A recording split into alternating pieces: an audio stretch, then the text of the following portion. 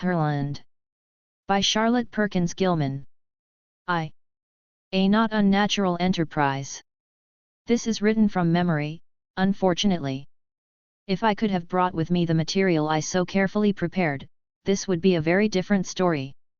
Whole books full of notes, carefully copied records, first-hand descriptions, and the pictures, that's the worst loss. We had some bird's eyes of the cities and parks, a lot of lovely views of streets, of buildings, outside and in, and some of those gorgeous gardens, and, most important of all, of the women themselves. Nobody will ever believe how they looked. Descriptions aren't any good when it comes to women, and I never was good at descriptions anyhow. But it's got to be done somehow, the rest of the world needs to know about that country. I haven't said where it was for fear some self-appointed missionaries, or traders, or land-greedy expansionists, will take it upon themselves to push in. They will not be wanted, I can tell them that, and will fare worse than we did if they do find it. It began this way.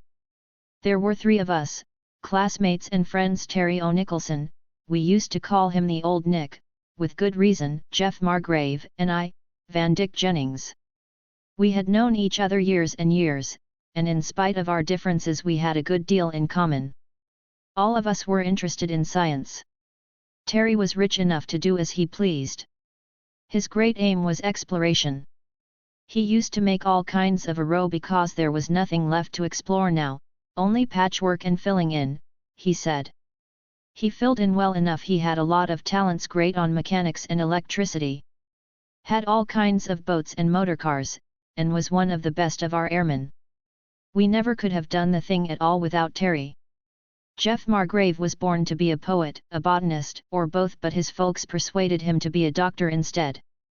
He was a good one, for his age, but his real interest was in what he loved to call the wonders of science.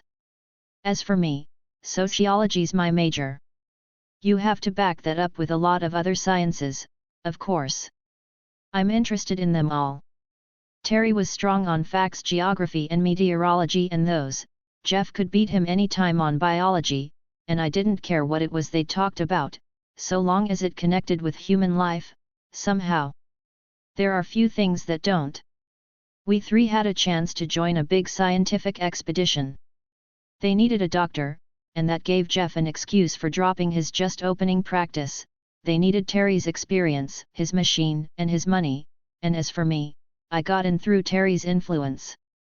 The expedition was up among the 1,000 tributaries and enormous hinterland of a great river, up where the maps had to be made, savage dialects studied, and all manner of strange flora and fauna expected. But this story is not about that expedition.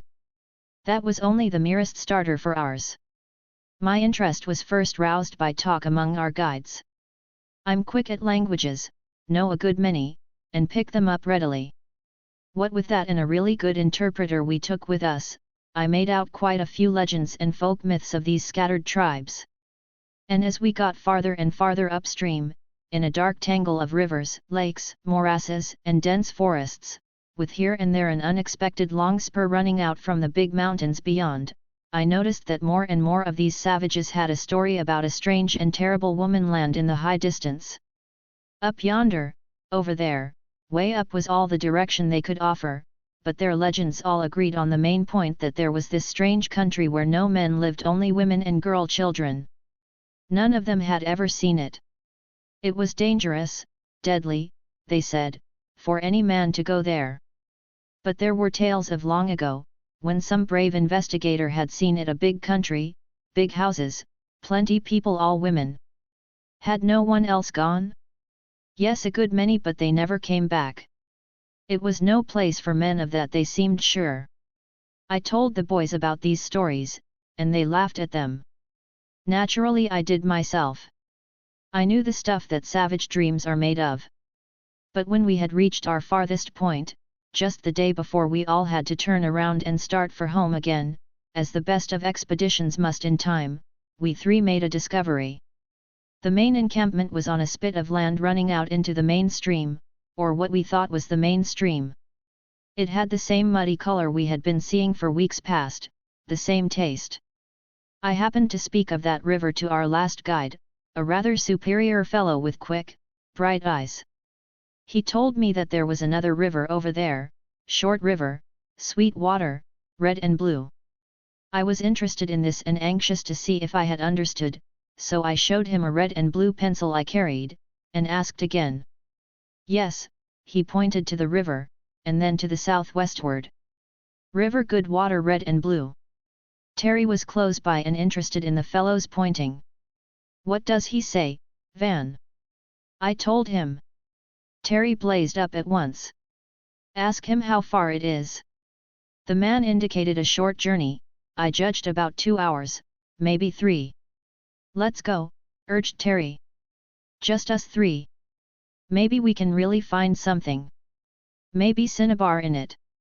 Maybe indigo, Jeff suggested, with his lazy smile.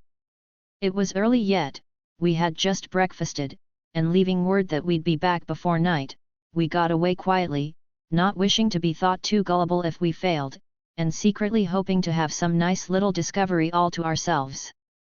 It was a long 2 hours, nearer 3. I fancy the savage could have done it alone much quicker. There was a desperate tangle of wood and water and a swampy patch we never should have found our way across alone. But there was one, and I could see Terry, with compass and notebook, marking directions and trying to place landmarks. We came after a while to a sort of marshy lake, very big, so that the circling forest looked quite low and dim across it. Our guide told us that boats could go from there to our camp but long way all day. This water was somewhat clearer than that we had left, but we could not judge well from the margin. We skirted it for another half hour or so, the ground growing firmer as we advanced, and presently we turned the corner of a wooded promontory and saw a quite different country, a sudden view of mountains, steep and bare. One of those long easterly spurs, Terry said appraisingly. Maybe hundreds of miles from the range. They crop out like that. Suddenly we left the lake and struck directly toward the cliffs. We heard running water before we reached it, and the guide pointed proudly to his river. It was short. We could see where it poured down a narrow vertical cataract from an opening in the face of the cliff. It was sweet water. The guide drank eagerly and so did we. That's snow water, Terry announced. Must come from way back in the hills. But as to being red and blue, it was greenish in tint. The guide seemed not at all surprised. He hunted about a little and showed us a quiet marginal pool where there were smears of red along the border, yes, and of blue. Terry got out his magnifying glass and squatted down to investigate. Chemicals of some sort, I can't tell on the spot. Look to me like dyestuffs. Let's get nearer, he urged, up there by the fall. We scrambled along the steep banks and got close to the pool that foamed and boiled beneath the falling water. Here we searched the border and found traces of color beyond dispute. More. Jeff suddenly held up an unlooked-for trophy. It was only a rag, a long, raveled fragment of cloth. But it was a well-woven fabric, with a pattern, and of a clear scarlet that the water had not faded. No savage tribe that we had heard of made such fabrics. The guide stood serenely on the bank, well pleased with our excitement. One day blue, one day red, one day green, he told us, and pulled from his pouch another strip of bright-hued cloth. Come down, he said, pointing to the cataract. Woman country up there. Then we were interested. We had our rest and lunch right there and pumped the man for further information. He could tell us only what the others had: a land of women, no men, babies, but all girls. No place for men, dangerous. Some had gone to sea, none had come back. I could see Terry's jaw set at that. No place for men? Dangerous? He looked as if he might shin up the waterfall on the spot. But the guide would not hear of going up, even if there had been any possible method of scaling that sheer cliff, and we had to get back to our party before night. They might stay if we told them, I suggested. But Terry stopped in his tracks. Look here, fellows, he said. This is our find. Let's not tell those cocky old professors. Let's go on home with them, and then come back just us, have a little expedition of our own. We looked at him, much impressed. There was something attractive to a bunch of unattached young men in finding an undiscovered country of a strictly Amazonian nature. Of course we didn't believe the story, but yet. There is no such cloth made by any of these local tribes, I announced, examining those rags with great care. Somewhere up yonder they spin and weave and dye as well as we do. That would mean a considerable civilization, Van. There couldn't be such a place and not known about. Oh, well, I don't know. What's that old republic up in the Pyrenees somewhere, Andorra? Precious few people know anything about that, and it's been minding its own business for 1,000 years. Then there's Montenegro, splendid little state. You could lose a dozen Montenegros up and down these great ranges. We discussed it hotly all the way back to camp. We discussed it with care and privacy on the voyage home. We discussed it after that, still only among ourselves, while Terry was making his arrangements. He was hot about it. Lucky he had so much money, we might have had to beg and advertise for years to start the thing, and then it would have been a matter of public amusement, just sport for the papers. But T.O. Nicholson could fix up his big steam yacht, load his specially made big motorboat aboard, and tuck in a disassembled biplane without any more notice than a snip in the society column. We had provisions and preventives and all manner of supplies. His previous experience stood him in good stead there. It was a very complete little outfit. We were to leave the yacht at the nearest safe port and go up that endless river in our motorboat, just the three of us and a pilot, then drop the pilot when we got to that last stopping place of the previous party, and hunt up that clear water stream ourselves. The motorboat we were going to leave at anchor in that wide shallow lake. It had a special covering of fitted armor, thin but strong, shut up like a clamshell. Those natives can't get into it, or hurt it, or move it, Terry explained proudly. We'll start our flyer from the lake and leave the boat as a base to come back to. If we come back, I suggested cheerfully. Afraid the ladies will eat you, he scoffed. We're not so sure about those ladies, you know, drawled Jeff. There may be a contingent of gentlemen with poisoned arrows or something.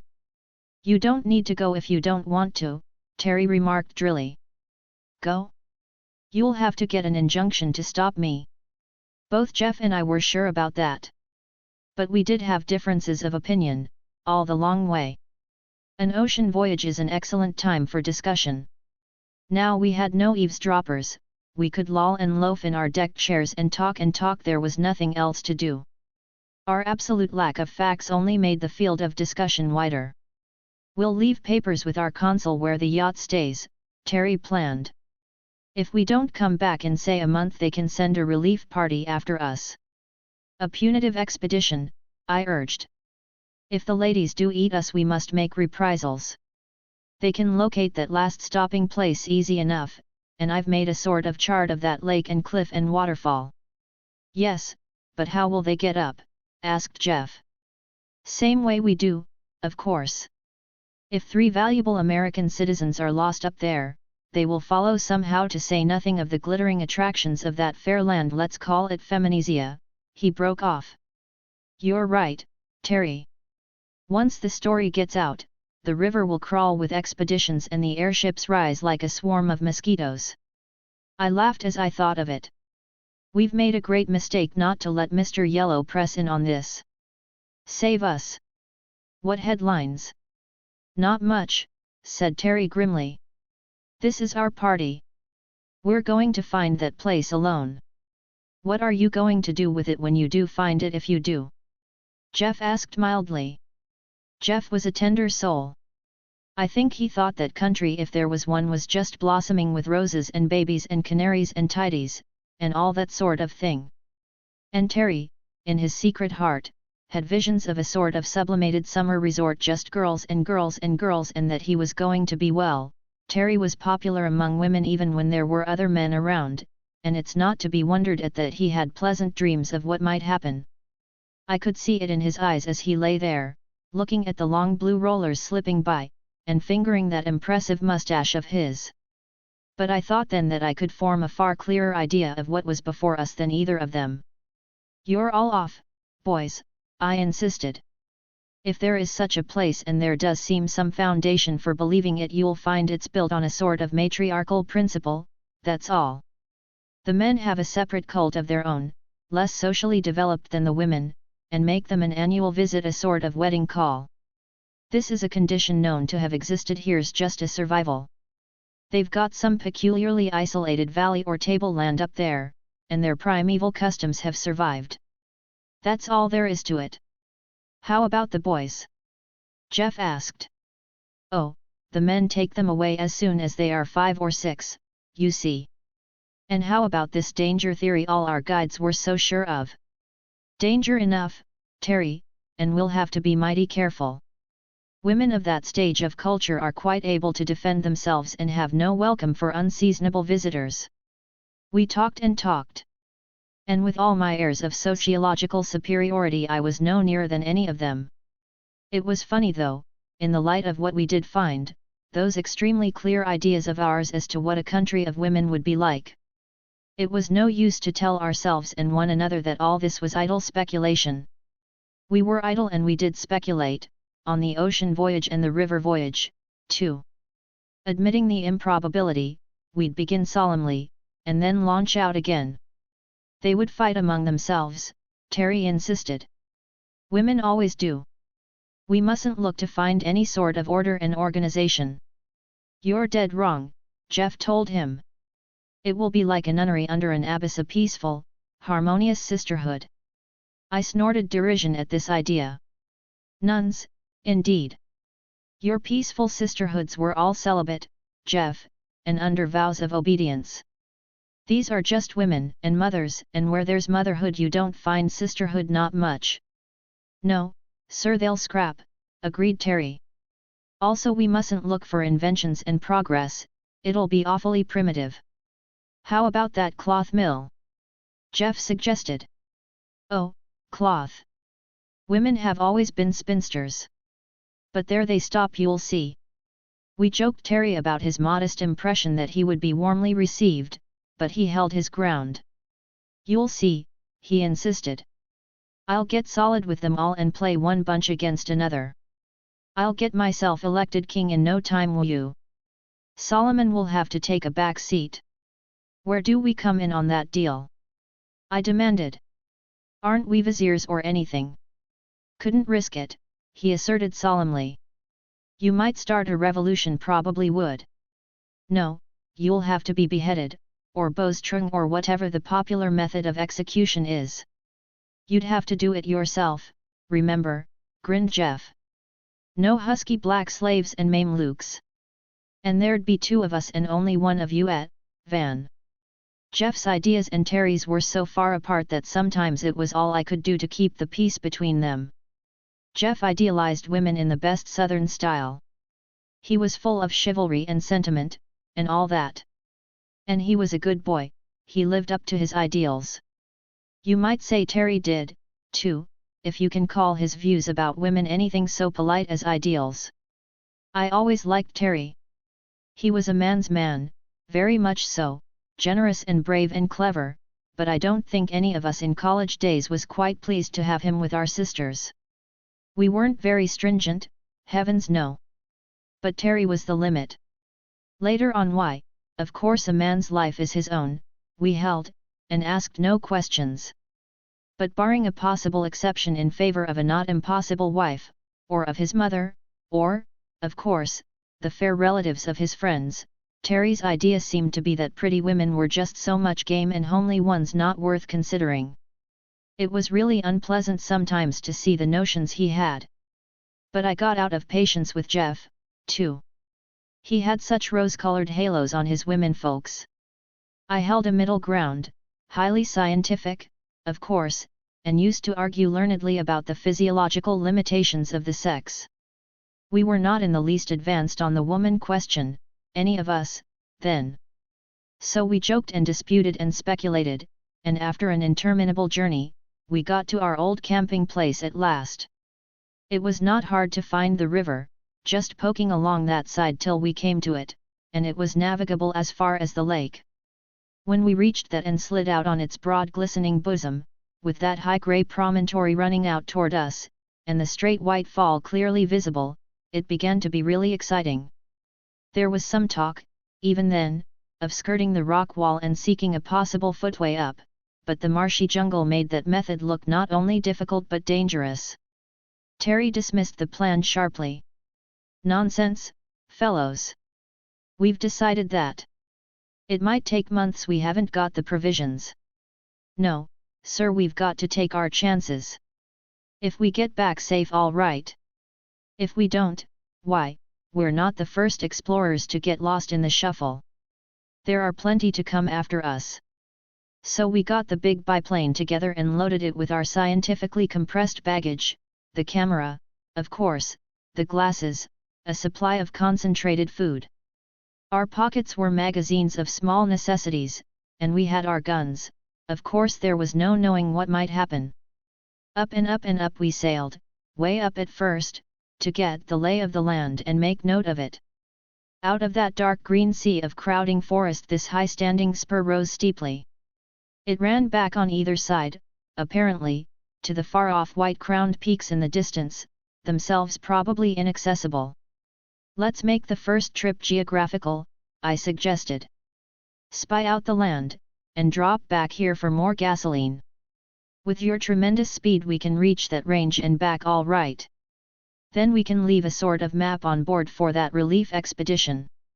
"There's sense in that," Terry agreed. "I'll put off being king of Ladyland for one more day." So we made a long skirting voyage, turned the point of the cape which was close by, ran up one side of the triangle at our best speed, crossed over the base where it left the higher mountains, and so back to our lake by moonlight. "That's not a bad little kingdom," we agreed when it was roughly drawn and measured. We could tell the size fairly by our speed. "And from what we could see of the sides and that icy ridge at the back end, it's a pretty enterprising savage who would manage to get into it," Jeff said. Of course we had looked at the land itself eagerly, but we were too high and going too fast to see much. It appeared to be well forested about the edges, but in the interior there were wide plains, and everywhere park-like meadows and open places. There were cities, too, that I insisted. It looked like any other country, a civilized one, I mean. We had to sleep after that long sweep through the air, but we turned out early enough next day, and again we rose softly up the height till we could top the crowning trees and see the broad fair land at our pleasure. Semi-tropical. Looks like a first-rate climate. It's wonderful what a little height will do for temperature. Terry was studying the forest growth. "Little height? Is that what you call little?" I asked. Our instruments measured it clearly. We had not realized the long gentle rise from the coast perhaps. "Mighty lucky piece of land, I call it," Terry pursued. "Now for the folks, I've had enough scenery." So we sailed low, crossing back and forth, quartering the country as we went, and studying it. We saw, I can't remember now how much of this we noted then and how much was supplemented by our later knowledge, but we could not help seeing this much, even on that excited day, a land in a state of perfect cultivation, where even the forests looked as if they were cared for, a land that looked like an enormous park, only it was even more evidently an enormous garden. "I don't see any cattle," I suggested, but Terry was silent. We were approaching a village. I confess that we paid small attention to the clean, well-built roads, to the attractive architecture, to the ordered beauty of the little town. We had our glasses out, even Terry, setting his machine for a spiral glide, clapped the binoculars to his eyes. They heard our whirring screw. They ran out of the houses they gathered in from the fields, swift running light figures, crowds of them. We stared and stared until it was almost too late to catch the levers, sweep off and rise again, and then we held our peace for a long run upward. "Gosh," said Terry, after a while. "Only women there and children," Jeff urged excitedly. "But they look, why, this is a civilized country." I protested. "There must be men." "Of course there are men," said Terry. "Come on, let's find 'em." He refused to listen to Jeff's suggestion that we examine the country further before we risked leaving our machine. "There's a fine landing place right there where we came over," he insisted, and it was an excellent one, a wide, flat-topped rock, overlooking the lake, and quite out of sight from the interior. They won't find this in a hurry, he asserted, as we scrambled with the utmost difficulty down to safer footing. Come on, boys, there were some good lookers in that bunch. Of course it was unwise of us. It was quite easy to see afterward that our best plan was to have studied the country more fully before we left our swooping airship and trusted ourselves to mere foot service. But we were 3 young men. We had been talking about this country for over a year, hardly believing that there was such a place, and now we were in it. It looked safe and civilized enough, and among those upturned, crowding faces, though some were terrified enough, there was great beauty on that, we all agreed. Come on, cried Terry, pushing forward. Oh, come on. Here goes for Herland. 2. Rash advances. Not more than 10 or 15 miles we judged it from our landing rock to that last village. For all our eagerness we thought it wise to keep to the woods and go carefully. Even Terry's ardor was held in check by his firm conviction that there were men to be met, and we saw to it that each of us had a good stock of cartridges. They may be scarce, and they may be hidden away somewhere, some kind of a matriarchate, as Jeff tells us. For that matter, they may live up in the mountains yonder and keep the women in this part of the country sort of a national harem. But there are men somewhere, didn't you see the babies? We had all seen babies, children big and little, everywhere that we had come near enough to distinguish the people. And though by dress we could not be sure of all the grown persons, still there had not been one man that we were certain of. I always liked that Arab saying, "First tie your camel and then trust in the Lord," Jeff murmured, so we all had our weapons in hand, and stole cautiously through the forest. Terry studied it as we progressed. Talk of civilization, he cried softly in restrained enthusiasm. I never saw a forest so petted, even in Germany. Look, there's not a dead bough, the vines are trained actually. And see here, he stopped and looked about him, calling Jeff's attention to the kinds of trees. They left me for a landmark and made a limited excursion on either side. Food-bearing, practically all of them, they announced, returning. The rest, splendid hardwood. Call this a forest? It's a truck farm. Good thing to have a botanist on hand, I agreed. Sure there are no medicinal ones? Or any for pure ornament? As a matter of fact, they were quite right. These towering trees were under as careful cultivation as so many cabbages. In other conditions we should have found those woods full of fair foresters and fruit gatherers, but an airship is a conspicuous object, and by no means quiet, and women are cautious. All we found moving in those woods, as we started through them, were birds, some gorgeous, some musical, all so tame that it seemed almost to contradict our theory of cultivation, at least until we came upon occasional little glades, where carved stone seats and tables stood in the shade beside clear fountains, with shallow bird baths always added. They don't kill birds, and apparently they do kill cats, Terry declared. Must be men here. Hark! We had heard something not in the least like a bird song, and very much like a suppressed whisper of laughter, a little happy sound, instantly smothered. We stood like so many pointers, and then used our glasses, swiftly, carefully. It couldn't have been far off, said Terry excitedly. How about this big tree? There was a very large and beautiful tree in the glade we had just entered, with thick wide-spreading branches that sloped out in lapping fans like a beech or pine. It was trimmed underneath some 20 feet up, and stood there like a huge umbrella, with circling seats beneath. Look, he pursued. There are short stumps of branches left to climb on. There's someone up that tree, I believe. We stole near, cautiously. Look out for a poisoned arrow in your eye, I suggested, but Terry pressed forward, sprang up on the seat back, and grasped the trunk. In my heart, more likely, he answered. Gee! Look, boys! We rushed close in and looked up.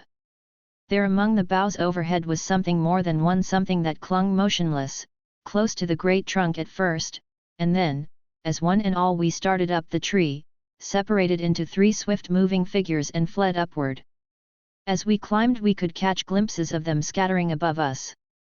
By the time we had reached about as far as 3 men together dared push, they had left the main trunk and moved outward, each one balanced on a long branch that dipped and swayed beneath the weight.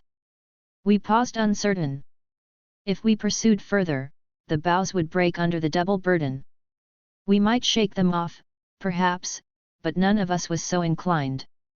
In the soft dappled light of these high regions, breathless with our rapid climb, we rested a while, eagerly studying our objects of pursuit, while they in turn, with no more terror than a set of frolicsome children in a game of tag, sat as lightly as so many big bright birds on their precarious perches and frankly, curiously, stared at us. "Girls," whispered Jeff, under his breath, as if they might fly if he spoke aloud. "Peaches," added Terry, scarcely louder. "Peacherinos apricot nectarines." Whew! They were girls, of course, no boys could ever have shown that sparkling beauty, and yet none of us was certain at first. We saw short hair, hatless, loose, and shining, a suit of some light firm stuff, the closest of tunics and knee breeches, met by trim gaiters. As bright and smooth as parrots and as unaware of danger, they swung there before us, wholly at ease, staring as we stared, till first one, and then all of them burst into peals of delighted laughter. Then there was a torrent of soft talk tossed back and forth, no savage sing-song, but clear musical fluent speech. We met their laughter cordially, and doffed our hats to them, at which they laughed again, delightedly. Then Terry, wholly in his element, made a polite speech, with explanatory gestures, and proceeded to introduce us, with pointing finger. "Mr. Jeff Margrave," he said clearly. Jeff bowed as gracefully as a man could in the fork of a great limb. "Mr. Van Dyck Jennings." I also tried to make an effective salute and nearly lost my balance. Then Terry laid his hand upon his chest, a fine chest he had, too, and introduced himself. He was braced carefully for the occasion and achieved an excellent obeisance. Again they laughed delightedly, and the one nearest me followed his tactics. "Celis," she said distinctly, pointing to the one in blue, "Alima the one in rose." Then, with a vivid imitation of Terry's impressive manner, she laid a firm delicate hand on her gold-green jerkin elidor. This was pleasant, but we got no nearer. "We can't sit here and learn the language," Terry protested. He beckoned to them to come nearer, most winningly, but they gaily shook their heads. He suggested, by signs, that we all go down together, but again they shook their heads, still merrily. Then Elidor clearly indicated that we should go down, pointing to each and all of us, with unmistakable firmness, and further seeming to imply by the sweep of a lithe arm that we not only go downward, but go away altogether, at which we shook our heads in turn. "Have to use bait," grinned Terry. "I don't know about you fellows, but I came prepared." He produced from an inner pocket a little box of purple velvet, that opened with a snap, and out of it he drew a long sparkling thing, a necklace of big varicolored stones that would have been worth 1,000,000 if real ones. He held it up, swung it, glittering in the sun, offered it first to one, then to another, holding it out as far as he could reach toward the girl nearest him. He stood braced in the fork, held firmly by one hand the other, swinging his bright temptation, reached far out along the bough, but not quite to his full stretch.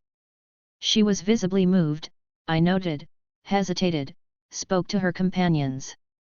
They chattered softly together, one evidently warning her, the other encouraging. Then, softly and slowly, she drew nearer. This was Alima, a tall long-limbed lass, well-knit and evidently both strong and agile. Her eyes were splendid, wide, fearless, as free from suspicion as a child's who has never been rebuked. Her interest was more that of an intent boy playing a fascinating game than of a girl lured by an ornament. The others moved a bit farther out, holding firmly, watching. Terry's smile was irreproachable, but I did not like the look in his eyes. It was like a creature about to spring. I could already see it happen: the dropped necklace, the sudden clutching hand, the girl's sharp cry as he seized her and drew her in. But it didn't happen. She made a timid reach with her right hand for the gay swinging thing he held it a little near, then, swift as light, she seized it from him with her left, and dropped on the instant to the bough below. He made his snatch, quite vainly, almost losing his position as his hand clutched only air, and then, with inconceivable rapidity, the three bright creatures were gone. They dropped from the ends of the big boughs to those below, fairly pouring themselves off the tree, while we climbed downward as swiftly as we could. We heard their vanishing gay laughter, we saw them fleeting away in the wide open reaches of the forest, and gave chase, but we might as well have chased wild antelopes, so we stopped at length somewhat breathless. "No use," gasped Terry. "They got away with it. My word! The men of this country must be good sprinters." "Inhabitants evidently arboreal," I grimly suggested. "Civilized and still arboreal peculiar people." "You shouldn't have tried that way," Jeff protested. "They were perfectly friendly, now we've scared them." But it was no use grumbling, and Terry refused to admit any mistake. "Nonsense," he said. "They expected it. Women like to be run after. Come on, let's get to that town, maybe we'll find them there." "Let's see," it was in this direction and not far from the woods, as I remember. When we reached the edge of the open country we reconnoitered with our field glasses. There it was, about 4 miles off, the same town, we concluded, unless, as Jeff ventured, they all had pink houses. The broad green fields and closely cultivated gardens sloped away at our feet, a long easy slant, with good roads winding pleasantly here and there, and narrower paths besides. "Look at that," cried Jeff suddenly. "There they go." Sure enough, close to the town, across a wide meadow, 3 bright-hued figures were running swiftly. "How could they have got that far in this time?" "It can't be the same ones," I urged. But through the glasses we could identify our pretty tree climbers quite plainly, at least by costume. Terry watched them, we all did for that matter, till they disappeared among the houses. Then he put down his glass and turned to us, drawing a long breath. "Mother of Mike, boys, what gorgeous girls! To climb like that! To run like that! And afraid of nothing! This country suits me all right! Let's get ahead!" "Nothing venture, nothing have," I suggested, but Terry preferred faint heart ne'er one fair lady. We set forth in the open, walking briskly. "If there are any men, we'd better keep an eye out," I suggested, but Jeff seemed lost in heavenly dreams, and Terry in highly practical plans. "What a perfect road! What a heavenly country! See the flowers, will you?" This was Jeff, always an enthusiast, but we could agree with him fully. The road was some sort of hard manufactured stuff, sloped slightly to shed rain, with every curve and grade and gutter as perfect as if it were Europe's best. "No men, sneered Terry. On either side a double row of trees shaded the footpaths, between the trees bushes or vines, all fruit-bearing, now and then seats and little wayside fountains, everywhere flowers. We'd better import some of these ladies and set 'em to parking the United States, I suggested. Mighty nice place they've got here. We rested a few moments by one of the fountains, tested the fruit that looked ripe, and went on, impressed, for all our gay bravado by the sense of quiet potency which lay about us. Here was evidently a people highly skilled, efficient, caring for their country as a florist cares for his costliest orchids. Under the soft brilliant blue of that clear sky, in the pleasant shade of those endless rows of trees, we walked unharmed, the placid silence broken only by the birds. Presently there lay before us at the foot of a long hill the town or village we were aiming for. We stopped and studied it. Jeff drew a long breath. "I wouldn't have believed a collection of houses could look so lovely," he said. "They've got architects and landscape gardeners in plenty, that's sure," agreed Terry. I was astonished myself. "You see, I come from California, and there's no country lovelier, but when it comes to towns, I have often groaned at home to see the offensive mess man made in the face of nature, even though I'm no art sharp, like Jeff. But this place. It was built mostly of a sort of dull rose-colored stone, with here and there some clear white houses, and it lay abroad among the green groves and gardens like a broken rosary of pink coral. Those big white ones are public buildings evidently, Terry declared. This is no savage country, my friend. But no men? Boys, it behooves us to go forward most politely. The place had an odd look, more impressive as we approached.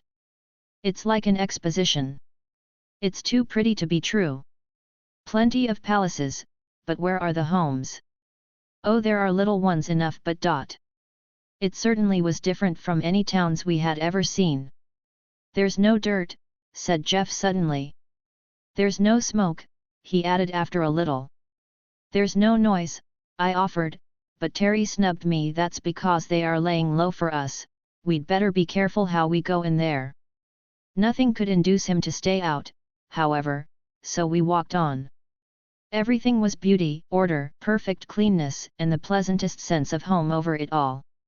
As we neared the center of the town, the houses stood thicker, ran together as it were, grew into rambling palaces grouped among parks and open squares, something as college buildings stand in their quiet greens. And then, turning a corner, we came into a broad paved space and saw before us a band of women standing close together in even order, evidently waiting for us. We stopped a moment and looked back. The street behind was closed by another band, marching steadily, shoulder to shoulder. We went on. There seemed no other way to go, and presently found ourselves quite surrounded by this close-massed multitude, women, all of them, but they were not young. They were not old. They were not, in the girl sense, beautiful. They were not in the least ferocious. And yet, as I looked from face to face, calm, grave, wise, wholly unafraid, evidently assured and determined, I had the funniest feeling, a very early feeling, a feeling that I traced back and back in memory until I caught up with it at last. It was that sense of being hopelessly in the wrong that I had so often felt in early youth when my short legs' utmost effort failed to overcome the fact that I was late to school. Jeff felt it too, I could see he did. We felt like small boys, very small boys, caught doing mischief in some gracious lady's house. But Terry showed no such consciousness. I saw his quick eyes darting here and there, estimating numbers, measuring distances, judging chances of escape. He examined the close ranks about us, reaching back far on every side, and murmured softly to me, "Every one of 'em over 40, as I'm a sinner." Yet they were not old women. Each was in the full bloom of rosy health, erect, serene, standing sure-footed and light as any pugilist.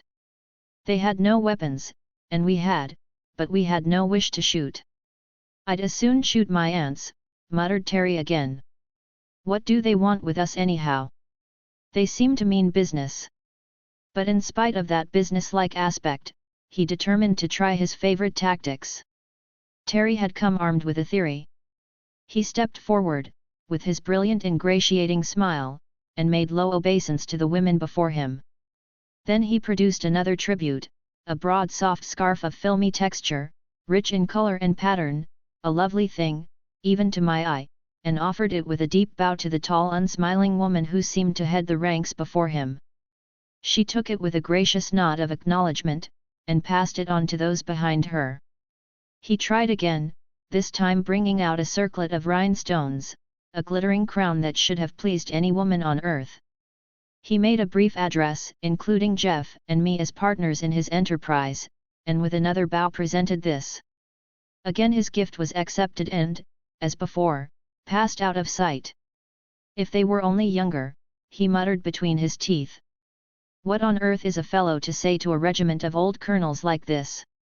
In all our discussions and speculations we had always unconsciously assumed that the women, whatever else they might be, would be young. Most men do think that way, I fancy. Woman in the abstract is young, and, we assume, charming. As they get older they pass off the stage, somehow, into private ownership mostly, or out of it altogether.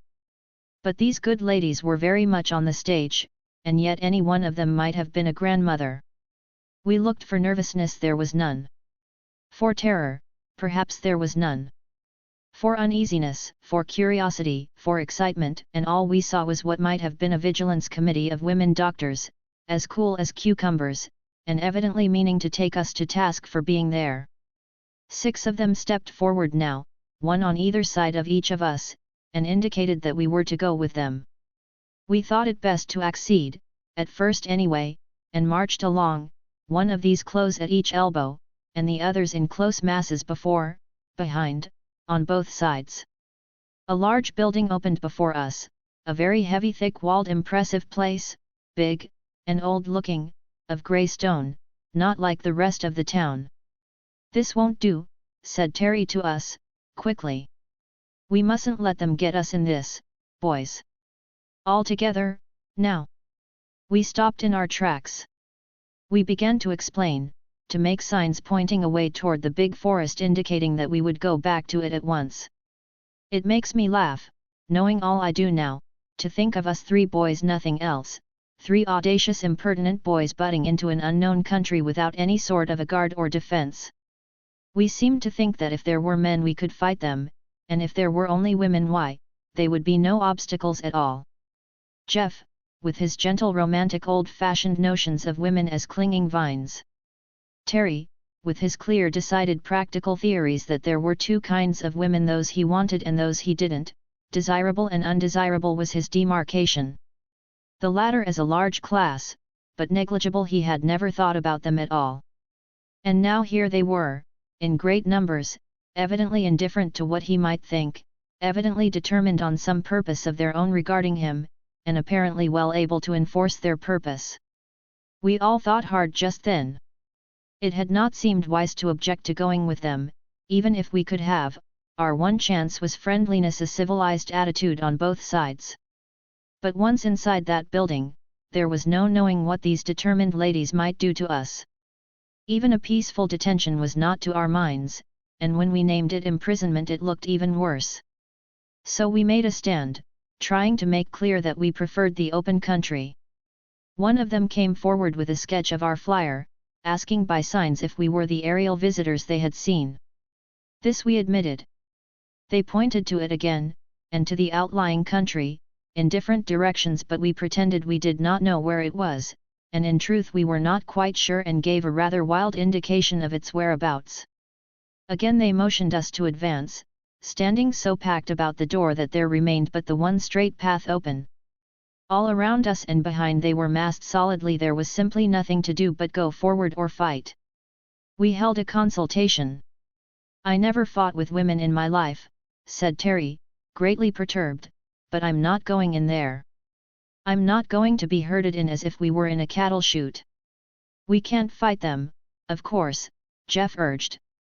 "They're all women, in spite of their nondescript clothes, nice women, too, good strong sensible faces. I guess we'll have to go in. We may never get out, if we do," I told them. "Strong and sensible, yes, but I'm not so sure about the good. Look at those faces." They had stood at ease, waiting while we conferred together, but never relaxing their close attention. Their attitude was not the rigid discipline of soldiers, there was no sense of compulsion about them. Terry's term of a vigilance committee was highly descriptive. They had just the aspect of sturdy burghers, gathered hastily to meet some common need or peril, all moved by precisely the same feelings, to the same end. Never, anywhere before, had I seen women of precisely this quality. Fishwives and market women might show similar strength, but it was coarse and heavy. These were merely athletic, light and powerful. College professors, teachers, writers, many women showed similar intelligence but often wore a strained, nervous look, while these were as calm as cows, for all their evident intellect. We observed pretty closely just then, for all of us felt that it was a crucial moment. The leader gave some word of command and beckoned us on, and the surrounding mass moved a step nearer. "We've got to decide quick," said Terry. "I vote to go in," Jeff urged. But we were 2-1 against him and he loyally stood by us. We made one more effort to be let go, urgent, but not imploring. In vain. "Now for a rush, boys. Terry said. And if we can't break 'em, I'll shoot in the air. Then we found ourselves much in the position of the suffragette trying to get to the Parliament buildings through a triple cordon of London police. The solidity of those women was something amazing. Terry soon found that it was useless, tore himself loose for a moment, pulled his revolver, and fired upward. As they caught at it, he fired again. We heard a cry. Instantly each of us was seized by 5 women, each holding arm or leg or head. We were lifted like children, straddling helpless children, and borne onward, wriggling indeed, but most ineffectually. We were borne inside, struggling manfully, but held secure most womanfully, in spite of our best endeavours. So carried and so held, we came into a high inner hall, grey and bare, and were brought before a majestic grey-haired woman who seemed to hold a judicial position. There was some talk, not much, among them, and then suddenly there fell upon each of us at once a firm hand holding a wetted cloth before mouth and nose, an odour of swimming sweetness, anesthesia. 3. A peculiar imprisonment. From a slumber as deep as death, as refreshing as that of a healthy child, I slowly awakened. It was like rising up, up, up through a deep warm ocean, nearer and nearer to full light and stirring air. Or like the return to consciousness after concussion of the brain. I was once thrown from a horse while on a visit to a wild mountainous country quite new to me, and I can clearly remember the mental experience of coming back to life, through lifting veils of dream. When I first dimly heard the voices of those about me, and saw the shining snow peaks of that mighty range, I assumed that this too would pass, and I should presently find myself in my own home. That was precisely the experience of this awakening, receding waves of half-caught swirling vision, memories of home, the steamer, the boat, the airship, the forest, at last all sinking away one after another, till my eyes were wide open, my brain clear, and I realized what had happened. The most prominent sensation was of absolute physical comfort. I was lying in a perfect bed, long, broad, smooth, firmly soft and level, with the finest linen, some warm light quilt of blanket, and a counterpane that was a joy to the eye.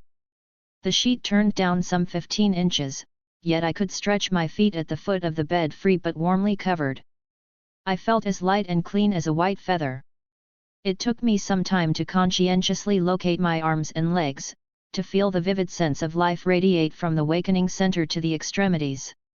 A big room, high and wide, with many lofty windows whose closed blinds let through soft green-lit air, a beautiful room, in proportion, in color, in smooth simplicity, a scent of blossoming gardens outside. I lay perfectly still, quite happy, quite conscious, and yet not actively realizing what had happened till I heard Terry. "Gosh," was what he said. I turned my head. There were 3 beds in this chamber, and plenty of room for them. Terry was sitting up, looking about him, alert as ever. His remark, though not loud, roused Jeff also. We all sat up. Terry swung his legs out of bed, stood up, stretched himself mightily. He was in a long nightrobe, a sort of seamless garment, undoubtedly comfortable. We all found ourselves so covered. Shoes were beside each bed, also quite comfortable and good-looking, though by no means like our own. We looked for our clothes, they were not there, nor anything of all the varied contents of our pockets. A door stood somewhat ajar. It opened into a most attractive bathroom, copiously provided with towels, soap, mirrors, and all such convenient comforts, with indeed our toothbrushes and combs, our notebooks, and thank goodness, our watches, but no clothes. Then we made a search of the big room again and found a large airy closet, holding plenty of clothing, but not ours. "A council of war," demanded Terry. "Come on back to bed, the bed's all right anyhow. Now then, my scientific friend, let us consider our case dispassionately." He meant me, but Jeff seemed most impressed. "They haven't hurt us in the least," he said. "They could have killed us or anything, and I never felt better in my life." "That argues that they are all women," I suggested, "and highly civilized. You know you hit one in the last scrimmage, I heard her sing out, and we kicked awfully." Terry was grinning at us. "So you realize what these ladies have done to us?" he pleasantly inquired. "They have taken away all our possessions, all our clothes, every stitch. We have been stripped and washed and put to bed like so many yearling babies by these highly civilized women." Jeff actually blushed. He had a poetic imagination. Terry had imagination enough, of a different kind. So had I, also different. I always flattered myself I had the scientific imagination, which, incidentally, I considered the highest sort.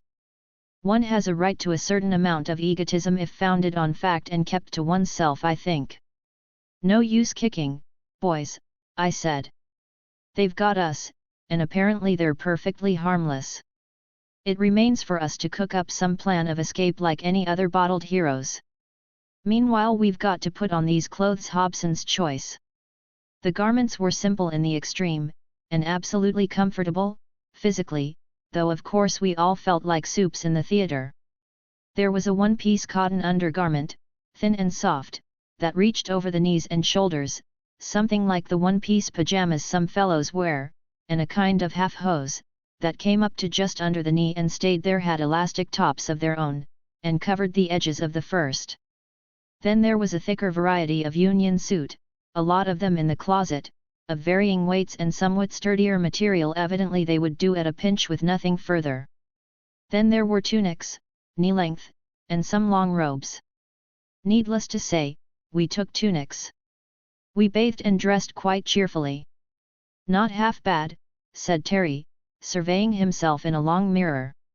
His hair was somewhat longer than when we left the last barber, and the hats provided were much like those seen on the prince in the fairy tale, lacking the plume. The costume was similar to that which we had seen on all the women, though some of them, those working in the fields, glimpsed by our glasses when we first flew over, wore only the first two. I settled my shoulders and stretched my arms, remarking, "They have worked out a mighty sensible dress, I'll say that for them." With which we all agreed. "Now then," Terry proclaimed, "we've had a fine long sleep, we've had a good bath, we're clothed and in our right minds, though feeling like a lot of neuters. Do you think these highly civilized ladies are going to give us any breakfast?" "Of course they will," Jeff asserted confidently. "If they had meant to kill us, they would have done it before. I believe we are going to be treated as guests. Hailed as deliverers, I think," said Terry. "Studied as curiosities," I told them. "But anyhow, we want food. So now for a sortie." A sortie was not so easy. The bathroom only opened into our chamber, and that had but one outlet, a big heavy door, which was fastened. We listened. "There's someone outside," Jeff suggested. "Let's knock." So we knocked, whereupon the door opened. Outside was another large room, furnished with a great table at one end, long benches or couches against the wall, some smaller tables and chairs. All these were solid, strong, simple in structure, and comfortable in use also, incidentally, beautiful. This room was occupied by a number of women, 18 to be exact, some of whom we distinctly recalled. Terry heaved a disappointed sigh. "The Colonel's." I heard him whisper to Jeff. Jeff, however, advanced and bowed in his best manner, so did we all, and we were saluted civilly by the tall standing women. We had no need to make pathetic pantomime of hunger, the smaller tables were already laid with food, and we were gravely invited to be seated. The tables were set for two, each of us found ourselves placed vis-a-vis with one of our hosts, and each table had 5 other stalwarts nearby, unobtrusively watching. We had plenty of time to get tired of those women. The breakfast was not profuse, but sufficient in amount and excellent in quality. We were all too good travelers to object to novelty, and this repast with its new but delicious fruit, its dish of large rich flavored nuts, and its highly satisfactory little cakes was most agreeable. There was water to drink, and a hot beverage of a most pleasing quality, some preparation like cocoa. And then and there, willy-nilly, before we had satisfied our appetites, our education began. By each of our plates lay a little book, a real printed book, though different from ours both in paper and binding, as well, of course, as in type.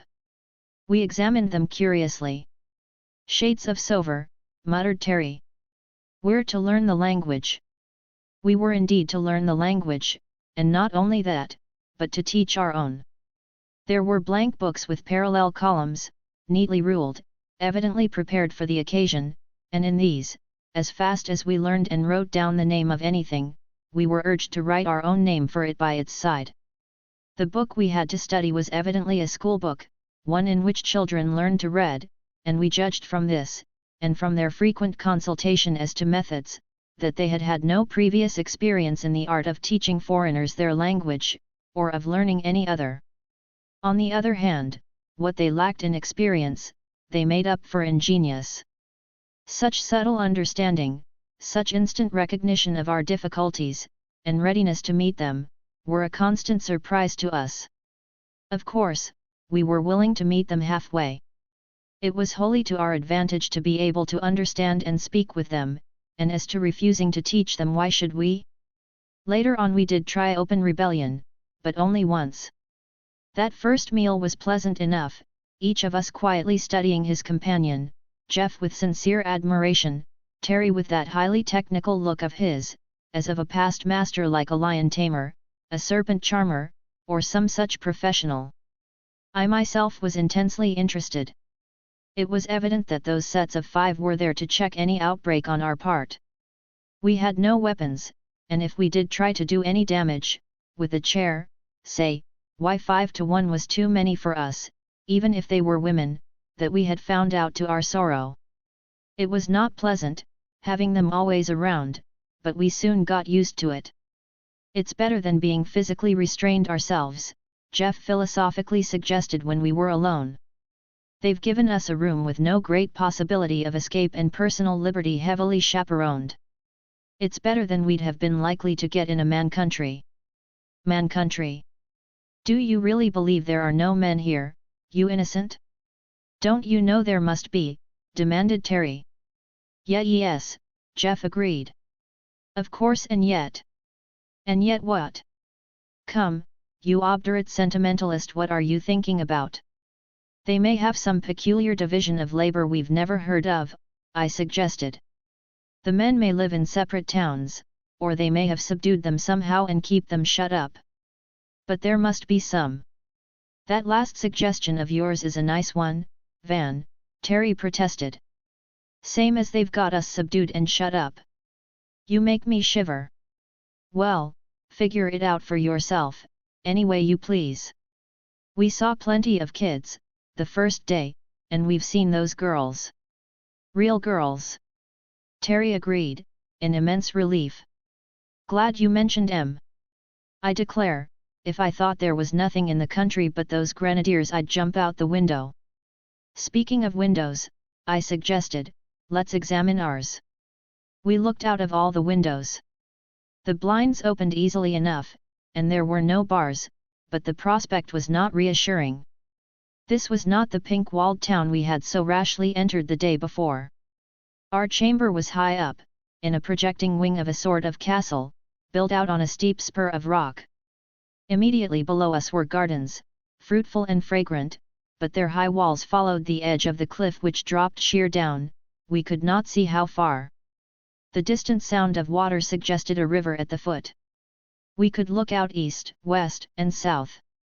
To the southeastward stretched the open country, lying bright and fair in the morning light, but on either side, and evidently behind, rose great mountains. "This thing is a regular fortress and no women built it, I can tell you that," said Terry. We nodded agreeingly. "It's right up among the hills, they must have brought us a long way. And pretty fast, too," I added. "We saw some kind of swift-moving vehicles the first day," Jeff reminded us. "If they've got motors, they are civilized. Civilized or not, we've got our work cut out for us to get away from here. I don't propose to make a rope of bedclothes and try those walls till I'm sure there is no better way." We all concurred on this point, and returned to our discussion as to the women. Jeff continued thoughtful. "All the same, there's something funny about it," he urged. It isn't just that we don't see any men, but we don't see any signs of them. The reaction of these women is different from any that I've ever met. There is something in what you say, Jeff, I agreed. There is a different atmosphere. They don't seem to notice our being men, he went on. They treat us well just as they do one another. It's as if our being men was a minor incident.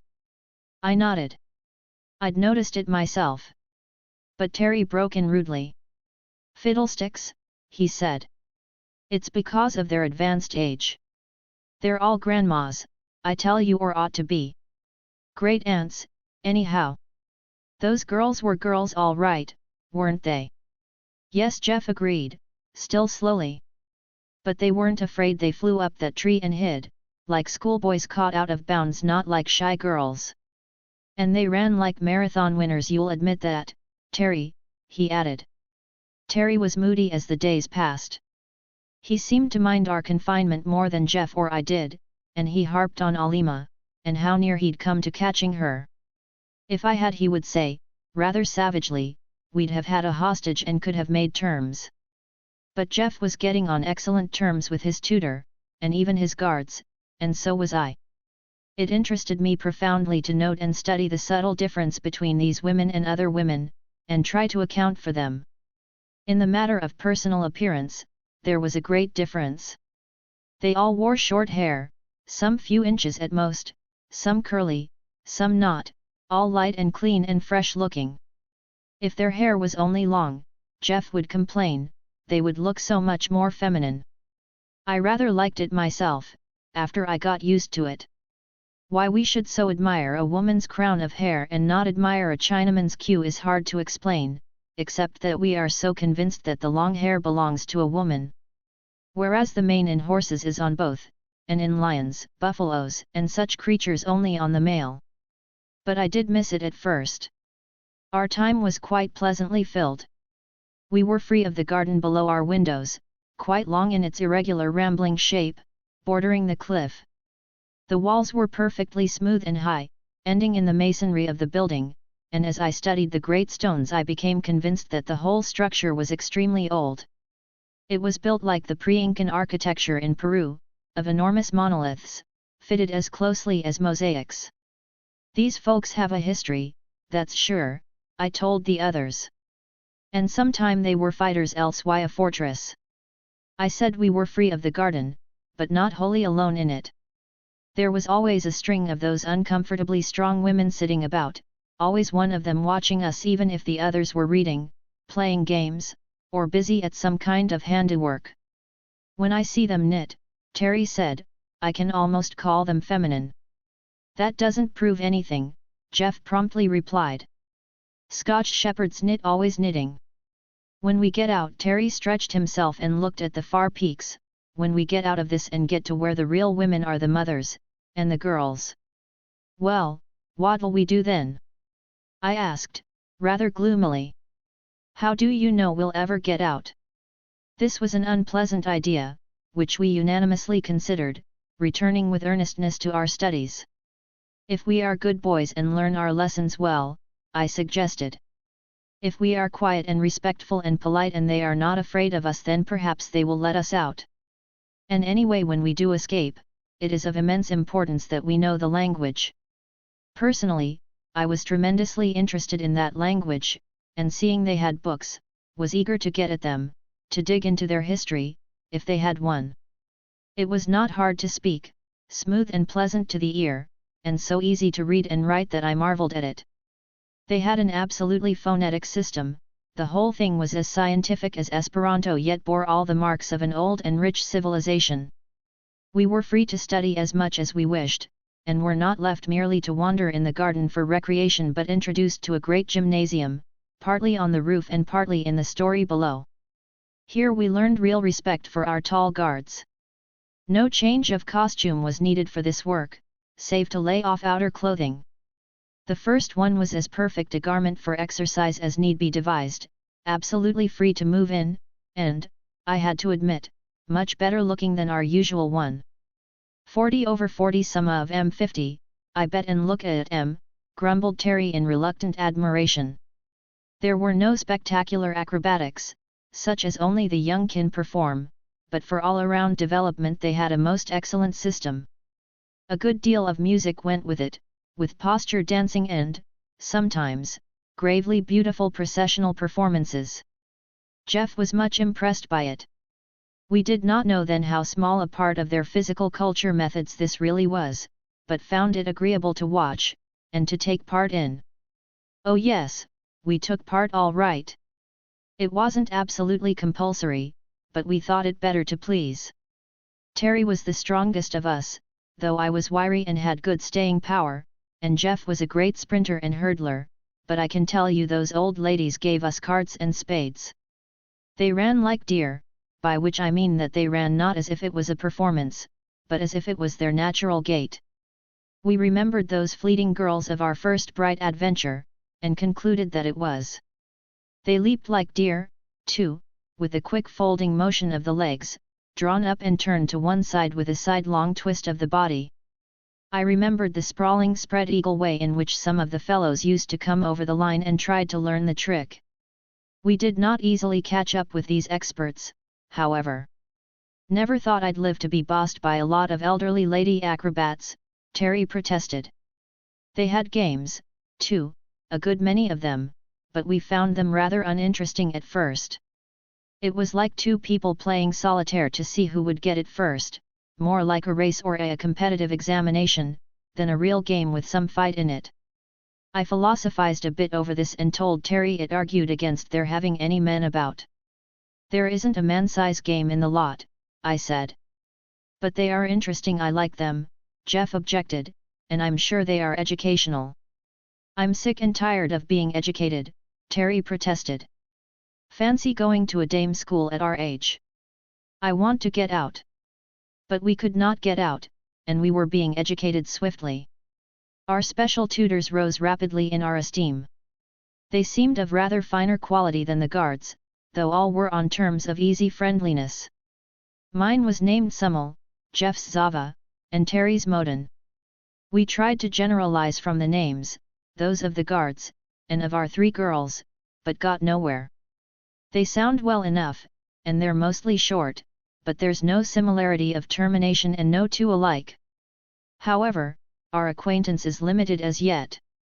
There were many things we meant to ask as soon as we could talk well enough.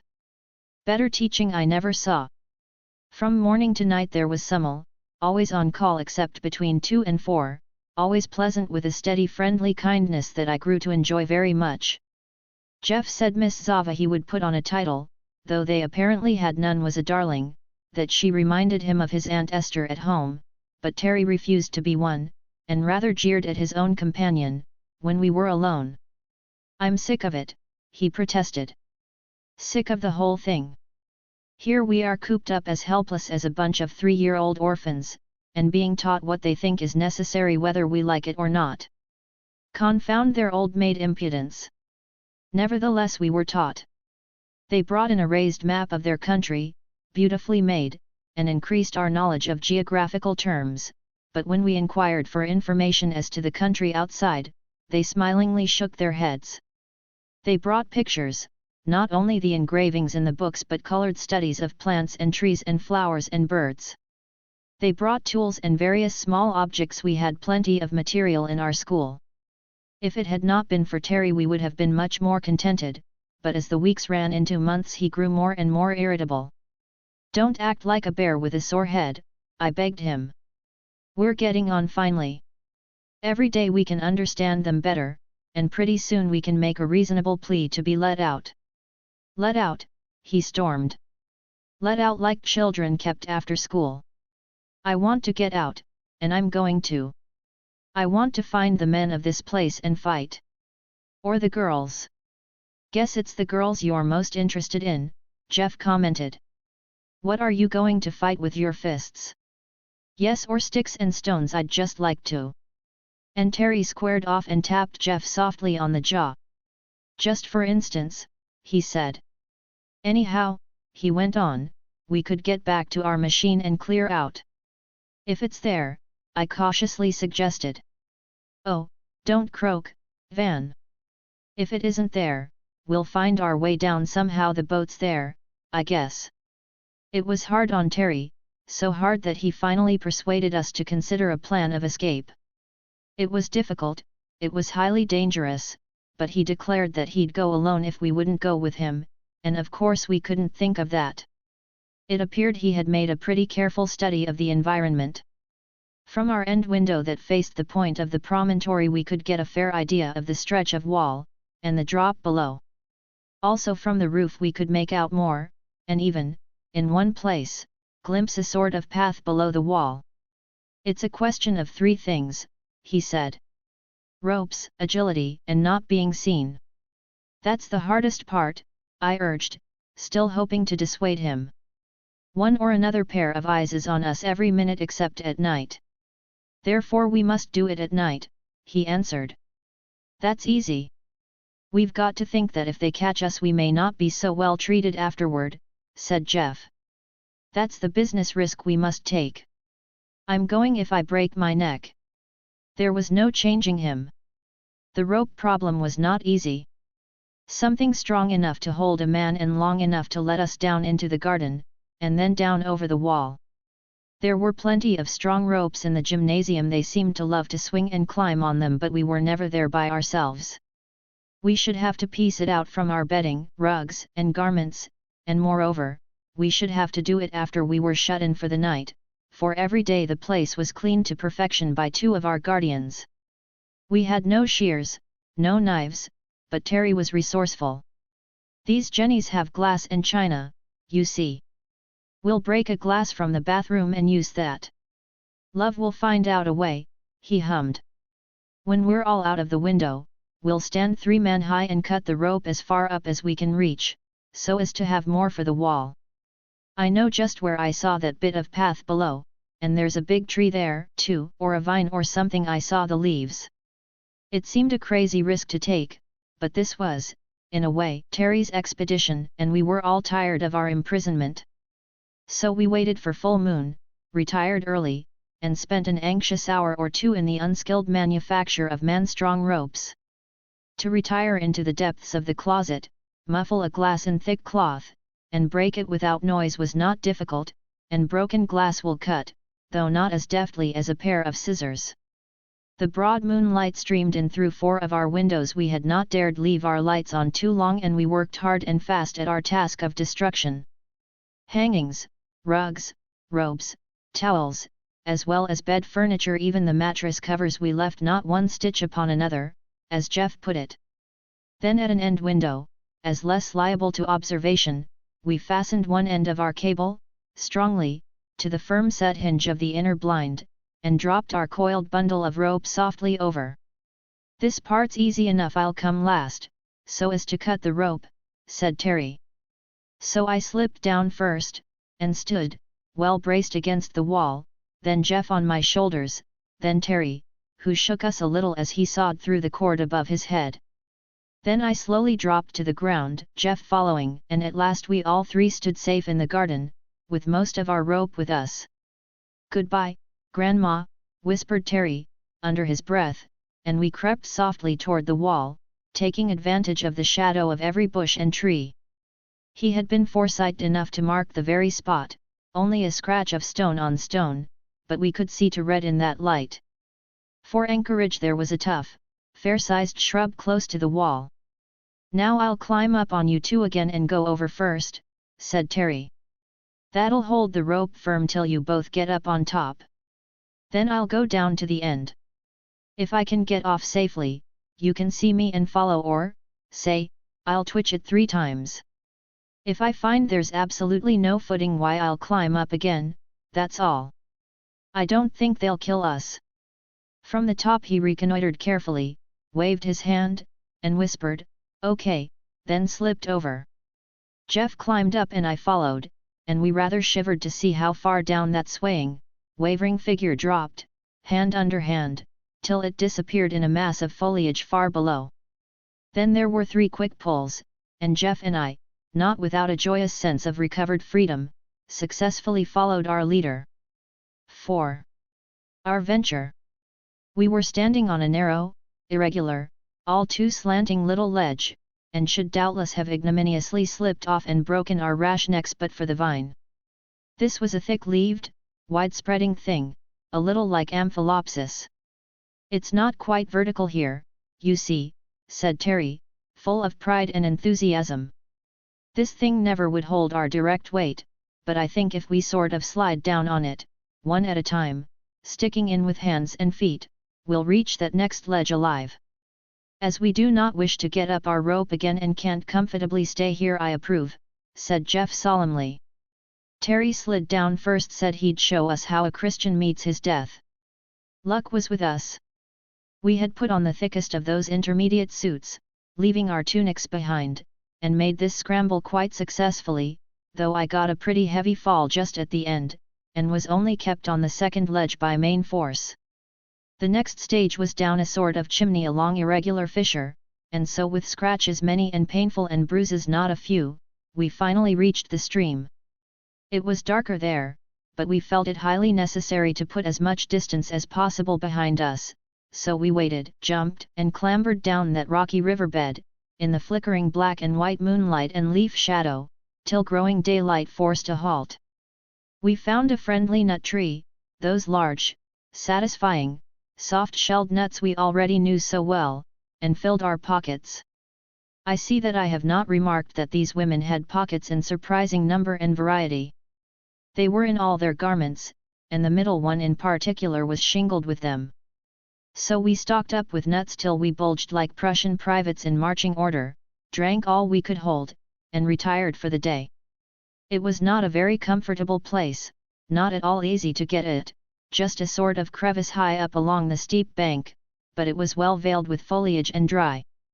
After our exhaustive 3 or 4 hour scramble and the good breakfast food, we all lay down along that crack heads and tails, as it were, and slept till the afternoon sun almost toasted our faces. Terry poked a tentative foot against my head. "How are you, Van? Alive yet?" "Very much so," I told him. And Jeff was equally cheerful. We had room to stretch, if not to turn around, but we could very carefully roll over, one at a time, behind the sheltering foliage. It was no use to leave there by daylight.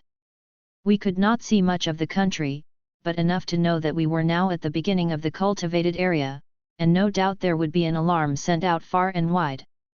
Terry chuckled softly to himself, lying there on that hot narrow little rim of rock. He dilated on the discomfiture of our guards and tutors, making many discourteous remarks. I reminded him that we had still a long way to go before getting to the place where we'd left our machine, and no probability of finding it there, but he only kicked me, mildly, for a croaker. "If you can't boost, don't knock," he protested. "I never said 'twould be a picnic. But I'd run away in the Antarctic ice fields rather than be a prisoner." We soon dozed off again. The long rest and penetrating dry heat were good for us, and that night we covered a considerable distance, keeping always in the rough forested belt of land which we knew bordered the whole country. Sometimes we were near the outer edge, and caught sudden glimpses of the tremendous depths beyond. "This piece of geography stands up like a basalt column," Jeff said. "Nice time we'll have getting down if they have confiscated our machine." For which suggestion he received summary chastisement. What we could see inland was peaceable enough, but only moonlit glimpses. By daylight we lay very close. As Terry said, we did not wish to kill the old ladies even if we could, and short of that they were perfectly competent to pick us up bodily and carry us back, if discovered. There was nothing for it but to lie low, and sneak out unseen if we could do it. There wasn't much talking done. At night we had our marathon obstacle race, we stayed not for break and we stopped not for stone, and swam whatever water was too deep to wade and could not be got around, but that was only necessary twice. By day, sleep, sound and sweet. Mighty lucky it was that we could live off the country as we did. Even that margin of forest seemed rich in foodstuffs. But Jeff thoughtfully suggested that that very thing showed how careful we should have to be, as we might run into some stalwart group of gardeners or foresters or nut gatherers at any minute. Careful we were, feeling pretty sure that if we did not make good this time we were not likely to have another opportunity, and at last we reached a point from which we could see, far below, the broad stretch of that still lake from which we had made our ascent. "That looks pretty good to me," said Terry, gazing down at it. "Now, if we can't find the plane, we know where to aim if we have to drop over this wall some other way." The wall at that point was singularly uninviting. It rose so straight that we had to put our heads over to see the base, and the country below seemed to be a far-off marshy tangle of rank vegetation. We did not have to risk our necks to that extent, however, for at last, stealing along among the rocks and trees like so many creeping savages, we came to that flat space where we had landed, and there, in unbelievable good fortune, we found our machine. Covered, too, by jingo. "Would you think they had that much sense?" cried Terry. "If they had that much, they're likely to have more," I warned him, softly. "Bet you the things watched." We reconnoitered as widely as we could in the failing moonlight. Moons are of a painfully unreliable nature, but the growing dawn showed us the familiar shape, shrouded in some heavy cloth like canvas, and no slightest sign of any watchman near. We decided to make a quick dash as soon as the light was strong enough for accurate work. "I don't care if the old thing will go or not," Terry declared. "We can run her to the edge, get aboard, and just plain down plop beside our boat there. Look there, see the boat." Sure enough, there was our motor, lying like a grey cocoon on the flat pale sheet of water. Quietly but swiftly we rushed forward and began to tug at the fastenings of that cover. "Confound the thing!" Terry cried in desperate impatience. "They've got it sewed up in a bag. And we've not a knife among us." Then, as we tugged and pulled at that tough cloth, we heard a sound that made Terry lift his head like a warhorse, the sound of an unmistakable giggle, yes, 3 giggles. There they were, Celis, Alima, Elidor, looking just as they had when we first saw them, standing a little way off from us, as interested, as mischievous as 3 schoolboys. "Hold on, Terry, hold on!" I warned. "That's too easy. Look out for a trap." "Let us appeal to their kind hearts," Jeff urged. "I think they will help us. Perhaps they've got knives. It's no use rushing them, anyhow." I was absolutely holding on to Terry. "We know they can outrun and outclimb us." He reluctantly admitted this, and after a brief parley among ourselves, we all advanced slowly toward them, holding out our hands in token of friendliness. They stood their ground till we had come fairly near, and then indicated that we should stop. To make sure, we advanced a step or two and they promptly and swiftly withdrew. So we stopped at the distance specified. Then we used their language, as far as we were able, to explain our plight, telling how we were imprisoned, how we had escaped a good deal of pantomime here and vivid interest on their part, how we had travelled by night and hidden by day, living on nuts, and here Terry pretended great hunger. I know he could not have been hungry, we had found plenty to eat and had not been sparing in helping ourselves.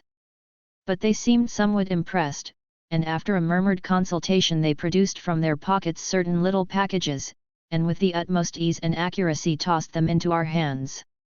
Jeff was most appreciative of this, and Terry made extravagant gestures of admiration, which seemed to set them off, boy fashion, to show their skill. While we ate the excellent biscuits they had thrown us, and while Elidor kept a watchful eye on our movements, Celis ran off to some distance, and set up a sort of duck on a rock arrangement, a big yellow nut on top of 3 balanced sticks, Alima, meanwhile, gathering stones. They urged us to throw at it, and we did, but the thing was a long way off, and it was only after a number of failures, at which those elvish damsels laughed delightedly, that Jeff succeeded in bringing the whole structure to the ground. It took me still longer, and Terry, to his intense annoyance, came third. Then Celis set up the little tripod again, and looked back at us, knocking it down, pointing at it, and shaking her short curls severely. "No," she said. "Bad wrong." We were quite able to follow her. Then she set it up once more, put the fat nut on top, and returned to the others, and there those aggravating girls sat and took turns throwing little stones at that thing, while one stayed by as a setter up, and they just popped that nut off, 2 times out of 3, without upsetting the sticks. Pleased as punch they were, too, and we pretended to be, but weren't. We got very friendly over this game, but I told Terry we'd be sorry if we didn't get off while we could, and then we begged for knives. It was easy to show what we wanted to do, and they each proudly produced a sort of strong clasp knife from their pockets. Yes, we said eagerly, that's it. Please, we had learned quite a bit of their language, you see. And we just begged for those knives, but they would not give them to us. If we came a step too near they backed off, standing light and eager for flight. It's no sort of use, I said. Come on, let's get a sharp stone or something, we must get this thing off. So we hunted about and found what edged fragments we could, and hacked away, but it was like trying to cut sailcloth with a clamshell. Terry hacked and dug, but said to us under his breath, "Boys, we're in pretty good condition, let's make a life and death dash and get hold of those girls, we've got to." They had drawn rather nearer to watch our efforts, and we did take them rather by surprise. Also, as Terry said, our recent training had strengthened us in wind and limb, and for a few desperate moments those girls were scared and we almost triumphant. But just as we stretched out our hands, the distance between us widened, they had got their pace apparently, and then, though we ran at our utmost speed, and much farther than I thought wise, they kept just out of reach all the time. We stopped breathless, at last, at my repeated admonitions. "This is stark foolishness," I urged. "They are doing it on purpose, come back or you'll be sorry." We went back, much slower than we came, and in truth we were sorry. As we reached our swaddled machine, and sought again to tear loose its covering, there rose up from all around the sturdy forms, the quiet determined faces we knew so well. "Oh Lord," groaned Terry. "The colonels! It's all up there 40-1. It was no use to fight." These women evidently relied on numbers, not so much as a drilled force but as a multitude actuated by a common impulse. They showed no sign of fear, and since we had no weapons whatever and there were at least 100 of them, standing 10 deep about us, we gave in as gracefully as we might. Of course we looked for punishment, a closer imprisonment, solitary confinement maybe, but nothing of the kind happened. They treated us as truants only, and as if they quite understood our truancy. Back we went, not under an anesthetic this time but scheming along in electric motors enough like ours to be quite recognizable, each of us in a separate vehicle with one able-bodied lady on either side and 3 facing him. They were all pleasant enough, and talked to us as much as was possible with our limited powers. And though Terry was keenly mortified, and at first we all rather dreaded harsh treatment, I for one soon began to feel a sort of pleasant confidence and to enjoy the trip. Here were my 5 familiar companions, all good-natured as could be, seeming to have no worse feeling than a mild triumph as of winning some simple game, and even that they politely suppressed. This was a good opportunity to see the country, too, and the more I saw of it, the better I liked it. We went too swiftly for close observation, but I could appreciate perfect roads, as dustless as a swept floor, the shade of endless lines of trees, the ribbon of flowers that unrolled beneath them, and the rich comfortable country that stretched off and away, full of varied charm. We rolled through many villages and towns, and I soon saw that the park-like beauty of our first seen city was no exception. Our swift high-sweeping view from the plain had been most attractive, but lacked detail, and in that first day of struggle and capture, we noticed little. But now we were swept along at an easy rate of some 30 miles an hour and covered quite a good deal of ground. We stopped for lunch in quite a sizable town, and here, rolling slowly through the streets, we saw more of the population. They had come out to look at us everywhere we had passed, but here were more, and when we went in to eat, in a big garden place with little shaded tables among the trees and flowers, many eyes were upon us. And everywhere, open country, village, or city, only women. Old women and young women, and a great majority who seemed neither young nor old, but just women, young girls, also, though these, and the children, seeming to be in groups by themselves generally, were less in evidence. We caught many glimpses of girls and children in what seemed to be schools or in playgrounds, and so far as we could judge there were no boys. We all looked, carefully. Everyone gazed at us politely, kindly, and with eager interest. No one was impertinent. We could catch quite a bit of the talk now, and all they said seemed pleasant enough. Well before nightfall we were all safely back in our big room. The damage we had done was quite ignored, the beds as smooth and comfortable as before, new clothing and towels supplied. The only thing those women did was to illuminate the gardens at night, and to set an extra watch. But they called us to account next day. Our 3 tutors, who had not joined in the recapturing expedition, had been quite busy in preparing for us, and now made explanation. They knew well we would make for our machine, and also that there was no other way of getting down alive. So our flight had troubled no one, all they did was to call the inhabitants to keep an eye on our movements all along the edge of the forest between the 2 points. It appeared that many of those nights we had been seen, by careful ladies sitting snugly in big trees by the riverbed, or up among the rocks.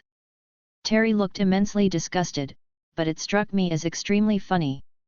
Here we had been risking our lives, hiding and prowling like outlaws, living on nuts and fruit, getting wet and cold at night, and dry and hot by day, and all the while these estimable women had just been waiting for us to come out. Now they began to explain, carefully using such words as we could understand.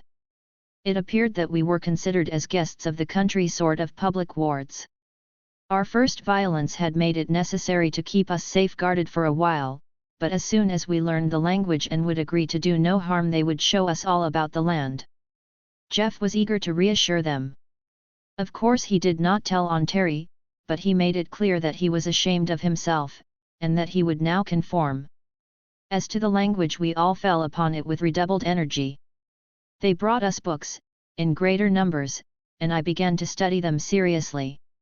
Pretty punk literature, Terry burst forth one day, when we were in the privacy of our own room. Of course one expects to begin on child stories, but I would like something more interesting now. Can't expect stirring romance and wild adventure without men, can you?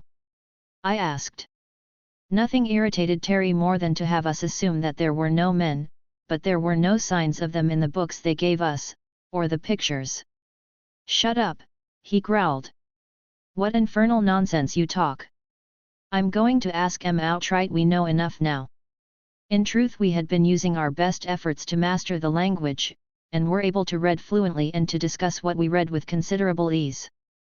That afternoon we were all sitting together on the roof, we 3 and the tutors gathered about a table, no guards about. We had been made to understand some time earlier that if we would agree to do no violence they would withdraw their constant attendance, and we promised most willingly. So there we sat, at ease, all in similar dress, our hair, by now, as long as theirs, only our beards to distinguish us. We did not want those beards, but had so far been unable to induce them to give us any cutting instruments. Ladies, Terry began, out of a clear sky, as it were, are there no men in this country? Men. Someone answered. Like you.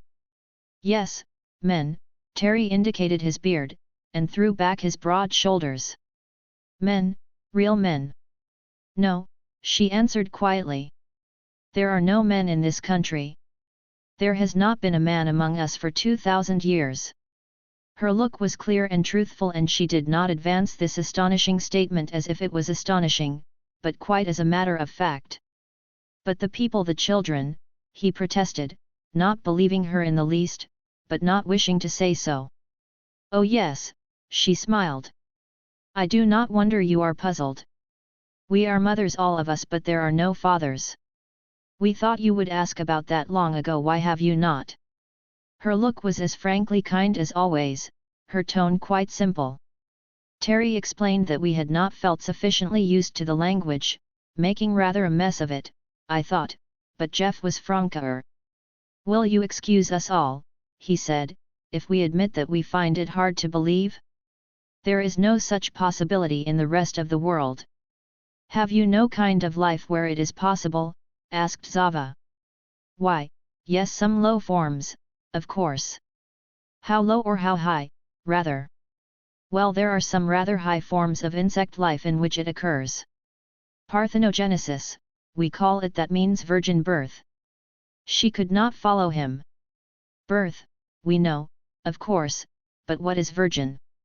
Terry looked uncomfortable, but Jeff met the question quite calmly.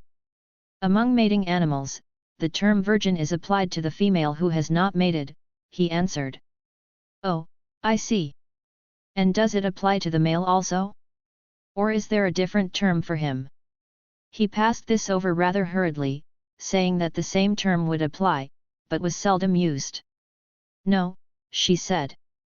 But one cannot mate without the other, surely. Is not each then virgin before mating? And, tell me, have you any forms of life in which there is birth from a father only? I know of none, he answered, and I inquired seriously. You ask us to believe that for 2,000 years there have been only women here, and only girl babies born? Exactly, answered Summel, nodding gravely. Of course we know that among other animals it is not so, that there are fathers as well as mothers, and we see that you are fathers, that you come from a people who are of both kinds. We have been waiting, you see, for you to be able to speak freely with us, and teach us about your country and the rest of the world. You know so much, you see, and we know only our own land. In the course of our previous studies we had been at some pains to tell them about the big world outside, to draw sketches, maps, to make a globe, even, out of a spherical fruit, and show the size and relation of the countries, and to tell of the numbers of their people. All this had been scant and in outline, but they quite understood. I find I succeed very poorly in conveying the impression I would like to of these women. So far from being ignorant, they were deeply wise that we realized more and more, and for clear reasoning, for real brain scope and power they were a number one, but there were a lot of things they did not know. They had the evenest tempers, the most perfect patience and good nature. One of the things most impressive about them all was the absence of irritability. So far we had only this group to study, but afterward I found it a common trait. We had gradually come to feel that we were in the hands of friends, and very capable ones at that, but we couldn't form any opinion yet of the general level of these women. We want you to teach us all you can, Summel went on, her firm shapely hands clasped on the table before her, her clear quiet eyes meeting ours frankly. And we want to teach you what we have that is novel and useful. You can well imagine that it is a wonderful event to us, to have men among us after 2,000 years. And we want to know about your women. What she said about our importance gave instant pleasure to Terry. I could see by the way he lifted his head that it pleased him. But when she spoke of our women some way I had a queer little indescribable feeling, not like any feeling I ever had before when women were mentioned. Will you tell us how it came about? Jeff pursued. You said for 2,000 years, did you have men here before that? Yes, answered Zava. They were all quiet for a little. You should have our full history to read. Do not be alarmed, it has been made clear and short. It took us a long time to learn how to write history. Oh, how I should love to read yours. She turned with flashing eager eyes, looking from one to the other of us. It would be so wonderful, would it not? To compare the history of 2,000 years, to see what the differences are between us, who are only mothers, and you, who are mothers and fathers, too. Of course we see, with our birds, that the father is as useful as the mother, almost. But among insects we find him of less importance, sometimes very little. Is it not so with you? Oh, yes, birds and bugs, Terry said, but not among animals. Have you no animals? We have cats, she said. The father is not very useful. Have you no cattle, sheep, horses? I drew some rough outlines of these beasts and showed them to her. We had, in the very old days, these, said Summel, and sketched with swift sure touches a sort of sheep or llama, and these dogs, of 2 or 3 kinds, and that pointing to my absurd but recognizable horse. What became of them? Asked Jeff. We do not want them any more. They took up too much room. We need all our land to feed our people. It is such a little country, you know. Whatever do you do without milk? Terry demanded incredulously. Milk? We have milk in abundance our own. But I mean for cooking for grown people, Terry blundered, while they looked amazed and a shade displeased. Jeff came to the rescue. We keep cattle for their milk, as well as for their meat, he explained. Cow's milk is a staple article of diet. There is a great milk industry to collect and distribute it. Still they looked puzzled. I pointed to my outline of a cow. The farmer milks the cow, I said, and sketched a milk pail, the stool, and in pantomime showed the man milking. Then it is carried to the city and distributed by milkmen. Everybody has it at the door in the morning. Has the cow no child? Asked Summel earnestly. Oh, yes, of course, a calf, that is. Is there milk for the calf and you, too? It took some time to make clear to those three sweet-faced women the process which robs the cow of her calf, and the calf of its true food, and the talk led us into a further discussion of the meat business. They heard it out, looking very white, and presently begged to be excused. A unique history. It is no use for me to try to piece out this account with adventures. If the people who read it are not interested in these amazing women and their history, they will not be interested at all. As for us three young men to a whole landful of women, what could we do? We did get away, as described, and were peacefully brought back again without, as Terry complained, even the satisfaction of hitting anybody. There were no adventures because there was nothing to fight. There were no wild beasts in the country and very few tame ones. Of these I might as well stop to describe the one common pet of the country. Cats, of course. But such cats! What do you suppose these Lady Burbanks had done with their cats? By the most prolonged and careful selection and exclusion they had developed a race of cats that did not sing. That's a fact. The most those poor dumb brutes could do was to make a kind of squeak when they were hungry or wanted the door open, and, of course, to purr, and make the various mother noises to their kittens. Moreover, they had ceased to kill birds. They were rigorously bred to destroy mice and moles and all such enemies of the food supply, but the birds were numerous and safe. While we were discussing birds, Terry asked them if they used feathers for their hats, and they seemed amused at the idea. He made a few sketches of our women's hats, with plumes and quills and those various tickling things that stick out so far, and they were eagerly interested, as at everything about our women. As for them, they said they only wore hats for shade when working in the sun, and those were big light straw hats, something like those used in China and Japan. In cold weather they wore caps or hoods. But for decorative purposes, don't you think they would be becoming? Pursued Terry, making as pretty a picture as he could of a lady with a plumed hat. They by no means agreed to that, asking quite simply if the men wore the same kind. We hastened to assure her that they did not and drew for them our kind of headgear. And do no men wear feathers in their hats? Only Indians, Jeff explained. Savages, you know. And he sketched a war bonnet to show them. And soldiers, I added, drawing a military hat with plumes. They never expressed horror or disapproval, nor indeed much surprise, just a keen interest. And the notes they made. Miles of them. But to return to our pussycats. We were a good deal impressed by this achievement in breeding, and when they questioned us, I can tell you we were well pumped for information. We told of what had been done for dogs and horses and cattle, but that there was no effort applied to cats, except for show purposes. I wish I could represent the kind, quiet, steady, ingenious way they questioned us. It was not just curiosity, they weren't a bit more curious about us than we were about them, if as much.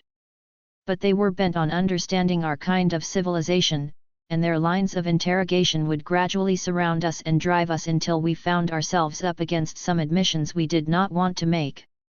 Are all these breeds of dogs you have made useful? They asked. Oh, useful?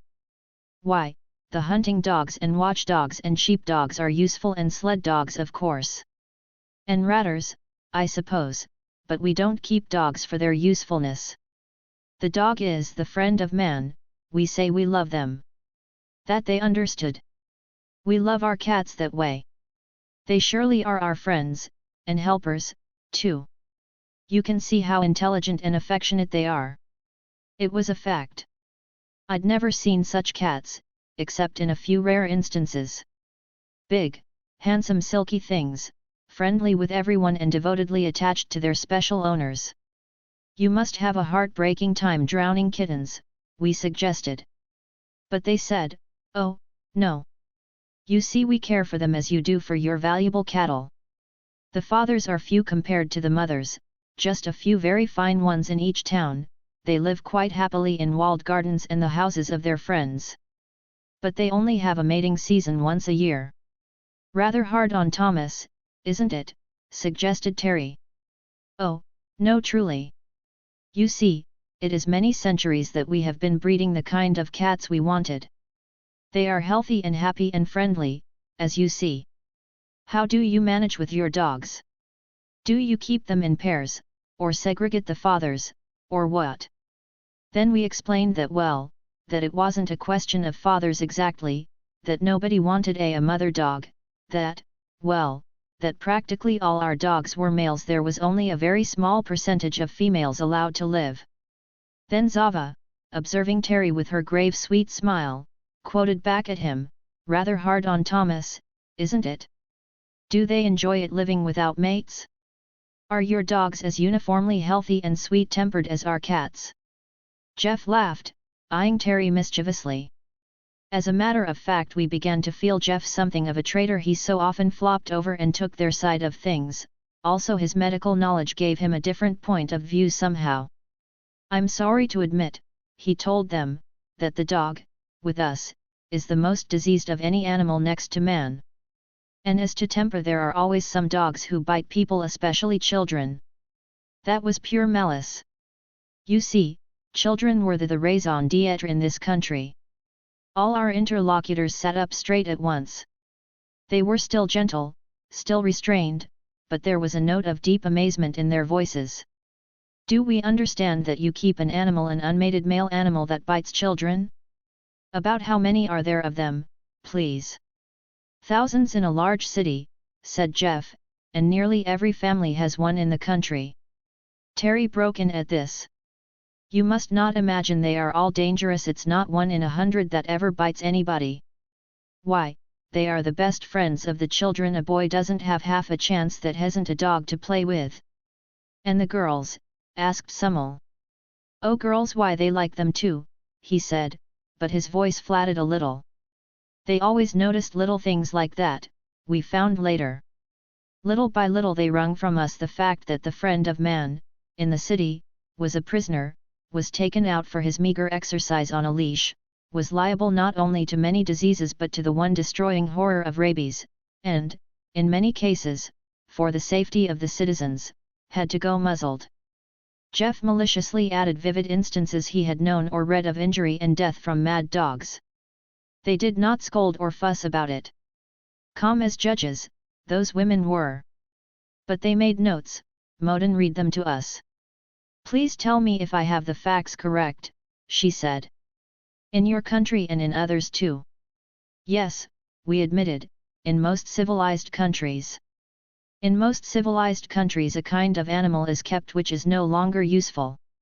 They are a protection, Terry insisted.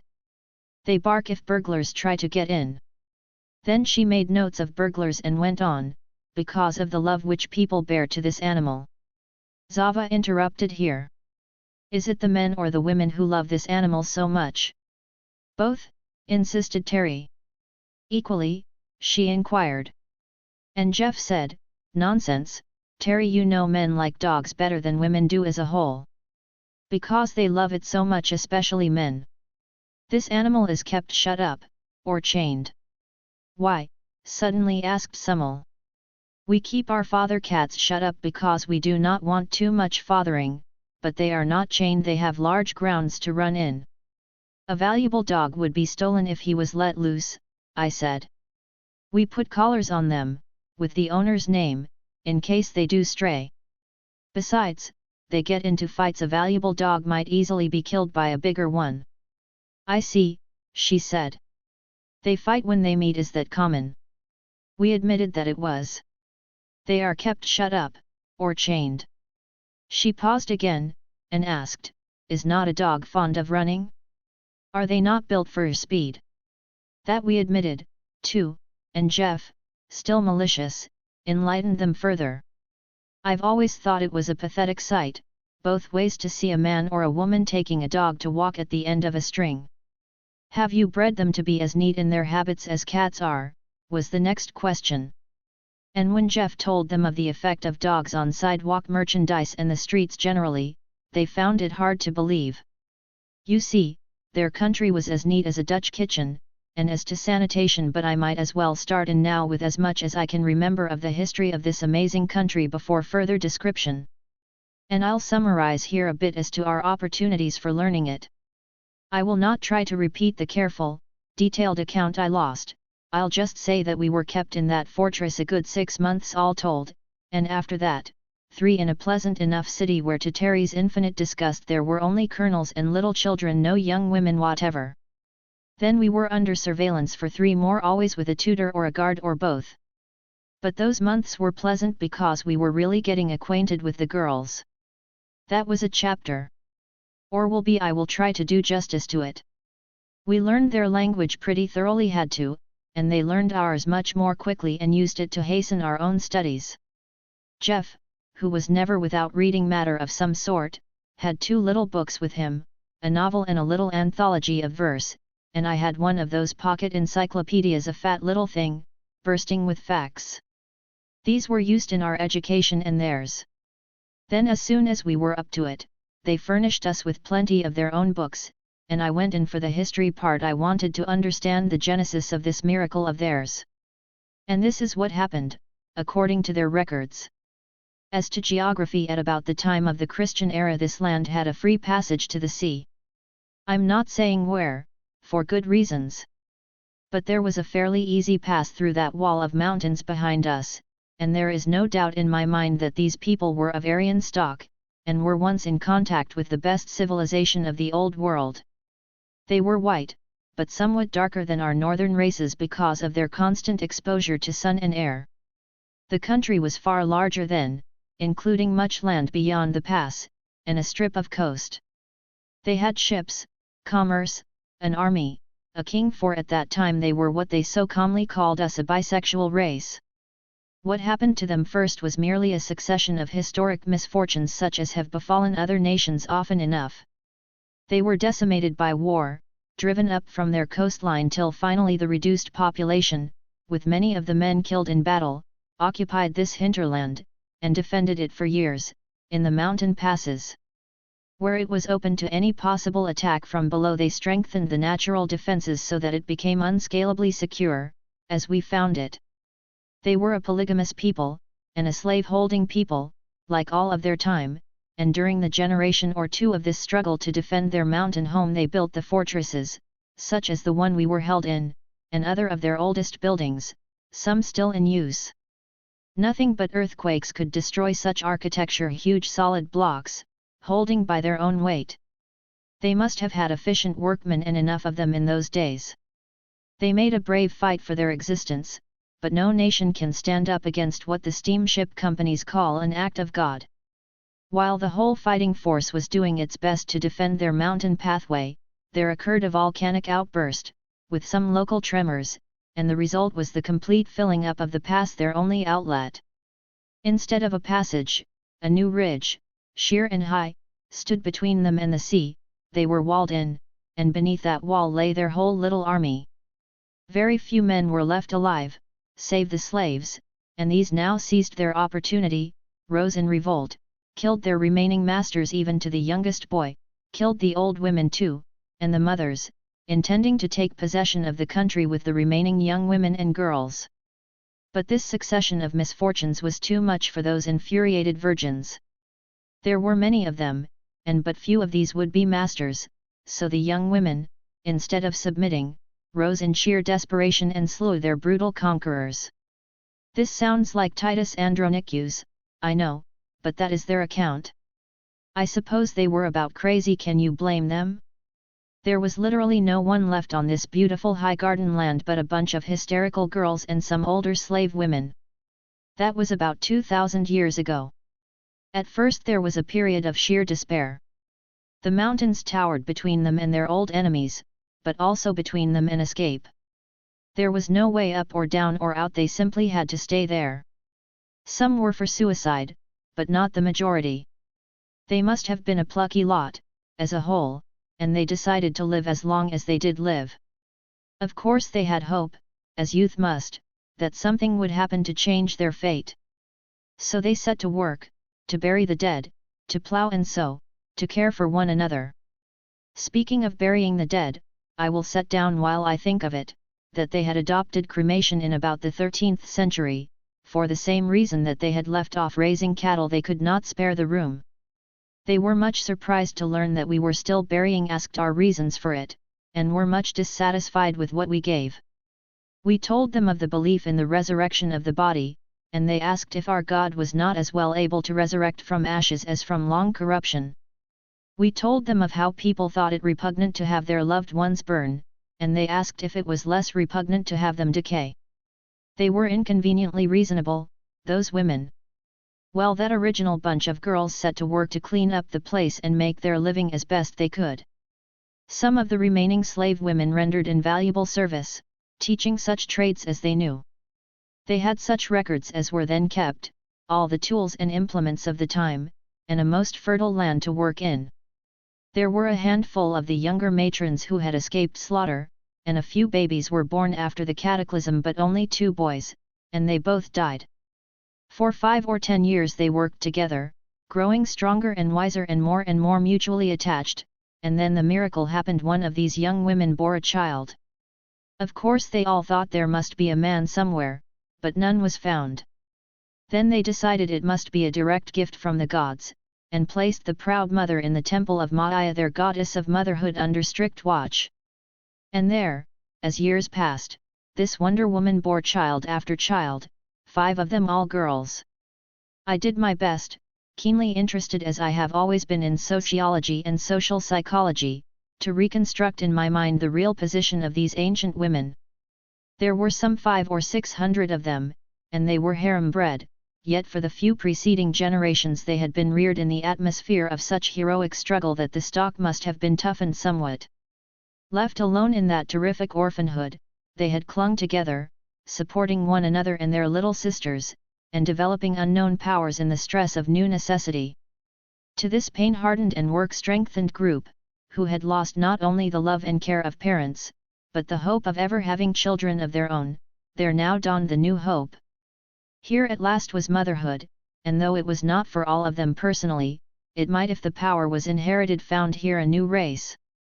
It may be imagined how those 5 daughters of Maya, children of the temple, mothers of the future, they had all the titles that love and hope and reverence could give, were reared. The whole little nation of women surrounded them with loving service, and waited, between a boundless hope and an equally boundless despair, to see if they, too, would be mothers. And they were. As fast as they reached the age of 25 they began bearing. Each of them, like her mother, bore 5 daughters. Presently there were 25 new women, mothers in their own right, and the whole spirit of the country changed from mourning and mere courageous resignation to proud joy. The older women, those who remembered men, died off. The youngest of all, the first lot, of course died too, after a while, and by that time there were left 155 parthenogenetic women, founding a new race. They inherited all that the devoted care of that declining band of original ones could leave them. Their little country was quite safe. Their farms and gardens were all in full production. Such industries as they had were in careful order. The records of their past were all preserved, and for years the older women had spent their time in the best teaching they were capable of, that they might leave to the little group of sisters and mothers all they possessed of skill and knowledge. There you have the start of Herland. One family, all descended from one mother. She lived to 100 years old, lived to see her 125 great-granddaughters born, lived as queen priestess mother of them all, and died with a nobler pride and a fuller joy than perhaps any human soul has ever known. She alone had founded a new race. The first 5 daughters had grown up in an atmosphere of holy calm, of odd watchful waiting, of breathless prayer. To them the longed-for motherhood was not only a personal joy, but a nation's hope. Their 25 daughters in turn, with a stronger hope, a richer, wider outlook, with the devoted love and care of all the surviving population, grew up as a holy sisterhood, their whole ardent youth looking forward to their great office.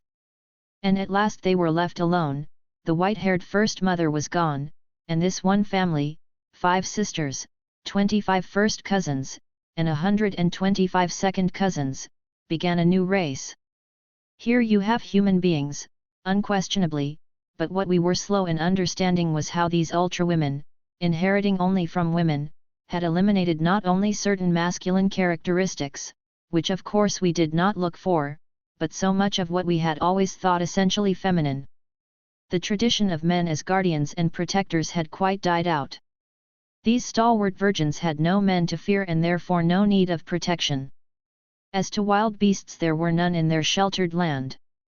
The power of mother love, that maternal instinct we so highly laud, was theirs of course, raised to its highest power, and a sister love which, even while recognizing the actual relationship, we found it hard to credit. Terry, incredulous, even contemptuous, when we were alone, refused to believe the story. A lot of traditions as old as Herodotus and about as trustworthy, he said. It's likely women, just a pack of women, would have hung together like that. We all know women can't organize, that they scrap like anything, are frightfully jealous. But these new ladies didn't have anyone to be jealous of, remember, drawled Jeff. That's a likely story, Terry sneered. Why don't you invent a likelier one? I asked him. Here are the women, nothing but women, and you yourself admit there's no trace of a man in the country. This was after we had been about a good deal. I'll admit that, he growled. And it's a big miss, too. There's not only no fun without no real sport, no competition, but these women aren't womanly. You know they aren't. That kind of talk always set Jeff going, and I gradually grew to side with him. Then you don't call a breed of women whose one concern is motherhood womanly? He asked. Indeed I don't, snapped Terry. What does a man care for motherhood when he hasn't a ghost of a chance at fatherhood? And besides, what's the good of talking sentiment when we are just men together? What a man wants of women is a good deal more than all this motherhood. We were as patient as possible with Terry. He had lived about 9 months among the colonels when he made that outburst, and with no chance at any more strenuous excitement than our gymnastics gave us, save for our escape fiasco. I don't suppose Terry had ever lived so long with neither love, combat, nor danger to employ his superabundant energies, and he was irritable. Neither Jeff nor I found it so wearing. I was so much interested intellectually that our confinement did not wear on me, and as for Jeff, bless his heart, he enjoyed the society of that tutor of his almost as much as if she had been a girl, I don't know, but more. As to Terry's criticism, it was true. These women, whose essential distinction of motherhood was the dominant note of their whole culture, were strikingly deficient in what we call femininity. This led me very promptly to the conviction that those feminine charms we are so fond of are not feminine at all, but mere reflected masculinity developed to please us because they had to please us, and in no way essential to the real fulfillment of their great process. But Terry came to no such conclusion. Just you wait till I get out, he muttered. Then we both cautioned him. Look here, Terry, my boy. You be careful. They've been mighty good to us, but do you remember the anesthesia? If you do any mischief in this virgin land, beware of the vengeance of the maiden aunts. Come, be a man. It won't be forever. To return to the history. They began at once to plan and build for their children, all the strength and intelligence of the whole of them devoted to that one thing. Each girl, of course, was reared in full knowledge of her crowning office, and they had, even then, very high ideas of the molding powers of the mother, as well as those of education. Such high ideals as they had: beauty, health, strength, intellect, goodness for those they prayed and worked. They had no enemies, they themselves were all sisters and friends. The land was fair before them, and a great future began to form itself in their minds. The religion they had to begin with was much like that of old Greece, a number of gods and goddesses, but they lost all interest in deities of war and plunder, and gradually centered on their mother goddess altogether. Then, as they grew more intelligent, this had turned into a sort of maternal pantheism. Here was Mother Earth, bearing fruit. All that they ate was fruit of motherhood, from seed or egg or their product. By motherhood they were born, and by motherhood they lived. Life was, to them, just the long cycle of motherhood. But very early they recognized the need of improvement as well as of mere repetition, and devoted their combined intelligence to that problem: how to make the best kind of people. First this was merely the hope of bearing better ones, and then they recognized that however the children differed at birth, the real growth lay later through education. Then things began to hum. As I learned more and more to appreciate what these women had accomplished, the less proud I was of what we, with all our manhood, had done. You see, they had had no wars. They had had no kings, and no priests, and no aristocracies. They were sisters, and as they grew together not by competition, but by united action. We tried to put in a good word for competition, and they were keenly interested. Indeed, we soon found from their earnest questions of us that they were prepared to believe our world must be better than theirs. They were not sure, they wanted to know, but there was no such arrogance about them as might have been expected. We rather spread ourselves, telling of the advantages of competition, how it developed fine qualities, that without it there would be no stimulus to industry. Terry was very strong on that point. No stimulus to industry, they repeated, with that puzzled look we had learned to know so well. Stimulus? To industry? But don't you like to work? No man would work unless he had to, Terry declared. Oh, no man. You mean that is one of your sex distinctions? No, indeed, he said hastily. No one, I mean, man or woman, would work without incentive. Competition is the motor power, you see. It is not with us, they explained gently, so it is hard for us to understand. Do you mean, for instance, that with you no mother would work for her children without the stimulus of competition? No, he admitted that he did not mean that. Mothers, he supposed, would of course work for their children in the home, but the world's work was different, that had to be done by men, and required the competitive element. All our teachers were eagerly interested. We want so much to know. You have the whole world to tell us of, and we have only our little land. And there are two of you, the two sexes, to love and help one another. It must be a rich and wonderful world. Tell us what is the work of the world, that men do which we have not here. Oh, everything, Terry said grandly. The men do everything, with us.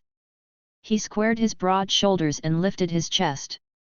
We do not allow our women to work. Women are loved, idolized, honored, kept in the home to care for the children. What is the home? Asked Summel a little wistfully. But Zava begged, tell me first, do no women work, really? Why, yes, Terry admitted. Some have to, of the poorer sort. About how many in your country? About 7 or 8 million, said Jeff, as mischievous as ever. 6. Comparisons are odious. I had always been proud of my country, of course. Everyone is. Compared with the other lands and other races I knew, the United States of America had always seemed to me, speaking modestly, as good as the best of them. But just as a clear-eyed, intelligent, perfectly honest, and well-meaning child will frequently jar one's self-esteem by innocent questions, so did these women, without the slightest appearance of malice or satire, continually bring up points of discussion which we spent our best efforts in evading. Now that we were fairly proficient in their language, had read a lot about their history, and had given them the general outlines of ours, they were able to press their questions closer. So when Jeff admitted the number of women wage earners we had, they instantly asked for the total population, for the proportion of adult women, and found that there were but 20 million or so at the outside. Then at least a third of your women are, what is it you call them, wage earners? And they are all poor. What is poor, exactly? Ours is the best country in the world as to poverty, Terry told them. We do not have the wretched paupers and beggars of the older countries, I assure you. Why, European visitors tell us, we don't know what poverty is. Neither do we, answered Zava. Won't you tell us? Terry put it up to me, saying I was the sociologist, and I explained that the laws of nature require a struggle for existence, and that in the struggle the fittest survive, and the unfit perish. In our economic struggle, I continued, there was always plenty of opportunity for the fittest to reach the top, which they did, in great numbers, particularly in our country, that where there was severe economic pressure the lowest classes of course felt it the worst, and that among the poorest of all the women were driven into the labor market by necessity. They listened closely, with the usual note-taking. About 1/3, then, belong to the poorest class, observed Moden gravely. And 2/3 are the ones who are, how was it you so beautifully put it? Loved, honored, kept in the home to care for the children. This inferior 1/3 have no children, I suppose. Jeff he was getting as bad as they were solemnly replied that, on the contrary, the poorer they were, the more children they had. That too, he explained, was a law of nature, reproduction is in inverse proportion to individuation. These laws of nature, Zava gently asked, are they all the laws you have? I should say not, protested Terry. We have systems of law that go back thousands and thousands of years just as you do, no doubt, he finished politely. Oh no, Moden told him. We have no laws over 100 years old, and most of them are under 20. In a few weeks more, she continued, we are going to have the pleasure of showing you over our little land and explaining everything you care to know about. We want you to see our people. And I assure you, Summel added, that our people want to see you. Terry brightened up immensely at this news, and reconciled himself to the renewed demands upon our capacity as teachers. It was lucky that we knew so little, really, and had no books to refer to, else, I fancy we might all be there yet, teaching those eager-minded women about the rest of the world. As to geography, they had the tradition of the Great Sea, beyond the mountains, and they could see for themselves the endless thick forested plains below them, that was all. But from the few records of their ancient condition, not before the flood with them, but before that mighty quake which had cut them off so completely, they were aware that there were other peoples and other countries. In geology they were quite ignorant. As to anthropology, they had those same remnants of information about other peoples, and the knowledge of the savagery of the occupants of those dim forests below. Nevertheless, they had inferred, marvelously keen on inference and deduction their minds were, the existence and development of civilization in other places, much as we infer it on other planets. When our biplane came whirring over their heads in that first scouting flight of ours, they had instantly accepted it as proof of the high development of somewhere else, and had prepared to receive us as cautiously and eagerly as we might prepare to welcome visitors who came by meteor from Mars. Of history outside their own they knew nothing, of course, save for their ancient traditions. Of astronomy they had a fair working knowledge that is a very old science, and with it, a surprising range and facility in mathematics. Physiology they were quite familiar with. Indeed, when it came to the simpler and more concrete sciences, wherein the subject matter was at hand and they had but to exercise their minds upon it, the results were surprising. They had worked out a chemistry, a botany, a physics, with all the blends where a science touches an art, or merges into an industry, to such fullness of knowledge as made us feel like school children. Also we found this out as soon as we were free of the country, and by further study and question that what one knew, all knew, to a very considerable extent. I talked later with little mountain girls from the fir-dark valleys away up at their highest part, and with sunburned plains women and agile foresters, all over the country, as well as those in the towns, and everywhere there was the same high level of intelligence. Some knew far more than others about one thing, they were specialized, of course, but all of them knew more about everything, that is, about everything the country was acquainted with, than is the case with us. We boast a good deal of our high level of general intelligence and our compulsory public education, but in proportion to their opportunities they were far better educated than our people. With what we told them, from what sketches and models we were able to prepare, they constructed a sort of working outline to fill in as they learned more. A big globe was made, and our uncertain maps, helped out by those in that precious yearbook thing I had, were tentatively indicated upon it. They sat in eager groups, masses of them who came for the purpose, and listened while Jeff roughly ran over the geologic history of the Earth, and showed them their own land in relation to the others. Out of that same pocket reference book of mine came facts and figures which were seized upon and placed in right relation with unerring acumen. Even Terry grew interested in this work. If we can keep this up, they'll be having us lecture to all the girls' schools and colleges. How about that? He suggested to us. Don't know as I'd object to being an authority to such audiences. They did, in fact, urge us to give public lectures later, but not to the hearers or with the purpose we expected. What they were doing with us was like Napoleon extracting military information from a few illiterate peasants. They knew just what to ask, and just what use to make of it. They had mechanical appliances for disseminating information almost equal to ours at home, and by the time we were led forth to lecture, our audiences had thoroughly mastered a well-arranged digest of all we had previously given to our teachers, and were prepared with such notes and questions as might have intimidated a university professor. They were not audiences of girls, either.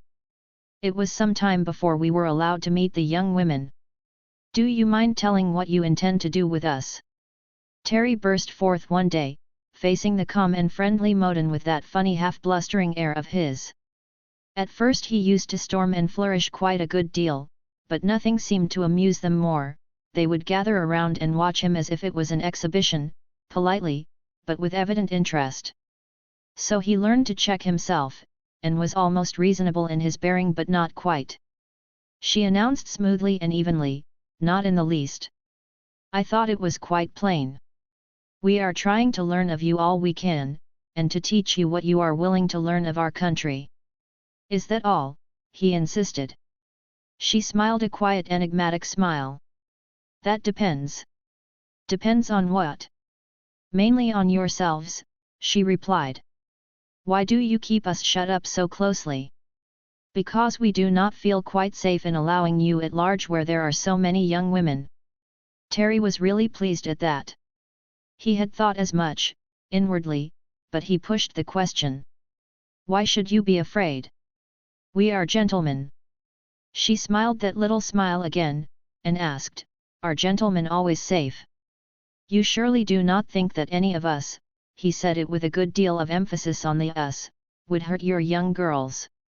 Oh no, she said quickly, in real surprise. The danger is quite the other way. They might hurt you. If, by any accident, you did harm any one of us, you would have to face a million mothers. He looked so amazed and outraged that Jeff and I laughed outright, but she went on gently. I do not think you quite understand yet. You are but men, 3 men, in a country where the whole population are mothers or are going to be. Motherhood means to us something which I cannot yet discover in any of the countries of which you tell us.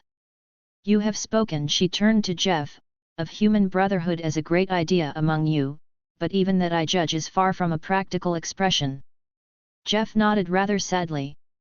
Very far, he said. Here we have human motherhood in full working use, she went on. Nothing else except the literal sisterhood of our origin, and the far higher and deeper union of our social growth. The children in this country are the one center and focus of all our thoughts. Every step of our advance is always considered in its effect on them, on the race. You see, we are mothers, she repeated, as if in that she had said it all. I don't see how that fact, which is shared by all women, constitutes any risk to us, Terry persisted. You mean they would defend their children from attack? Of course. Any mothers would. But we are not savages, my dear lady, we are not going to hurt any mother's child. They looked at one another and shook their heads a little, but Zava turned to Jeff and urged him to make us see. Said he seemed to understand more fully than we did.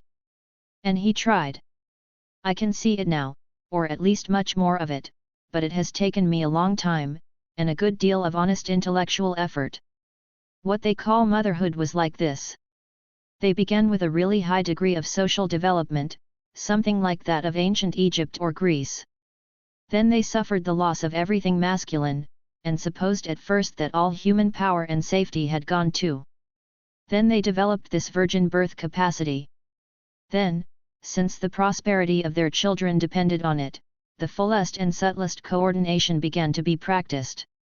I remember how long Terry balked at the evident unanimity of these women, the most conspicuous feature of their whole culture. It's impossible, he would insist. Women cannot cooperate, it's against nature. When we urged the obvious facts, he would say, fiddlesticks, or hang your facts, I tell you it can't be done. And we never succeeded in shutting him up till Jeff dragged in the Hymenoptera. Go to the ant, thou sluggard, and learn something, he said triumphantly. Don't they cooperate pretty well? You can't beat it. This place is just like an enormous anthill. You know, an anthill is nothing but a nursery. And how about bees? Don't they manage to cooperate and love one another? As the birds do love the spring. Or the bees their careful king. As that precious constable had it. Just show me a combination of male creatures, bird, bug, or beast, that works as well, will you? Or one of our masculine countries where the people work together as well as they do here. I tell you, women are the natural cooperators, not men. Terry had to learn a good many things he did not want to. To go back to my little analysis of what happened. They developed all this close inter-service in the interests of their children. To do the best work they had to specialize, of course. The children needed spinners and weavers, farmers and gardeners, carpenters and masons, as well as mothers. Then came the filling up of the place. When a population multiplies by 5 every 30 years, it soon reaches the limits of a country, especially a small one like this. They very soon eliminated all the grazing cattle. Sheep were the last to go, I believe. Also, they worked out a system of intensive agriculture surpassing anything I ever heard of, with the very forests all reset with fruit or nut-bearing trees. Do what they would, however, there soon came a time when they were confronted with the problem of the pressure of population in an acute form. There was really crowding, and with it, unavoidably, a decline in standards. And how did those women meet it?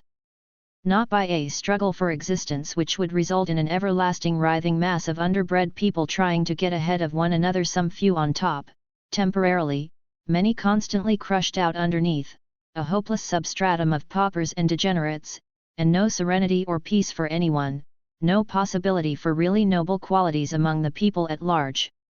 Neither did they start off on predatory excursions to get more land from somebody else, or to get more food from somebody else, to maintain their struggling mass. Not at all.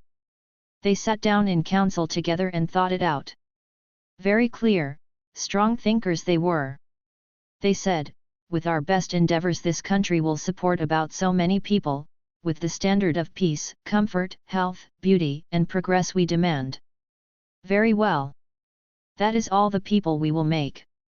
There you have it. You see, they were mothers, not in our sense of helpless involuntary fecundity, forced to fill and overfill the land, every land, and then see their children suffer, sin, and die, fighting horribly with one another, but in the sense of conscious makers of people. Mother love with them was not a brute passion, a mere instinct, a wholly personal feeling, it was a religion. It included that limitless feeling of sisterhood, that wide unity in service, which was so difficult for us to grasp. And it was national, racial, human. Oh, I don't know how to say it. We are used to seeing what we call a mother completely wrapped up in her own pink bundle of fascinating babyhood, and taking but the faintest theoretic interest in anybody else's bundle, to say nothing of the common needs of all the bundles. But these women were working all together at the grandest of tasks. They were making people, and they made them well. There followed a period of negative eugenics which must have been an appalling sacrifice. We are commonly willing to lay down our lives for our country, but they had to forego motherhood for their country, and it was precisely the hardest thing for them to do. When I got this far in my reading, I went to Summel for more light. We were as friendly by that time as I had ever been in my life with any woman. A mighty comfortable soul she was, giving one the nice smooth mother feeling a man likes in a woman, and yet giving also the clear intelligence and dependableness I used to assume to be masculine qualities.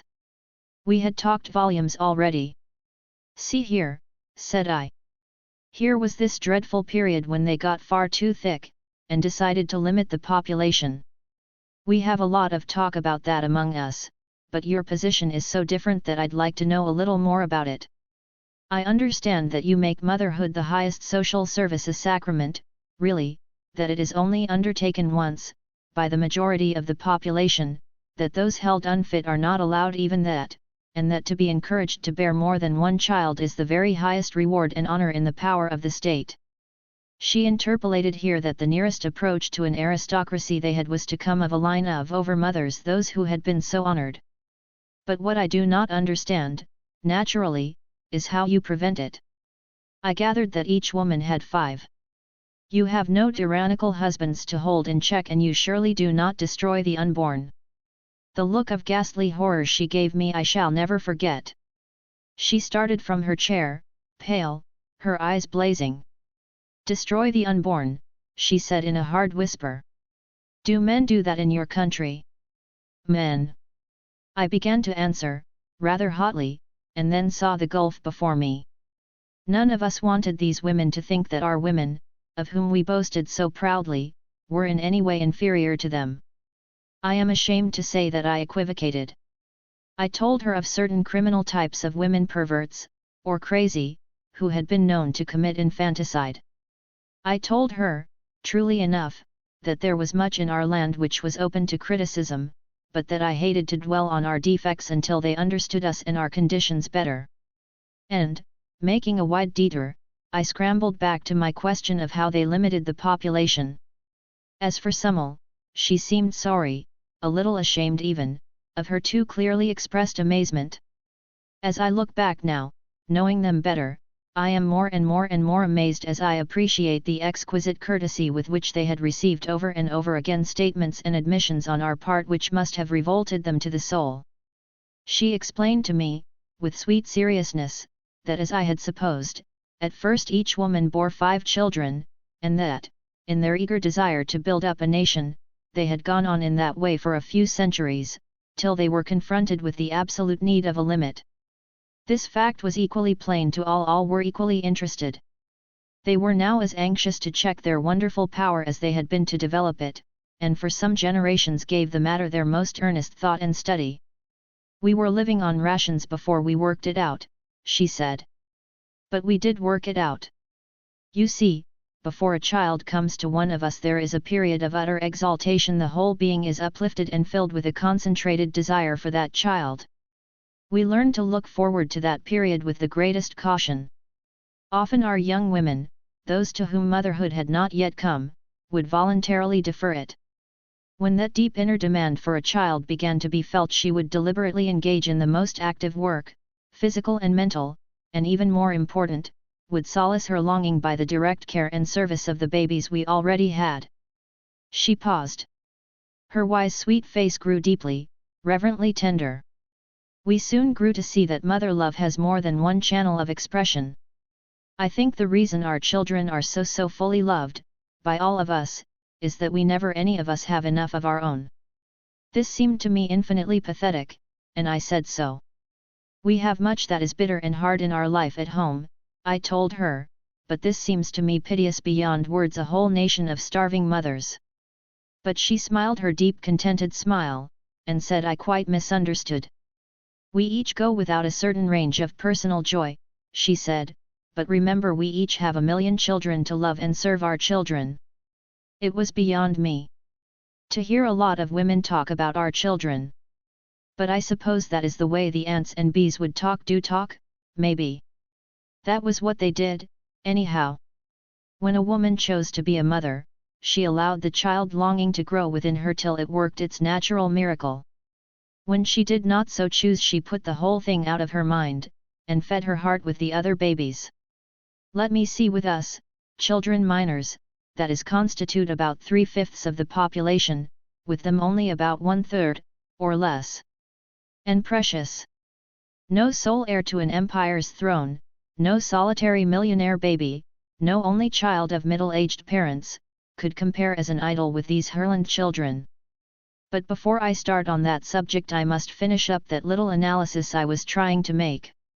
They did effectually and permanently limit the population in numbers, so that the country furnished plenty for the fullest, richest life for all of them, plenty of everything, including room, air, solitude even. And then they set to work to improve that population in quality since they were restricted in quantity. This they had been at work on, uninterruptedly, for some 1500 years. Do you wonder they were nice people?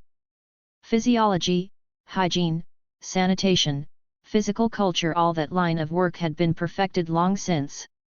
Sickness was almost wholly unknown among them, so much so that a previously high development in what we call the science of medicine had become practically a lost art. They were a clean-bred, vigorous lot, having the best of care, the most perfect living conditions always. When it came to psychology there was no one thing which left us so dumbfounded, so really odd, as the everyday working knowledge and practice they had in this line. As we learned more and more of it, we learned to appreciate the exquisite mastery with which we ourselves, strangers of alien race, of unknown opposite sex, had been understood and provided for from the first. With this wide, deep, thorough knowledge, they had met and solved the problems of education in ways some of which I hope to make clear later. Those nation-loved children of theirs compared with the average in our country as the most perfectly cultivated, richly developed roses compare with tumbleweeds. Yet they did not seem cultivated at all, it had all become a natural condition. And this people, steadily developing in mental capacity, in willpower, in social devotion, had been playing with the arts and sciences as far as they knew them for a good many centuries now with inevitable success. Into this quiet lovely land, among these wise, sweet, strong women, we, in our easy assumption of superiority, had suddenly arrived, and now, tamed and trained to a degree they considered safe, we were at last brought out to see the country, to know the people. 7. Our growing modesty. Being at last considered sufficiently tamed and trained to be trusted with scissors, we barbered ourselves as best we could. A close-trimmed beard is certainly more comfortable than a full one.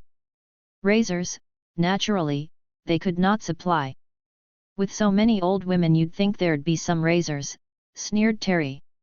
Whereat Jeff pointed out that he never before had seen such complete absence of facial hair on women. Looks to me as if the absence of men made them more feminine in that regard, anyhow, he suggested. Well, it's the only one then, Terry reluctantly agreed. A less feminine lot I never saw. A child apiece doesn't seem to be enough to develop what I call motherliness. Terry's idea of motherliness was the usual one, involving a baby in arms, or a little flock about her knees, and the complete absorption of the mother in said baby or flock. A motherliness which dominated society, which influenced every art and industry, which absolutely protected all childhood, and gave to it the most perfect care and training, did not seem motherly to Terry. We had become well used to the clothes. They were quite as comfortable as our own, in some ways more so, and undeniably better looking. As to pockets, they left nothing to be desired. That second garment was fairly quilted with pockets. They were most ingeniously arranged, so as to be convenient to the hand and not inconvenient to the body, and were so placed as at once to strengthen the garment and add decorative lines of stitching. In this, as in so many other points we had now to observe, there was shown the action of a practical intelligence, coupled with fine artistic feeling, and, apparently, untrammeled by any injurious influences. Our first step of comparative freedom was a personally conducted tour of the country. No pentagonal bodyguard now. Only our special tutors, and we got on famously with them. Jeff said he loved Zava like an ant, only jollier than any ant I ever saw. Summel and I were as chummy as could be, the best of friends, but it was funny to watch Terry and Moden. She was patient with him, and courteous, but it was like the patience and courtesy of some great man, say a skilled, experienced diplomat, with a schoolgirl. Her grave acquiescence with his most preposterous expression of feeling, her genial laughter, not only with, but, I often felt, at him though impeccably polite, her innocent questions, which almost invariably led him to say more than he intended. Jeff and I found it all amusing to watch. He never seemed to recognize that quiet background of superiority. When she dropped an argument he always thought he had silenced her, when she laughed he thought it tribute to his wit. I hated to admit to myself how much Terry had sunk in my esteem. Jeff felt it too, I am sure, but neither of us admitted it to the other. At home we had measured him with other men, and, though we knew his failings, he was by no means an unusual type. We knew his virtues too, and they had always seemed more prominent than the faults. Measured among women are women at home, I mean he had always stood high. He was visibly popular. Even where his habits were known, there was no discrimination against him. In some cases his reputation for what was felicitously termed gaiety seemed a special charm. But here, against the calm wisdom and quiet restrained humor of these women, with only that blessed Jeff and my inconspicuous self to compare with, Terry did stand out rather strong. As a man among men, he didn't, as a man among I shall have to say, females, he didn't.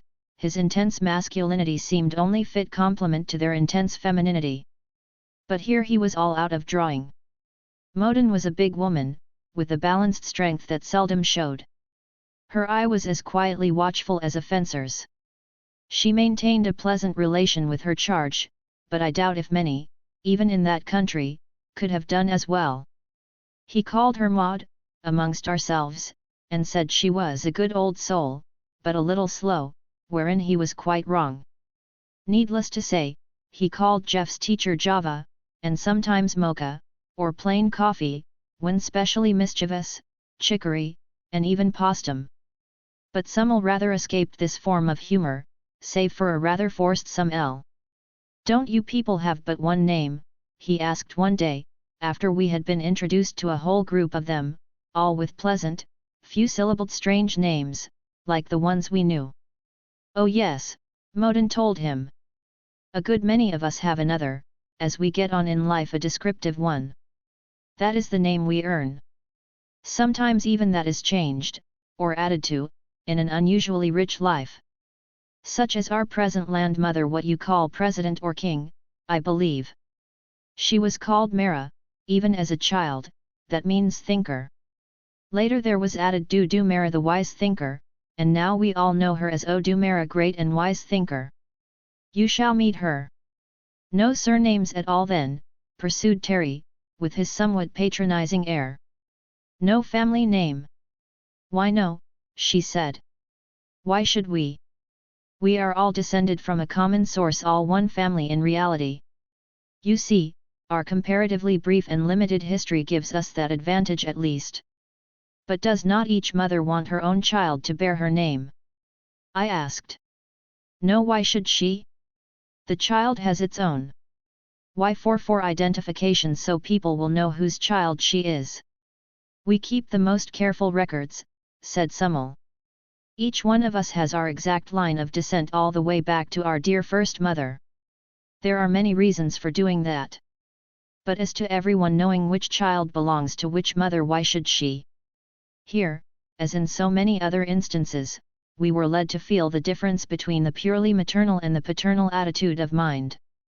The element of personal pride seemed strangely lacking. "How about your other works?" asked Jeff. "Don't you sign your names to them, books and statues and so on?" "Yes, surely, we are all glad and proud to. Not only books and statues, but all kinds of work. You will find little names on the houses, on the furniture, on the dishes sometimes.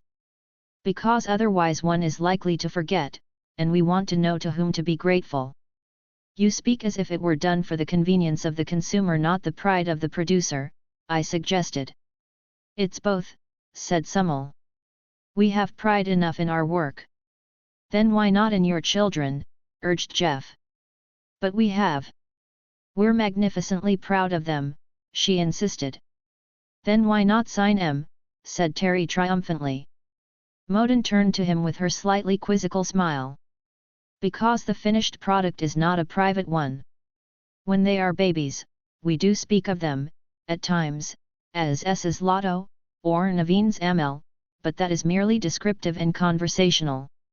In the records, of course, the child stands in her own line of mothers, but in dealing with it personally it is Lotto, or Amel, without dragging in its ancestors. But have you names enough to give a new one to each child? Assuredly we have, for each living generation.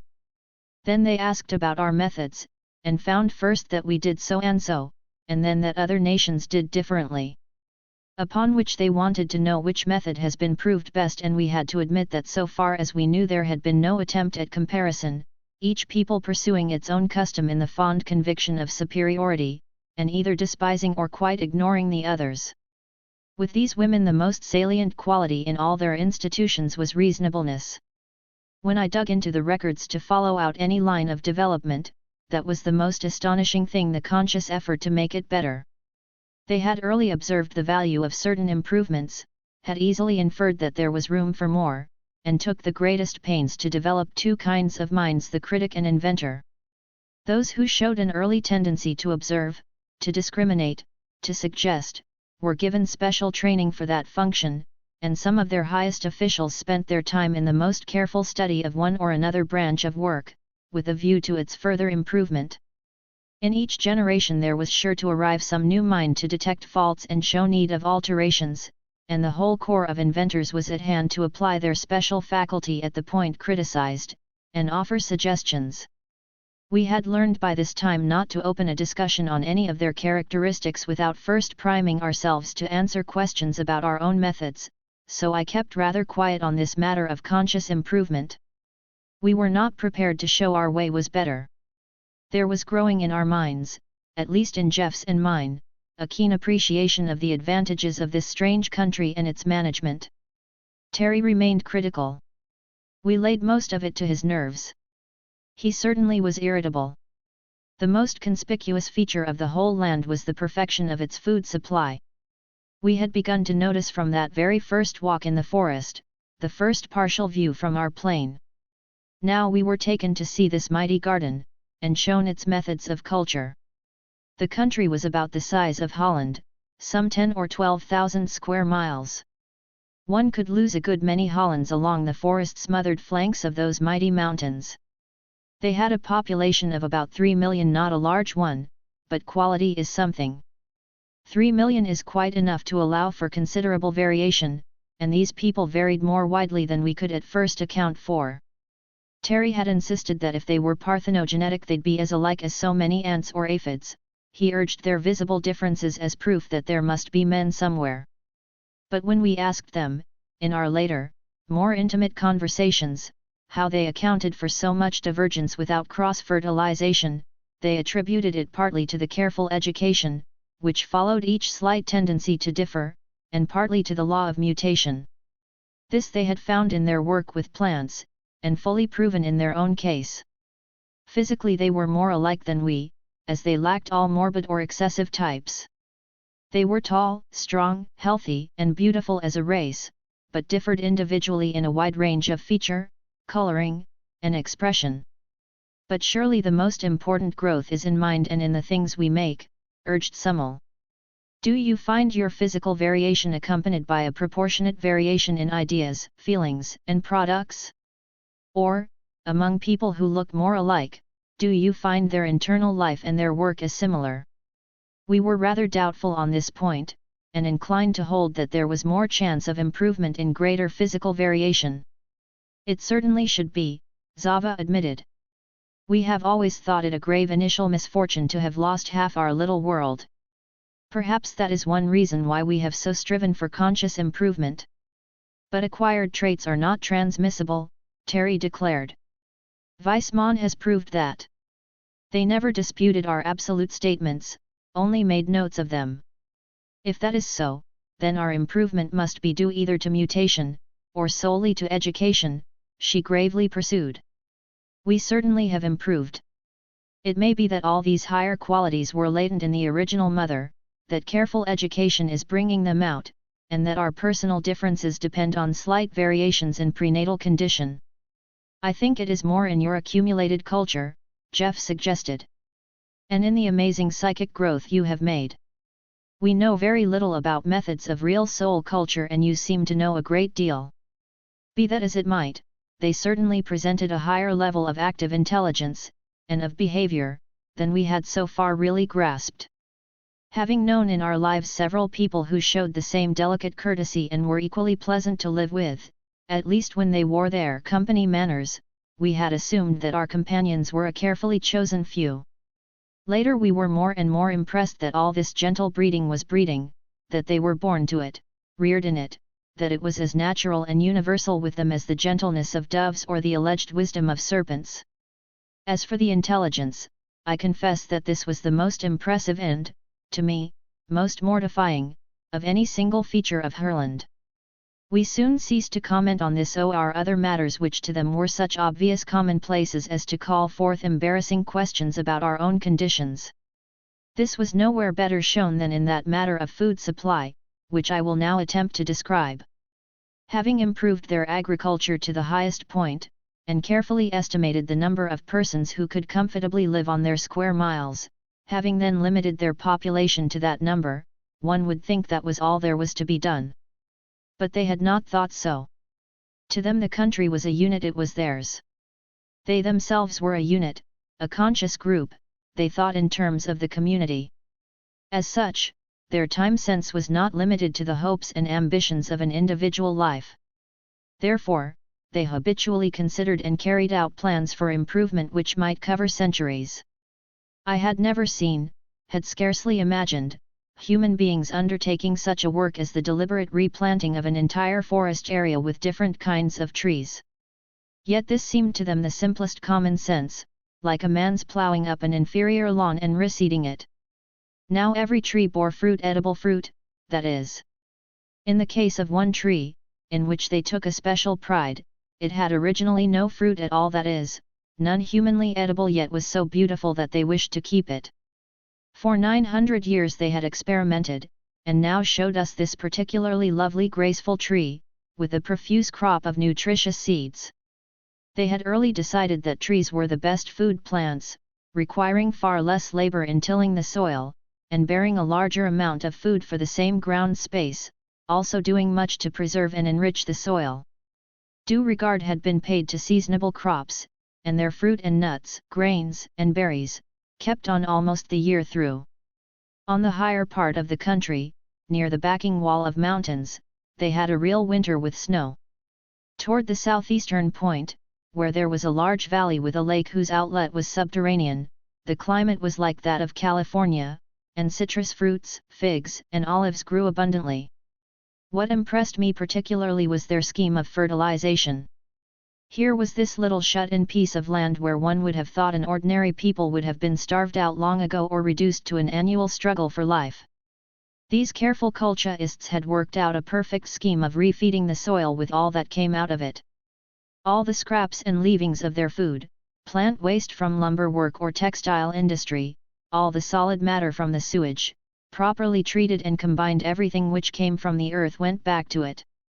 The practical result was like that in any healthy forest, an increasingly valuable soil was being built, instead of the progressive impoverishment so often seen in the rest of the world. When this first burst upon us, we made such approving comments that they were surprised that such obvious common sense should be praised, asked what our methods were, and we had some difficulty in diverting them, by referring to the extent of our own land, and the admitted carelessness with which we had schemed the cream of it. At least we thought we had diverted them.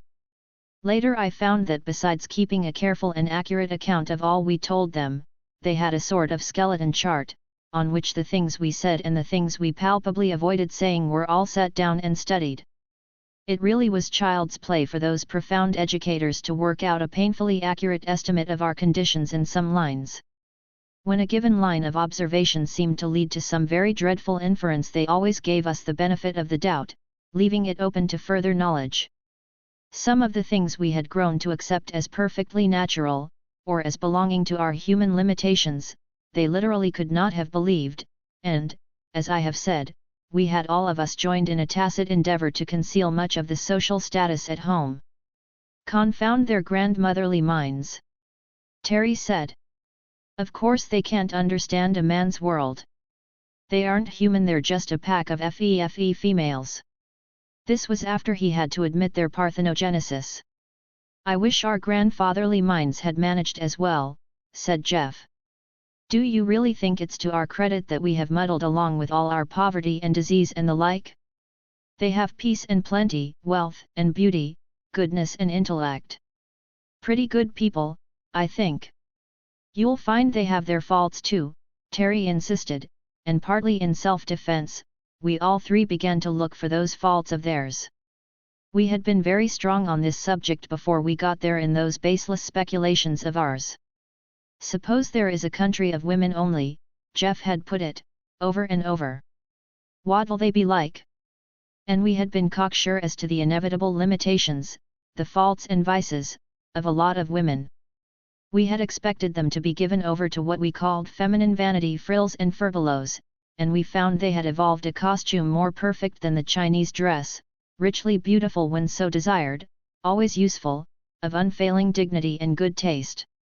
We had expected a dull submissive monotony, and found a daring social inventiveness far beyond our own, and a mechanical and scientific development fully equal to ours.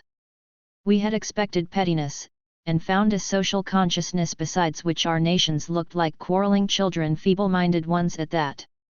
We had expected jealousy, and found a broad sisterly affection, a fair-minded intelligence, to which we could produce no parallel.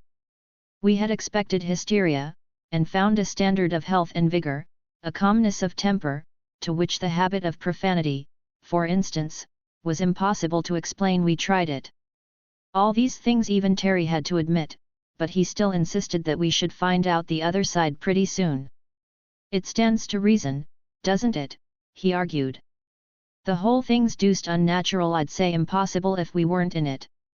And an unnatural condition's sure to have unnatural results. You'll find some awful characteristics, see if you don't. For instance, we don't know yet what they do with their criminals, their defectives, their aged. You notice we haven't seen any. There's got to be something. I was inclined to believe that there had to be something, so I took the bull by the horns, the cow, I should say. And asked Summel.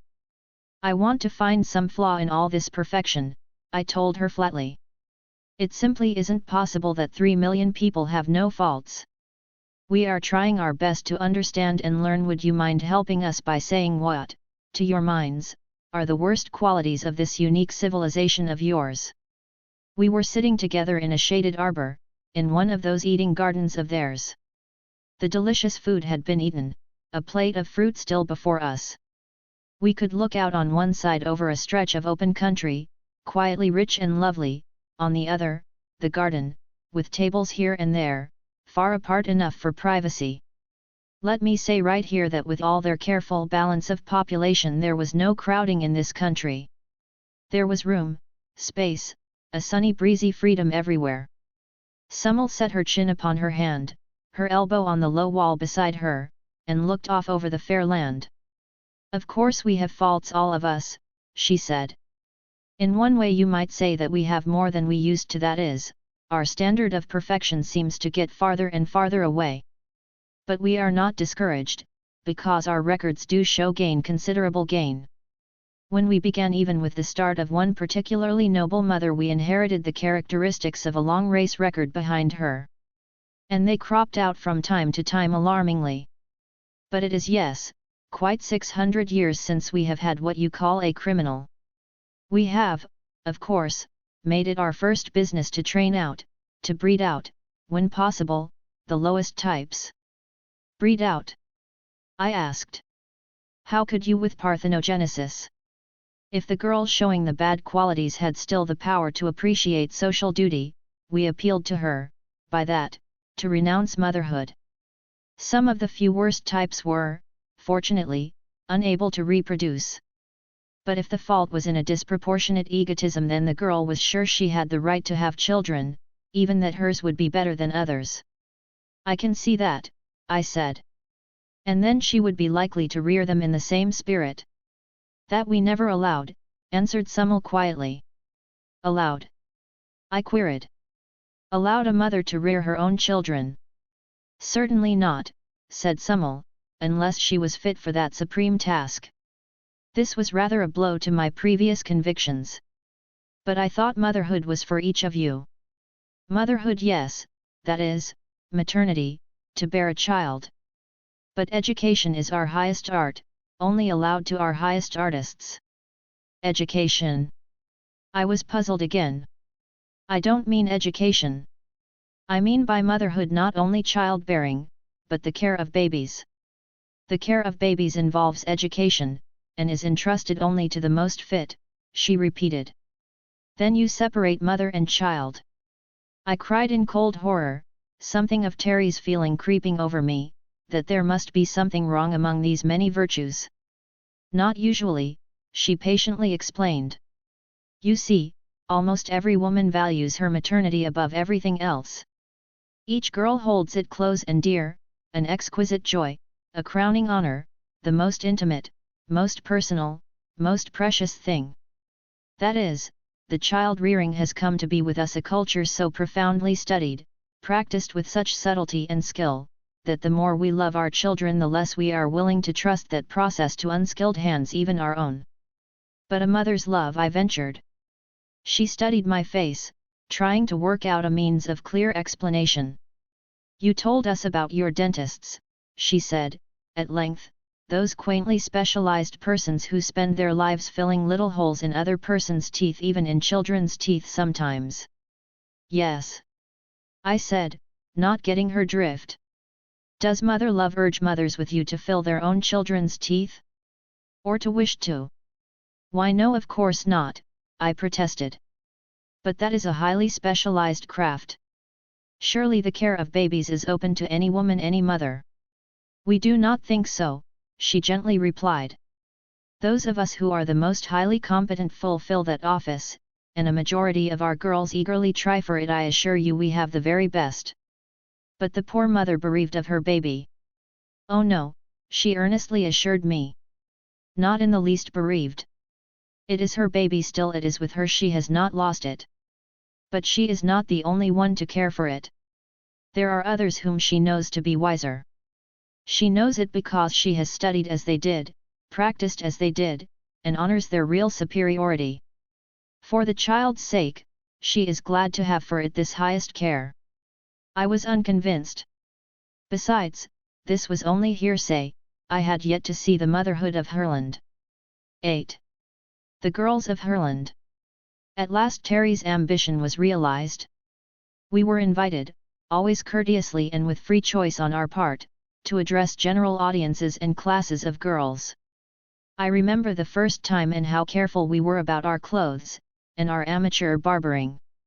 Terry, in particular, was fussy to a degree about the cut of his beard, and so critical of our combined efforts, that we handed him the shears and told him to please himself. We began to rather prize those beards of ours, they were almost our sole distinction among those tall and sturdy women, with their cropped hair and sexless costume. Being offered a wide selection of garments, we had chosen according to our personal taste, and were surprised to find, on meeting large audiences, that we were the most highly decorated, especially Terry. He was a very impressive figure, his strong features softened by the somewhat longer hair, though he made me trim it as closely as I knew how, and he wore his richly embroidered tunic with its broad, loose girdle with quite a Henry V air. Jeff looked more like a Huguenot lover, and I don't know what I looked like, only that I felt very comfortable. When I got back to our own padded armor and its starched borders, I realized with acute regret how comfortable were those Herland clothes. We scanned that audience, looking for the three bright faces we knew, but they were not to be seen. Just a multitude of girls, quiet, eager, watchful, all eyes and ears to listen and learn. We had been urged to give, as fully as we cared to, a sort of synopsis of world history, in brief, and to answer questions. We are so utterly ignorant, you see, Moden had explained to us. We know nothing but such science as we have worked out for ourselves, just the brain work of one small half-country, and you, we gather, have helped one another all over the globe, sharing your discoveries, pooling your progress. How wonderful, how supremely beautiful your civilization must be. Summel gave a further suggestion. You do not have to begin all over again, as you did with us. We have made a sort of digest of what we have learned from you, and it has been eagerly absorbed, all over the country. Perhaps you would like to see our outline. We were eager to see it, and deeply impressed. To us, at first, these women, unavoidably ignorant of what to us was the basic commonplace of knowledge, had seemed on the plane of children, or of savages. What we had been forced to admit, with growing acquaintance, was that they were ignorant as Plato and Aristotle were, but with a highly developed mentality quite comparable to that of ancient Greece. Far be it from me to lumber these pages with an account of what we so imperfectly strove to teach them. The memorable fact is what they taught us, or some faint glimpse of it. And at present, our major interest was not at all in the subject matter of our talk, but in the audience. Girls, hundreds of them eager, bright-eyed, attentive young faces, crowding questions, and, I regret to say, an increasing inability on our part to answer them effectively. Our special guides, who were on the platform with us, and sometimes aided in clarifying a question or, oftener, an answer, noticed this effect, and closed the formal lecture part of the evening rather shortly. Our young women will be glad to meet you, Summel suggested, to talk with you more personally, if you are willing. Willing. We were impatient and said as much, at which I saw a flickering little smile cross Moden's face. Even then, with all those eager young things waiting to talk to us, a sudden question crossed my mind: what was their point of view? What did they think of us? We learned that later. Terry plunged in among those young creatures with a sort of rapture, somewhat as a glad swimmer takes to the sea.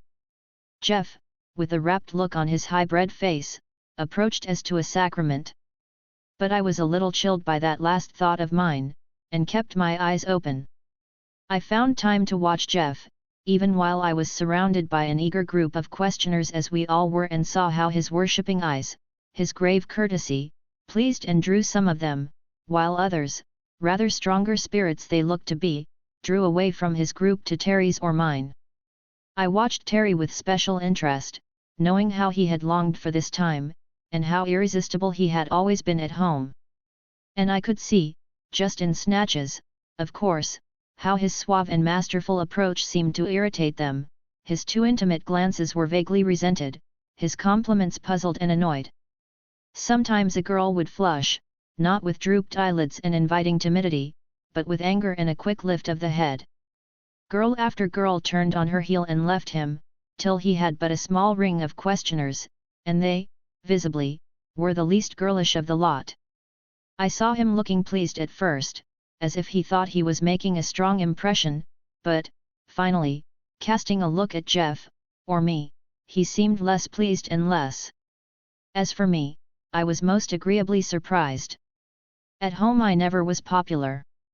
I had my girl friends, good ones, but they were friends, nothing else. Also they were of somewhat the same clan, not popular in the sense of swarming admirers.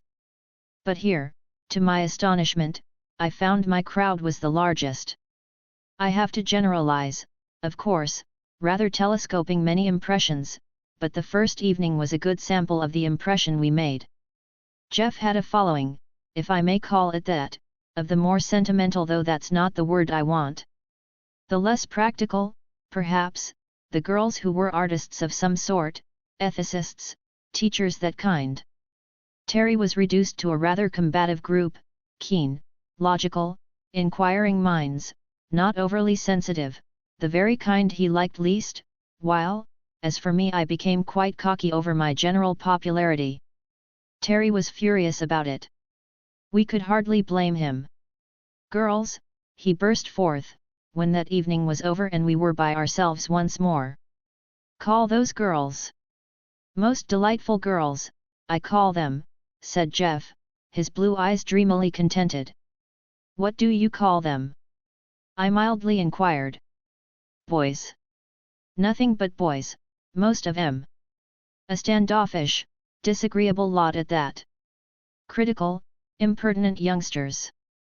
No girls at all. He was angry and severe, not a little jealous, too, I think. Afterward, when he found out just what it was they did not like, he changed his manner somewhat and got on better. He had to. For, in spite of his criticism, they were girls, and, furthermore, all the girls there were. Always excepting our three, with whom we presently renewed our acquaintance. When it came to courtship, which it soon did, I can of course best describe my own and am least inclined to. But of Jeff I heard somewhat. He was inclined to dwell reverently and admiringly, at some length, on the exalted sentiment and measureless perfection of his Celis, and Terry made so many false starts and met so many rebuffs, that by the time he really settled down to win Alima, he was considerably wiser. At that, it was not smooth sailing. They broke and quarrelled, over and over. He would rush off to console himself with some other fair one. The other fair one would have none of him, and he would drift back to Alima, becoming more and more devoted each time. She never gave an inch. A big, handsome creature, rather exceptionally strong even in that race of strong women, with a proud head and sweeping level brows that lined across above her dark eager eyes like the wide wings of a soaring hawk. I was good friends with all three of them, but best of all with Elidor. Long before that feeling changed, for both of us. From her, and from Summel, who talked very freely with me, I learned at last something of the viewpoint of Herland toward its visitors. Here they were, isolated, happy, contented, when the booming buzz of our biplane tore the air above them. Everybody heard it, saw it for miles and miles, word flashed all over the country, and a council was held in every town and village. And this was their rapid determination. From another country. Probably men. Evidently highly civilized. Doubtless possessed of much valuable knowledge. May be dangerous. Catch them if possible, tame and train them if necessary. This may be a chance to re-establish a bisexual state for our people. They were not afraid of us. 3 million highly intelligent women, or 2 million, counting only grown-ups, were not likely to be afraid of 3 young men. We thought of them as women, and therefore timid, but it was 2,000 years since they had had anything to be afraid of, and certainly more than 1,000 since they had outgrown the feeling. We thought, at least Terry did, that we could have our pick of them. They thought very cautiously and farsightedly of picking us, if it seemed wise. All that time we were in training they studied us, analyzed us, prepared reports about us, and this information was widely disseminated all about the land. Not a girl in that country had not been learning for months as much as could be gathered about our country, our culture, our personal characters. No wonder their questions were hard to answer. But I am sorry to say, when we were at last brought out and exhibited, I hate to call it that, but that's what it was, there was no rush of takers. Here was poor old Terry fondly imagining that at last he was free to stray in a rosebud garden of girls, and behold! The rosebuds were all with keen appraising eye, studying us. They were interested, profoundly interested, but it was not the kind of interest we were looking for. To get an idea of their attitude you have to hold in mind their extremely high sense of solidarity. They were not each choosing a lover, they hadn't the faintest idea of love, sex love, that is.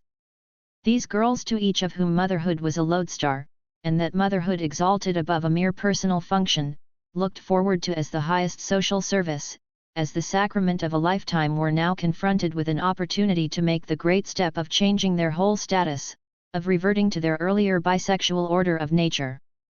Beside this underlying consideration there was the limitless interest and curiosity in our civilization, purely impersonal, and held by an order of mind beside which we were like schoolboys. It was small wonder that our lectures were not a success, and none at all that are, or at least Terry's, advances were so ill received. The reason for my own comparative success was at first far from pleasing to my pride. "We like you the best," Summel told me, "because you seem more like us. More like a lot of women." I thought to myself disgustedly, and then remembered how little like women, in our derogatory sense, they were. She was smiling at me, reading my thought. "We can quite see that we do not seem like women to you. Of course, in a bisexual race the distinctive feature of each sex must be intensified. But surely there are characteristics enough which belong to people, aren't there? That's what I mean about you being more like us, more like people. We feel at ease with you.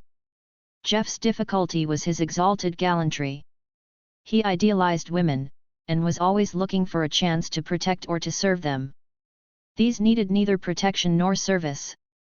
They were living in peace and power and plenty, we were their guests, their prisoners, absolutely dependent. Of course we could promise whatsoever we might of advantages, if they would come to our country, but the more we knew of theirs, the less we boasted. Terry's jewels and trinkets they prized as curios, handed them about, asking questions as to workmanship, not in the least as to value, and discussed not ownership, but which museum to put them in. When a man has nothing to give a woman, is dependent wholly on his personal attraction, his courtship is under limitations. They were considering these two things, the advisability of making the great change, and the degree of personal adaptability which would best serve that end.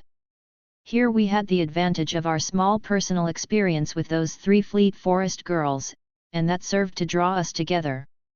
As for Elidor, suppose you come to a strange land and find it pleasant enough, just a little more than ordinarily pleasant, and then you find rich farmland, and then gardens, gorgeous gardens, and then palaces full of rare and curious treasures incalculable, inexhaustible, and then mountains like the Himalayas, and then the sea. I liked her that day she balanced on the branch before me and named the trio. I thought of her most. Afterward I turned to her like a friend when we met for the 3rd time, and continued the acquaintance. While Jeff's ultra-devotion rather puzzled Celis, really put off their day of happiness, while Terry and Alima quarrelled and parted, re-met and reparted, Elidor and I grew to be close friends. We talked and talked. We took long walks together. She showed me things, explained them, interpreted much that I had not understood. Through her sympathetic intelligence I became more and more comprehending of the spirit of the people of Herland, more and more appreciative of its marvelous inner growth as well as outer perfection. I ceased to feel a stranger, a prisoner. There was a sense of understanding, of identity, of purpose.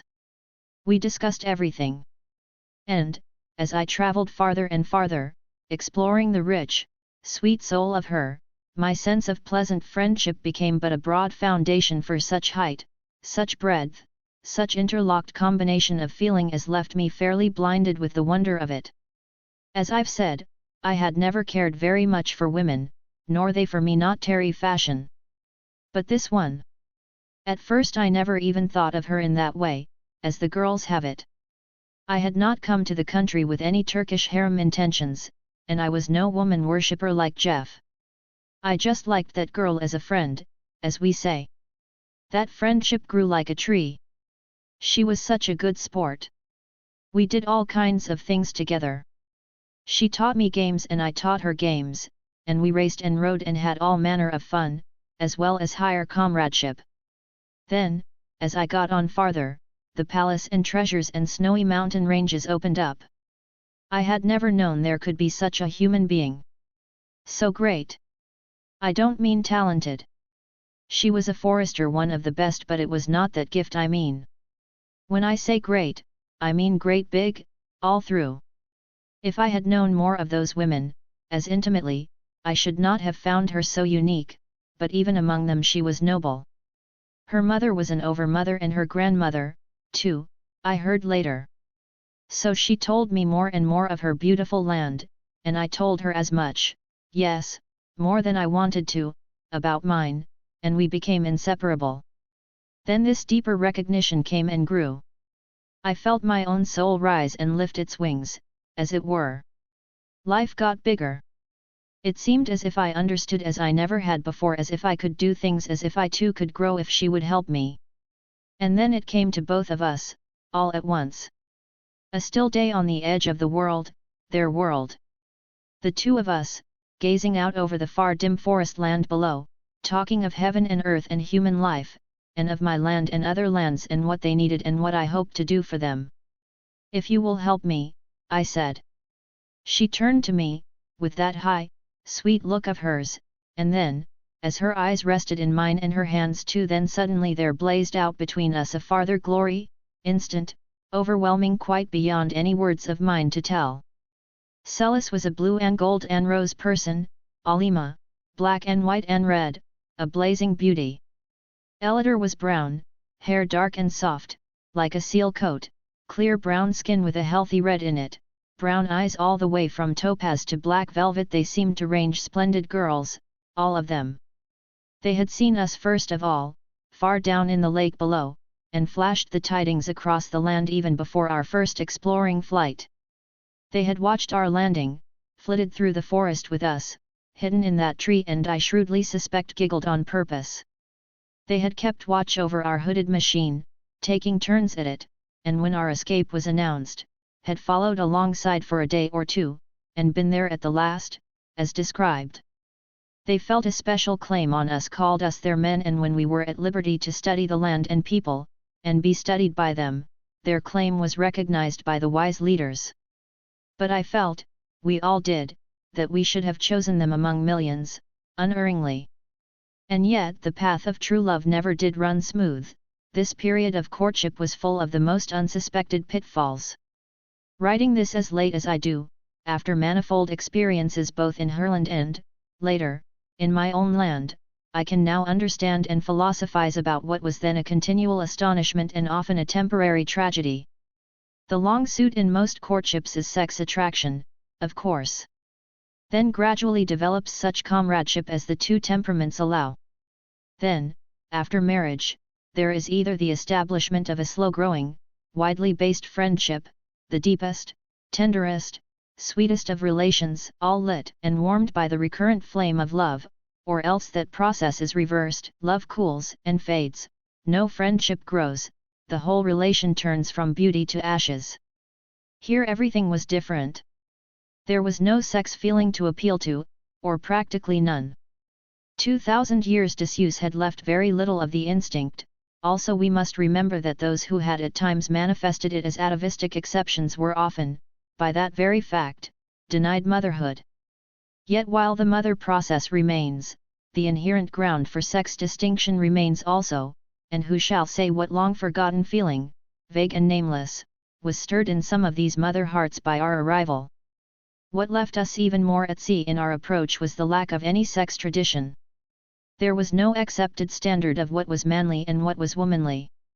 When Jeff said, taking the fruit basket from his adored one, a woman should not carry anything, Celis said, why, with the frankest amazement.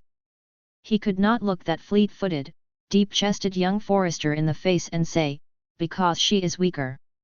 She wasn't. One does not call a racehorse weak because it is visibly not a cart horse.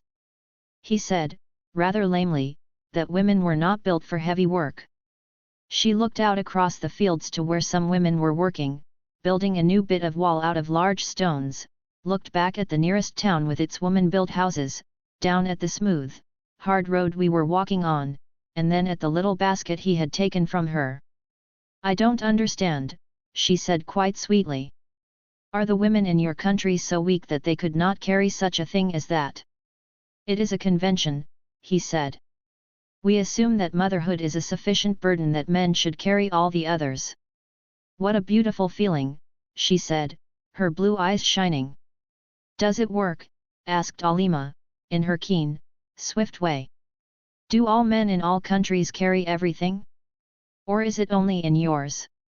Don't be so literal, Terry begged lazily. Why aren't you willing to be worshipped and waited on? We like to do it. You don't like to have us do it to you, she answered. That's different, he said, annoyed, and when she said, why is it, he quite sulked, referring her to me, saying, Vans the philosopher. Elidor and I talked it all out together, so that we had an easier experience of it when the real miracle time came. Also, between us, we made things clearer to Jeff and Celis. But Terry would not listen to reason. He was madly in love with Alima. He wanted to take her by storm, and nearly lost her forever. You see, if a man loves a girl who is in the first place young and inexperienced, who in the second place is educated with a background of caveman tradition, a middle ground of poetry and romance, and a foreground of unspoken hope and interest, all centering upon the one event, and who has, furthermore, absolutely no other hope or interest worthy of the name. Why, it is a comparatively easy matter to sweep her off her feet with a dashing attack. Terry was a past master in this process. He tried it here, and Alima was so affronted, so repelled, that it was weeks before he got near enough to try again. The more coldly she denied him, the hotter his determination. He was not used to real refusal. The approach of flattery she dismissed with laughter, gifts, and such attentions we could not bring to bear. Pathos and complaint of cruelty stirred only a reasoning inquiry. It took Terry a long time. I doubt if she ever accepted her strange lover as fully as did Celis and Elidor theirs. He had hurt and offended her too often, there were reservations. But I think Alima retained some faint vestige of long-descended feeling which made Terry more possible to her than to others, and that she had made up her mind to the experiment and hated to renounce it. However it came about, we all three at length achieved full understanding, and solemnly faced what was to them a step of measureless importance, a grave question as well as a great happiness, to us a strange, new joy. Of marriage as a ceremony they knew nothing. Jeff was for bringing them to our country for the religious and the civil ceremony, but neither Celis nor the others would consent. "We can't expect them to want to go with us yet," said Terry sagely. "Wait a bit, boys. We've got to take 'em on their own terms if at all." This, in rueful reminiscence of his repeated failures. "But our time's coming," he added cheerfully. "These women have never been mastered, you see this, as one who had made a discovery. You'd better not try to do any mastering if you value your chances," I told him seriously, but he only laughed, and said, "Every man to his trade." We couldn't do anything with him. He had to take his own medicine. If the lack of tradition of courtship left us much at sea in our wooing, we found ourselves still more bewildered by lack of tradition of matrimony. And here again, I have to draw on later experience, and as deep an acquaintance with their culture as I could achieve, to explain the gulfs of difference between us. 2,000 years of one continuous culture with no men. Back of that, only traditions of the harem. They had no exact analogue for our word home, any more than they had for our Roman-based family. They loved one another with a practically universal affection, rising to exquisite and unbroken friendships, and broadening to a devotion to their country and people for which our word patriotism is no definition at all. Patriotism, red hot, is compatible with the existence of a neglect of national interests, a dishonesty, a cold indifference to the suffering of millions. Patriotism is largely pride, and very largely combativeness. Patriotism generally has a chip on its shoulder.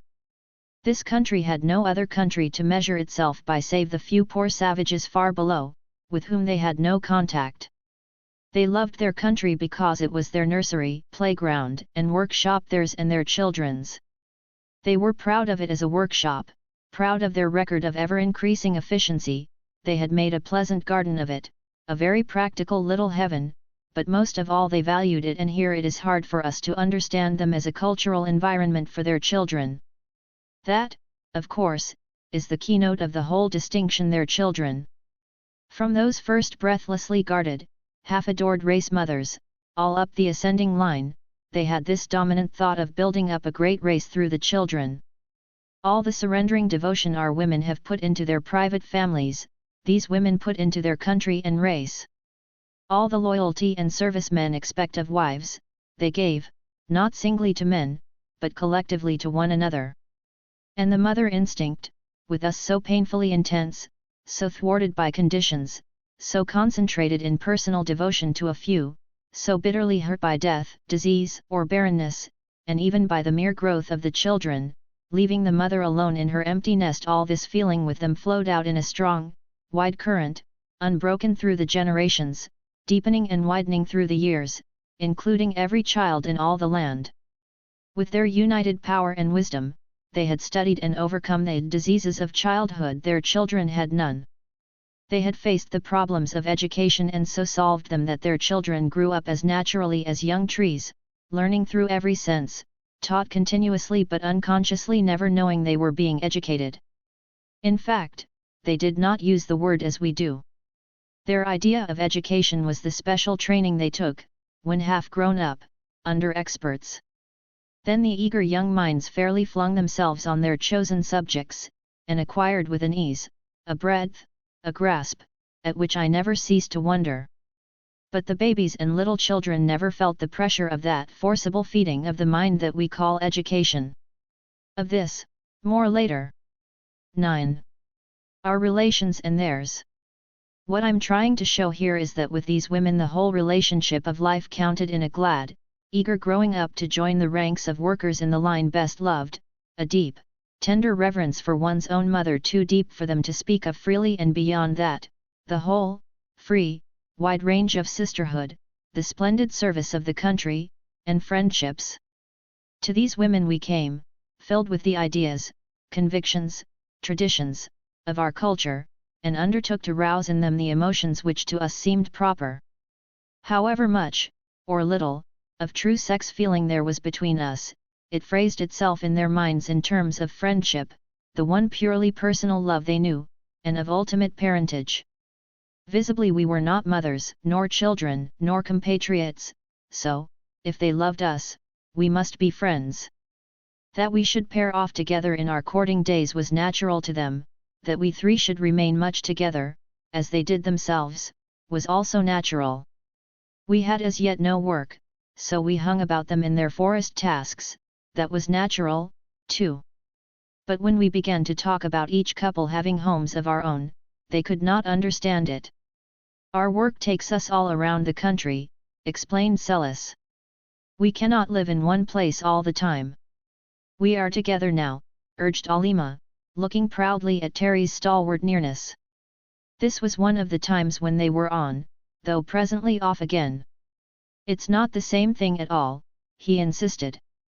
A man wants a home of his own, with his wife and family in it. Staying in it? All the time? Asked Elidor. Not imprisoned, surely? Of course not. Living there naturally, he answered. What does she do there all the time? Alima demanded. What is her work? Then Terry patiently explained again that our women did not work with reservations. But what do they do if they have no work?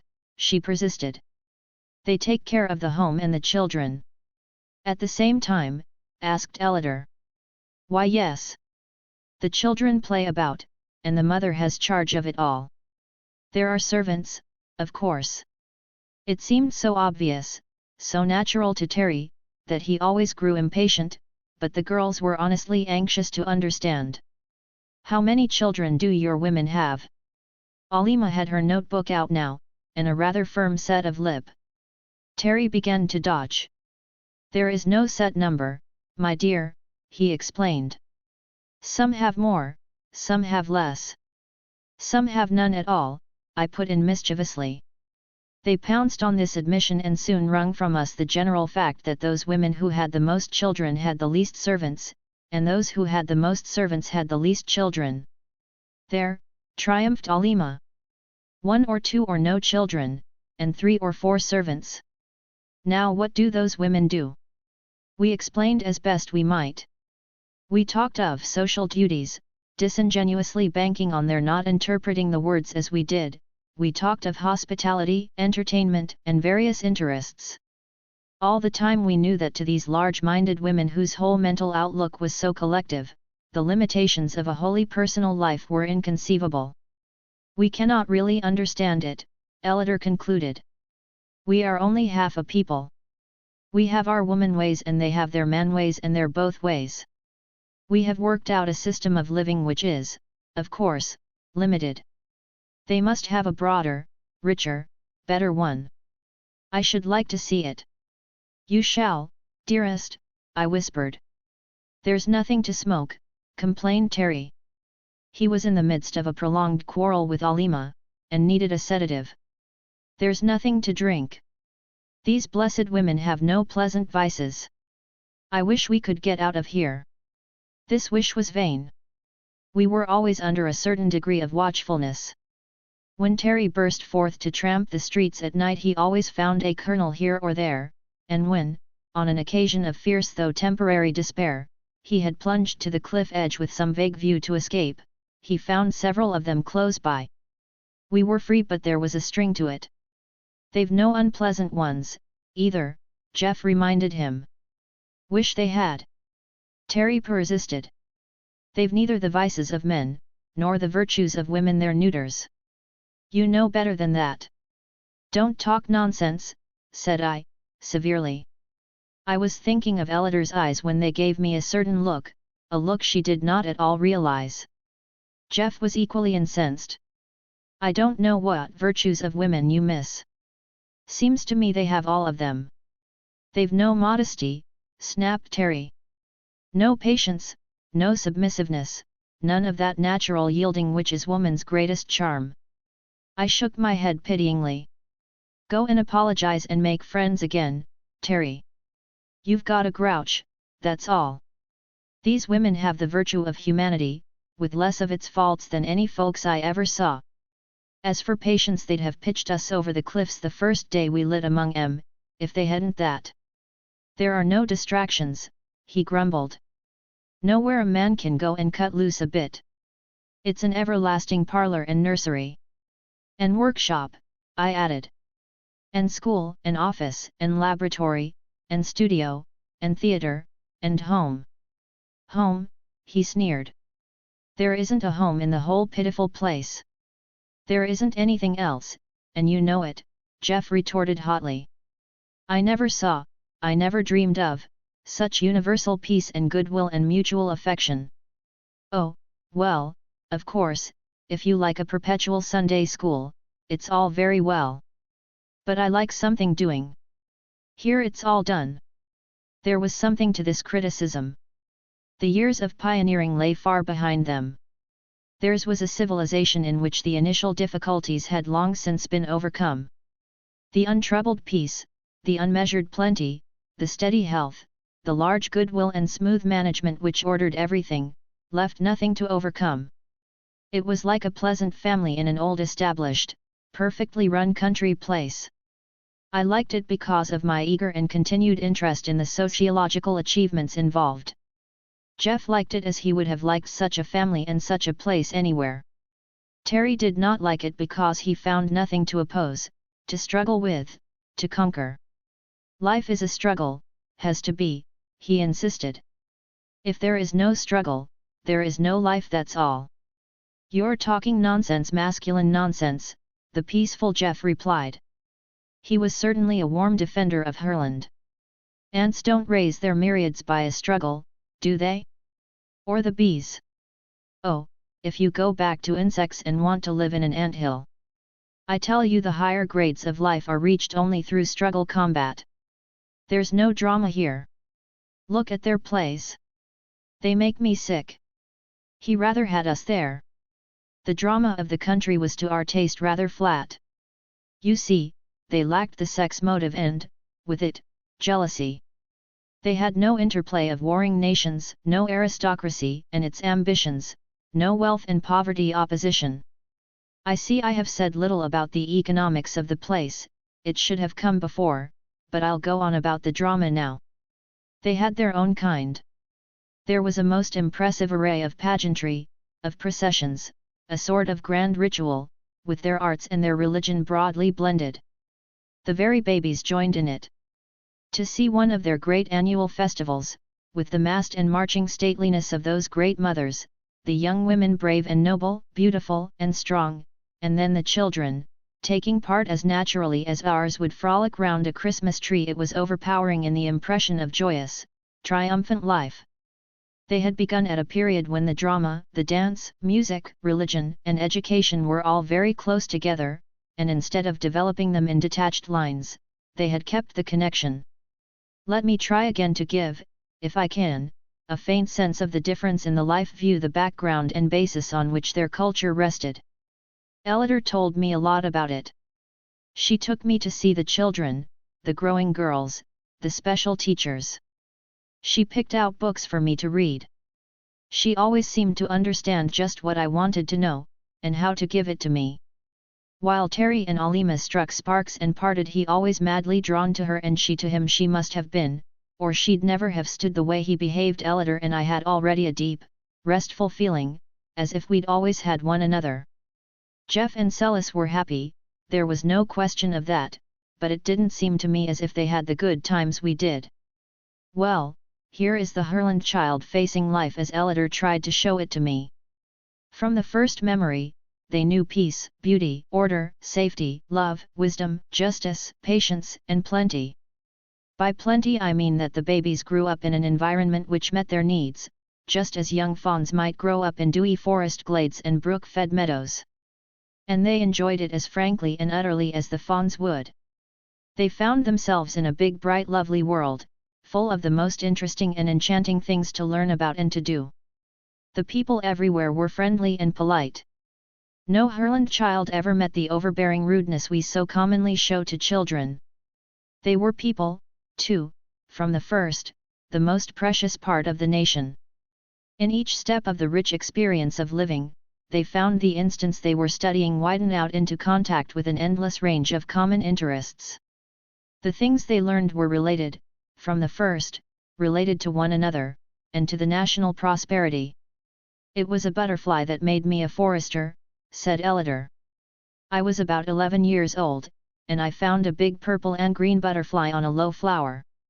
I caught it, very carefully, by the closed wings, as I had been told to do, and carried it to the nearest insect teacher. I made a note there to ask her what on earth an insect teacher was, to ask her its name.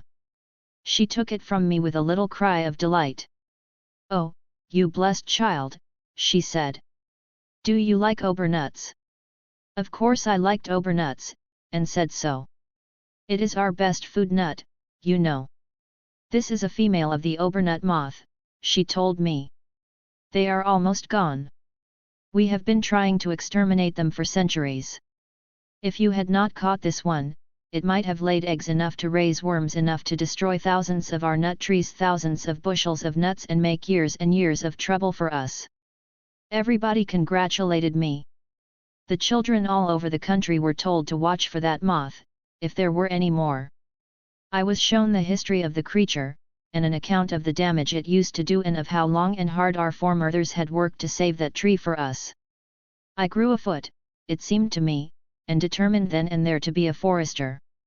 This is but an instance, she showed me many.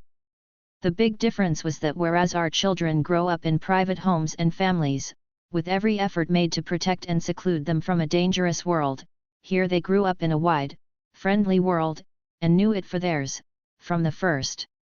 Their child literature was a wonderful thing. I could have spent years following the delicate subtleties, the smooth simplicities with which they had bent that great art to the service of the child mind. We have two life cycles, the man's and the woman's. To the man there is growth, struggle, conquest, the establishment of his family, and as much further success in gain or ambition as he can achieve. To the woman, growth, the securing of a husband, the subordinate activities of family life, and afterward such social or charitable interests as her position allows. Here was but one cycle, and that a large one. The child entered upon a broad open field of life, in which motherhood was the one great personal contribution to the national life, and all the rest the individual share in their common activities. Every girl I talked to, at any age above babyhood, had her cheerful determination as to what she was going to be when she grew up. What Terry meant by saying they had no modesty was that this great life view had no shady places, they had a high sense of personal decorum, but no shame, no knowledge of anything to be ashamed of. Even their shortcomings and misdeeds in childhood never were presented to them as sins, merely as errors and misplays as in a game. Some of them, who were palpably less agreeable than others or who had a real weakness or fault, were treated with cheerful allowance, as a friendly group at whist would treat a poor player. Their religion, you see, was maternal, and their ethics, based on the full perception of evolution, showed the principle of growth and the beauty of wise culture. They had no theory of the essential opposition of good and evil, life to them was growth, their pleasure was in growing, and their duty also. With this background, with their sublimated mother love, expressed in terms of widest social activity, every phase of their work was modified by its effect on the national growth. The language itself they had deliberately clarified, simplified, made easy and beautiful, for the sake of the children. This seemed to us a wholly incredible thing, first, that any nation should have the foresight, the strength, and the persistence to plan and fulfill such a task, and second, that women should have had so much initiative. We have assumed, as a matter of course, that women had none, that only the man, with his natural energy and impatience of restriction, would ever invent anything. Here we found that the pressure of life upon the environment develops in the human mind its inventive reactions, regardless of sex, and further, that a fully awakened motherhood plans and works without limit, for the good of the child. That the children might be most nobly born, and reared in an environment calculated to allow the richest, freest growth, they had deliberately remodeled and improved the whole state. I do not mean in the least that they stopped at that, any more than a child stops at childhood. The most impressive part of their whole culture beyond this perfect system of child rearing was the range of interests and associations open to them all, for life.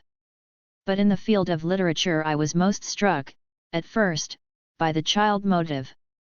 They had the same gradation of simple repetitive verse and story that we are familiar with, and the most exquisite, imaginative tales, but where, with us, these are the dribbled remnants of ancient folk myths and primitive lullabies, theirs were the exquisite work of great artists, not only simple and unfailing in appeal to the child mind, but true to the living world about them.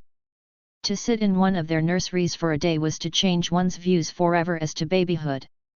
The youngest ones, rosy fatlings in their mother's arms, or sleeping lightly in the flower-sweet air, seemed natural enough, save that they never cried.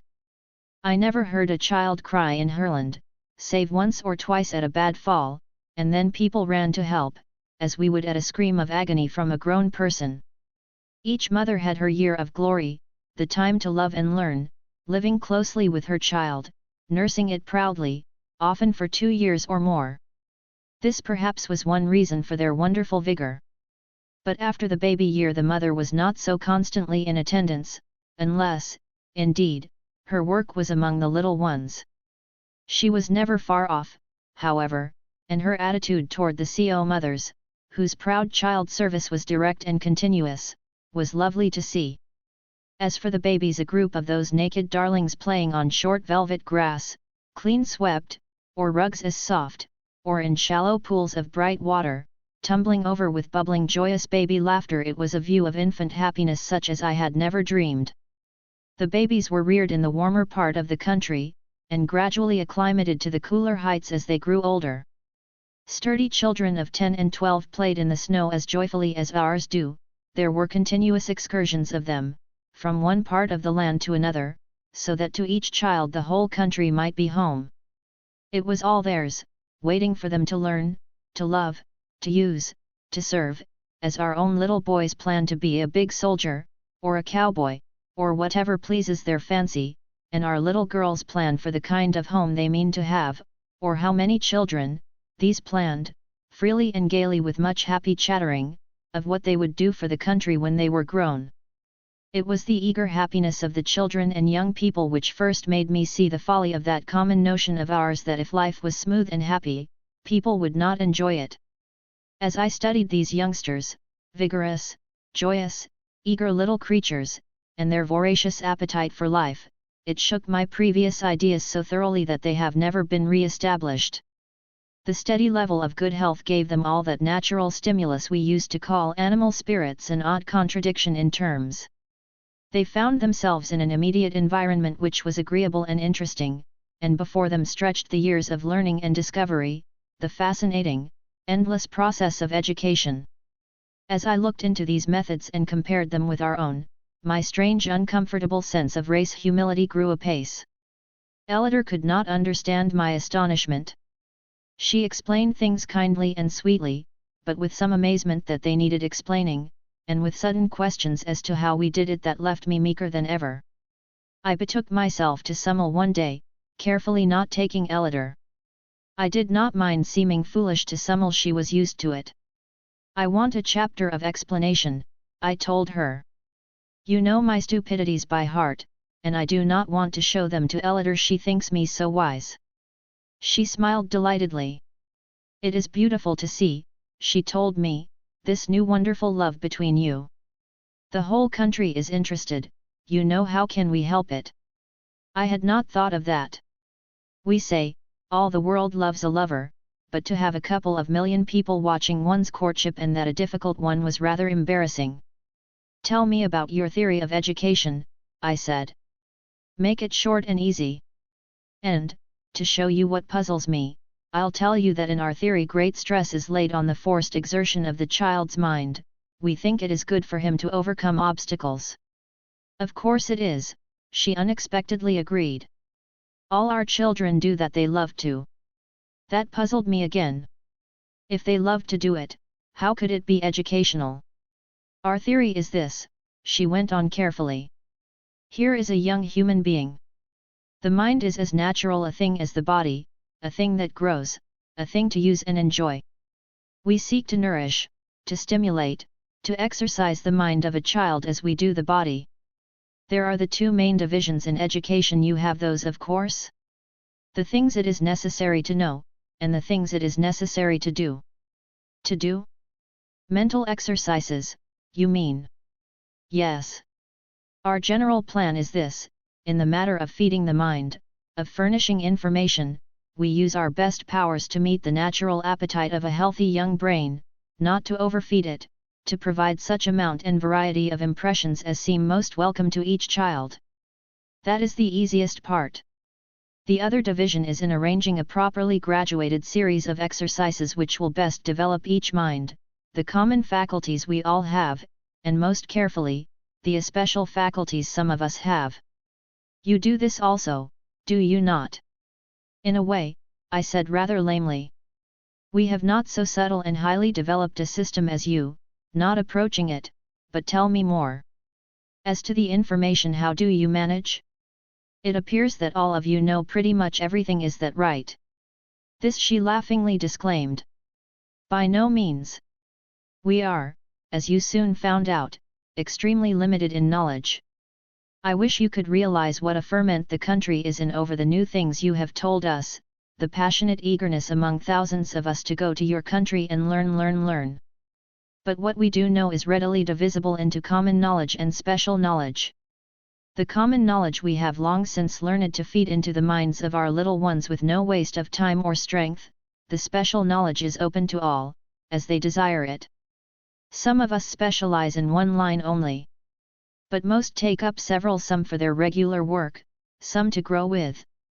To grow with? Yes. When one settles too close in one kind of work, there is a tendency to atrophy in the disused portions of the brain. We like to keep on learning, always. What do you study? As much as we know of the different sciences. We have, within our limits, a good deal of knowledge of anatomy, physiology, nutrition, all that pertains to a full and beautiful personal life. We have our botany and chemistry, and so on, very rudimentary, but interesting, our own history, with its accumulating psychology. You put psychology with history, not with personal life. Of course. It is ours, it is among and between us, and it changes with the succeeding and improving generations. We are at work, slowly and carefully, developing our whole people along these lines. It is glorious work, splendid. To see the thousands of babies improving, showing stronger, clearer minds, sweeter dispositions, higher capacities. Don't you find it so in your country? This I evaded flatly. I remembered the cheerless claim that the human mind was no better than in its earliest period of savagery, only better informed, a statement I had never believed. We try most earnestly for two powers, Summel continued. The two that seem to us basically necessary for all noble life, a clear, far-reaching judgment, and a strong, well-used will. We spend our best efforts, all through childhood and youth, in developing these faculties, individual judgment and will. As part of your system of education, you mean? Exactly. As the most valuable part.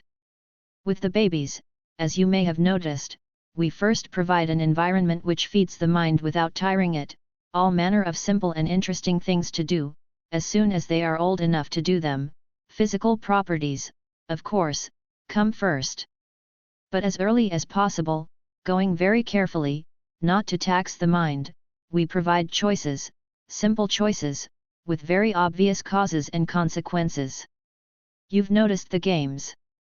I had. The children seemed always playing something, or else, sometimes, engaged in peaceful researches of their own. I had wondered at first when they went to school, but soon found that they never did to their knowledge. It was all education but no schooling. We have been working for some 1600 years, devising better and better games for children, continued Summel. I sat aghast. Devising games? I protested. Making up new ones, you mean? Exactly, she answered. Don't you?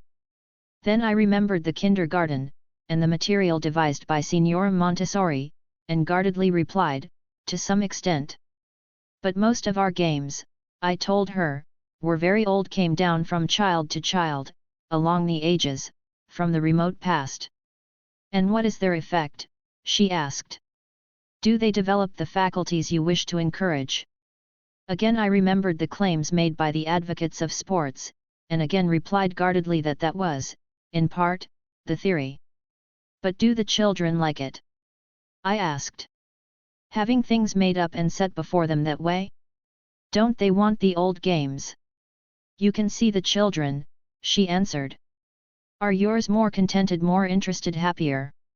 Then I thought, as in truth I never had thought before, of the dull, bored children I had seen, whining, what can I do now, of the little groups and gangs hanging about, of the value of some one strong spirit who possessed initiative and would start something, of the children's parties and the onerous duties of the older people set to amuse the children, also of that troubled ocean of misdirected activity we call mischief, the foolish, destructive, sometimes evil things done by unoccupied children. No, said I grimly. I don't think they are.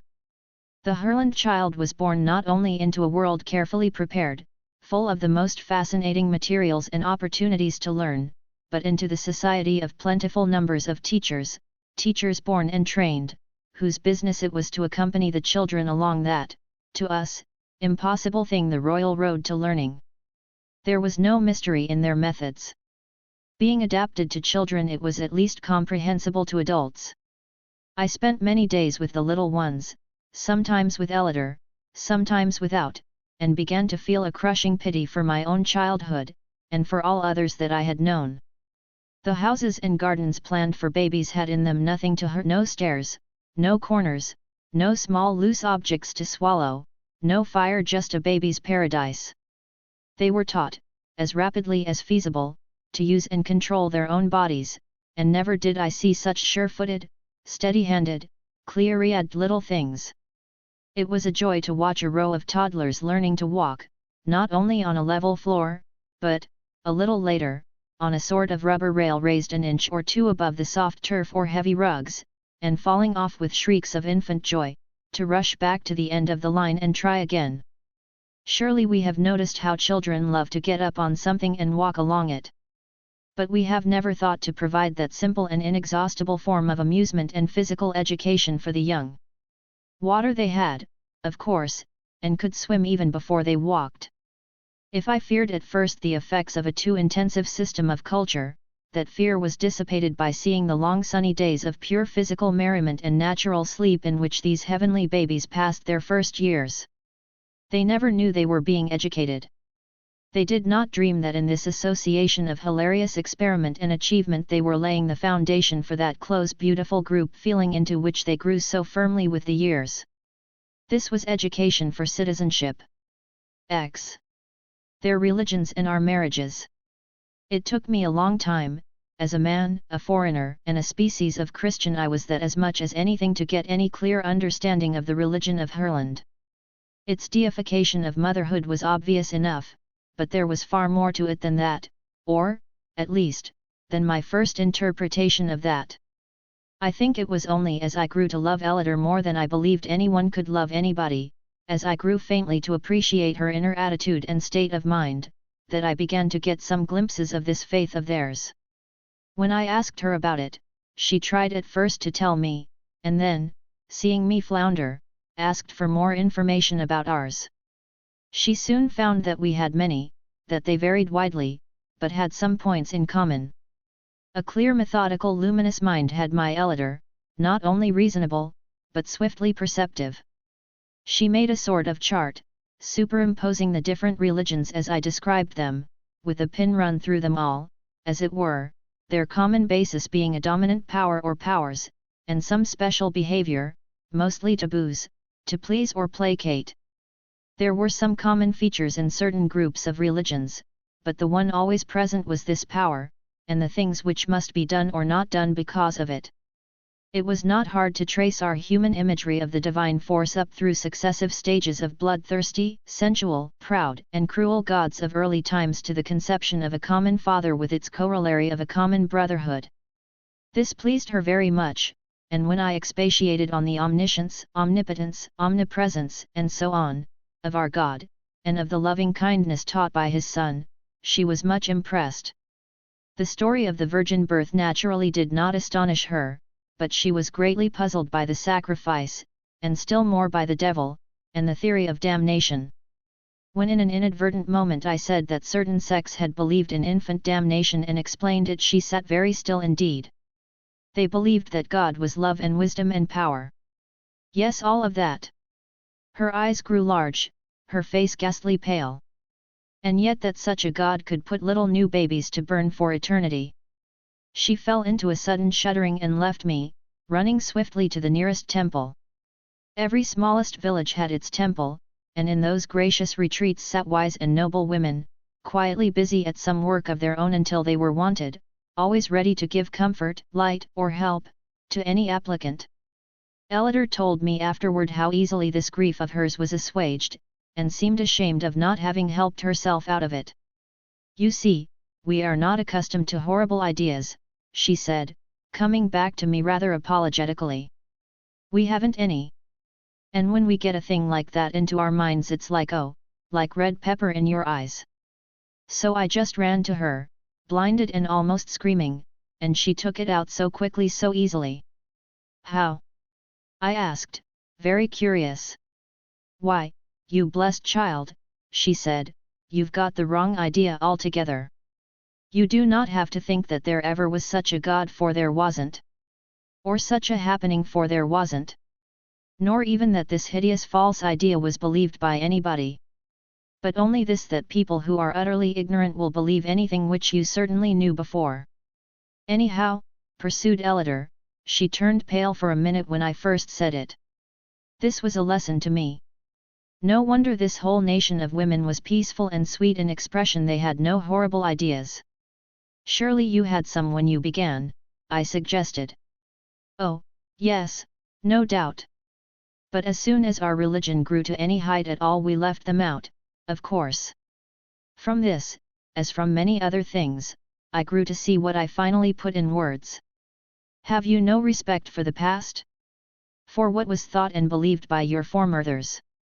Why, no, she said. Why should we? They are all gone. They knew less than we do. If we are not beyond them, we are unworthy of them and unworthy of the children who must go beyond us. This set me thinking in good earnest. I had always imagined, simply from hearing it said, I suppose, that women were by nature conservative.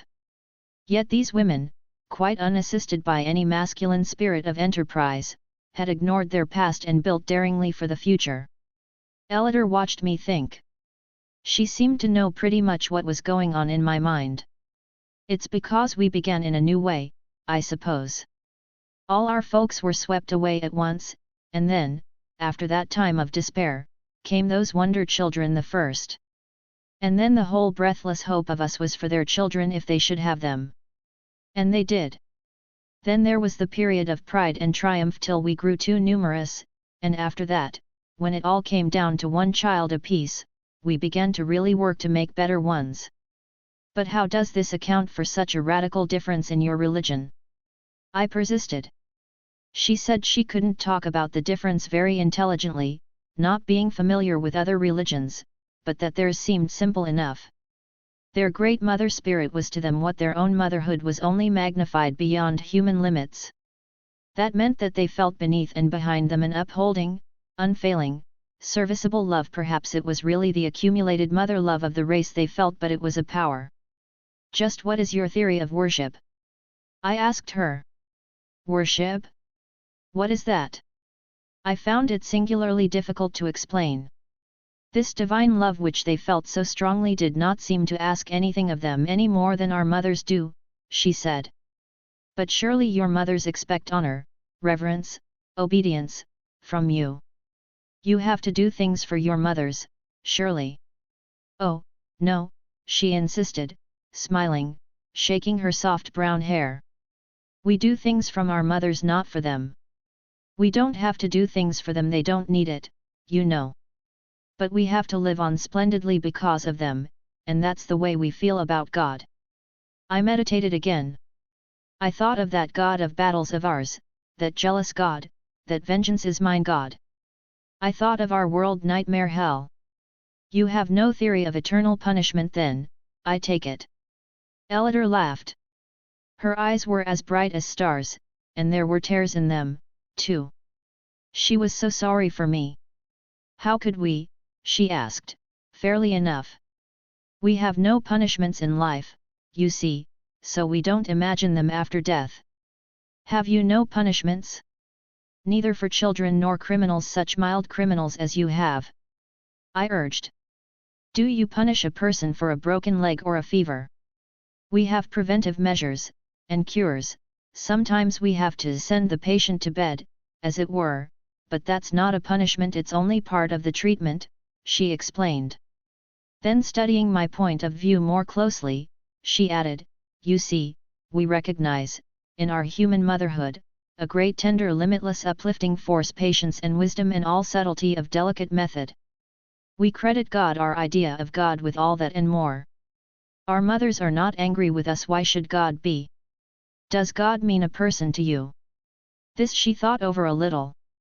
Why, in trying to get close to it in our minds we personify the idea, naturally, but we certainly do not assume a big woman somewhere, who is God. What we call God is a pervading power, you know, an indwelling spirit, something inside of us that we want more of. Is your God a big man? She asked innocently. Why, yes, to most of us, I think. Of course we call it an indwelling spirit just as you do, but we insist that it is him, a person, and a man with whiskers. Whiskers? Oh yes, because you have them. Or do you wear them because he does? On the contrary, we shave them off because it seems cleaner and more comfortable. Does he wear clothes in your idea, I mean?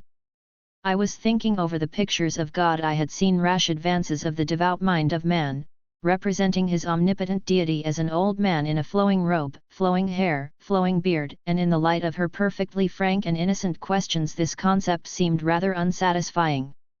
I explained that the God of the Christian world was really the ancient Hebrew God, and that we had simply taken over the patriarchal idea, that ancient one which quite inevitably clothed its thought of God with the attributes of the patriarchal ruler, the grandfather. I see, she said eagerly, after I had explained the genesis and development of our religious ideals. They lived in separate groups, with a male head, and he was probably a little domineering. No doubt of that, I agreed. And we live together without any head, in that sense just our chosen leaders. That does make a difference. Your difference is deeper than that, I assured her. It is in your common motherhood. Your children grow up in a world where everybody loves them. They find life made rich and happy for them by the diffused love and wisdom of all mothers. So it is easy for you to think of God in the terms of a similar diffused and competent love. I think you are far nearer right than we are. What I cannot understand, she pursued carefully, is your preservation of such a very ancient state of mind. This patriarchal idea you tell me is thousands of years old. Oh yes, 4, 5, 6,000 every so many. And you have made wonderful progress in those years in other things. We certainly have. But religion is different. You see, our religions come from behind us, and are initiated by some great teacher who is dead. He is supposed to have known the whole thing and taught it, finally. All we have to do is believe and obey. Who was the great Hebrew teacher? Oh, there it was different. The Hebrew religion is an accumulation of extremely ancient traditions, some far older than their people, and grew by accretion down the ages. We consider it inspired the Word of God. How do you know it is? Because it says so. Does it say so in as many words? Who wrote that in? I began to try to recall some text that did say so, and could not bring it to mind. Apart from that, she pursued, what I cannot understand is why you keep these early religious ideas so long. You have changed all your others, haven't you? Pretty generally, I agreed. But this we call revealed religion, and think it is final. But tell me more about these little temples of yours, I urged. And these temple mothers you run to. Then she gave me an extended lesson in applied religion, which I will endeavor to concentrate. They developed their central theory of a loving power, and assumed that its relation to them was motherly, that it desired their welfare and especially their development. Their relation to it, similarly, was filial, a loving appreciation and a glad fulfillment of its high purposes. Then, being nothing if not practical, they set their keen and active minds to discover the kind of conduct expected of them. This worked out in a most admirable system of ethics. The principle of love was universally recognized and used. Patience, gentleness, courtesy, all that we call good breeding, was part of their code of conduct. But where they went far beyond us was in the special application of religious feeling to every field of life. They had no ritual, no little set of performances called divine service, save those religious pageants I have spoken of, and those were as much educational as religious, and as much social as either. But they had a clear established connection between everything they did and God. Their cleanliness, their health, their exquisite order, the rich peaceful beauty of the whole land, the happiness of the children, and above all the constant progress they made, all this was their religion. They applied their minds to the thought of God, and worked out the theory that such an inner power demanded outward expression. They lived as if God was real and at work within them. As for those little temples everywhere, some of the women were more skilled, more temperamentally inclined, in this direction, than others. These, whatever their work might be, gave certain hours to the temple service, which meant being there with all their love and wisdom and trained thought, to smooth out rough places for anyone who needed it. Sometimes it was a real grief, very rarely a quarrel, most often a perplexity. Even in Herland the human soul had its hours of darkness. But all through the country their best and wisest were ready to give help. If the difficulty was unusually profound, the applicant was directed to someone more specially experienced in that line of thought. Here was a religion which gave to the searching mind a rational basis in life, the concept of an immense loving power working steadily out through them, toward good. It gave to the soul that sense of contact with the inmost force, of perception of the uttermost purpose, which we always crave. It gave to the heart the blessed feeling of being loved and understood. It gave clear, simple, rational directions as to how we should live and why. And for ritual it gave first those triumphant group demonstrations, when with a union of all the arts, the revivifying combination of great multitudes moved rhythmically with march and dance, song and music, among their own noblest products and the open beauty of their groves and hills. Second, it gave these numerous little centers of wisdom where the least wise could go to the most wise and be helped. It is beautiful! I cried enthusiastically. It is the most practical, comforting, progressive religion I ever heard of.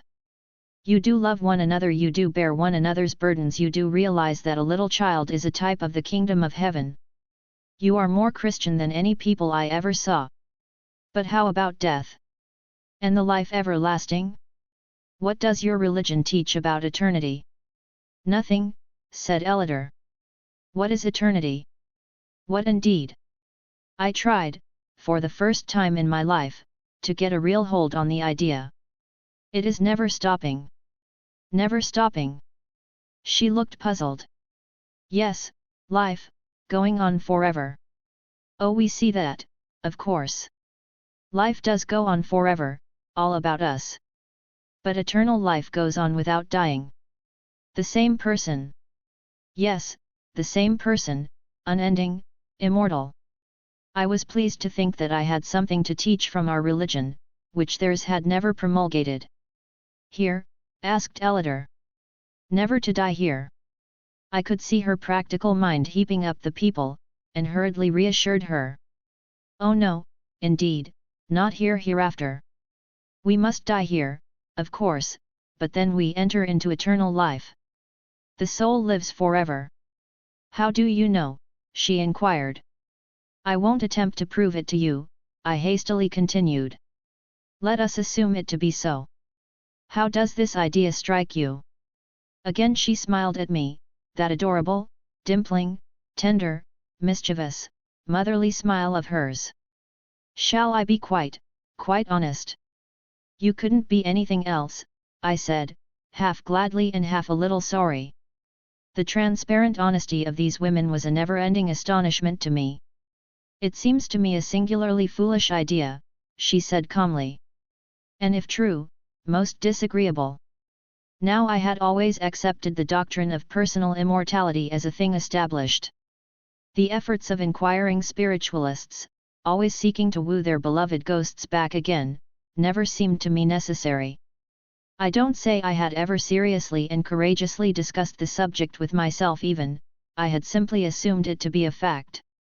And here was the girl I loved, this creature whose character constantly revealed new heights and ranges far beyond my own, this superwoman of a superland, saying she thought immortality foolish. She meant it, too. What do you want it for? She asked. How can you not want it? I protested. Do you want to go out like a candle? Don't you want to go on and on growing and being happy, forever? Why, no, she said. I don't in the least. I want my child and my child's child to go on and they will. Why should I want to? But it means heaven. I insisted. Peace and beauty and comfort and love with God. I had never been so eloquent on the subject of religion. She could be horrified at damnation, and question the justice of salvation, but immortality, that was surely a noble faith. Why, Van, she said, holding out her hands to me. Why, Van darling! How splendid of you to feel it so keenly.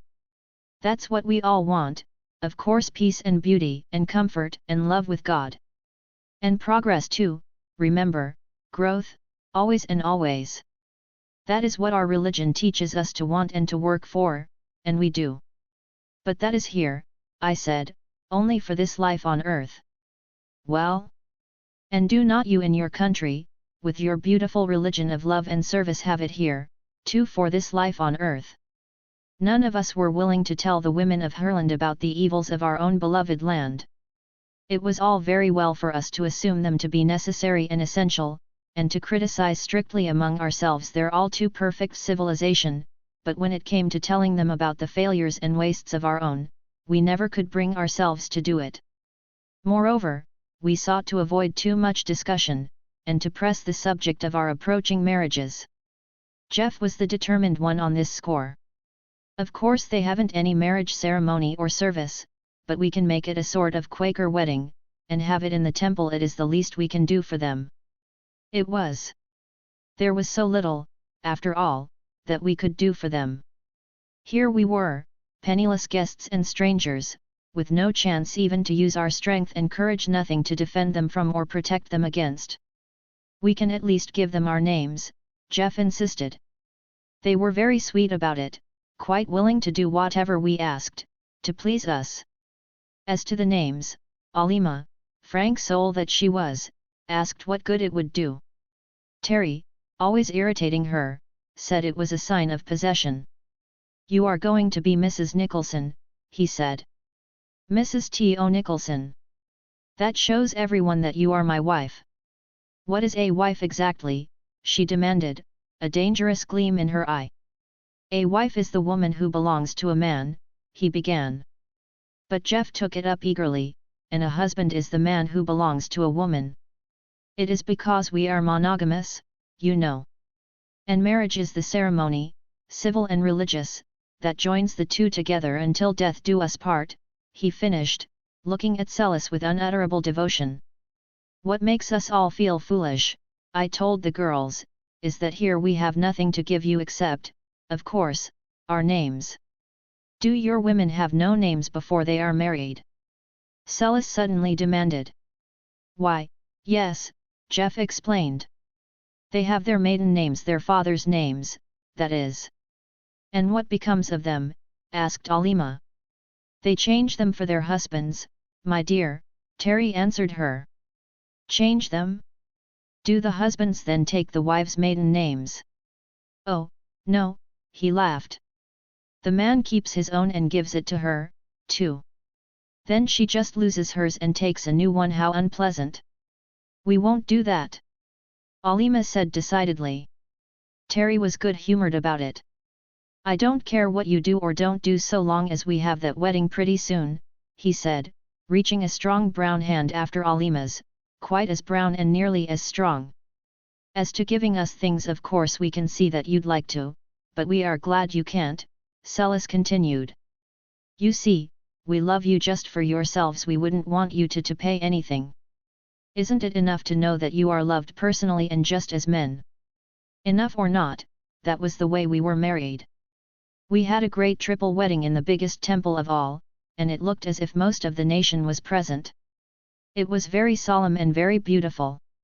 Someone had written a new song for the occasion, nobly beautiful, about the new hope for their people, the new tie with other lands, brotherhood as well as sisterhood, and, with evident awe, fatherhood. Terry was always restive under their talk of fatherhood. Anybody think we were high priests of philoprogenitiveness, he protested. These women think of nothing but children, seems to me. We'll teach 'em. He was so certain of what he was going to teach, and Alima so uncertain in her moods of reception, that Jeff and I feared the worst. We tried to caution him, much good that did. The big handsome fellow drew himself up to his full height, lifted that great chest of his, and laughed. There are 3 separate marriages, he said. I won't interfere with yours nor you with mine. So the great day came, and the countless crowds of women, and we 3 bridegrooms without any supporting best men, or any other men to back us up, felt strangely small as we came forward. Summel and Zava and Modin were on hand, we were thankful to have them, too. They seemed almost like relatives. There was a splendid procession, wreathing dances, the new anthem I spoke of, and the whole great place pulsed with feeling, the deep awe, the sweet hope, the wondering expectation of a new miracle. There has been nothing like this in the country since our motherhood began. Summel said softly to me, while we watched the symbolic marches. You see, it is the dawn of a new era. You don't know how much you mean to us. It is not only fatherhood, that marvelous dual parentage to which we are strangers, the miracle of union in life-giving, but it is brotherhood. You are the rest of the world. You join us to our kind, to all the strange lands and peoples we have never seen. We hope to know them, to love and help them, and to learn of them. Ah! You cannot know. Thousands of voices rose in the soaring climax of that great hymn of the coming life.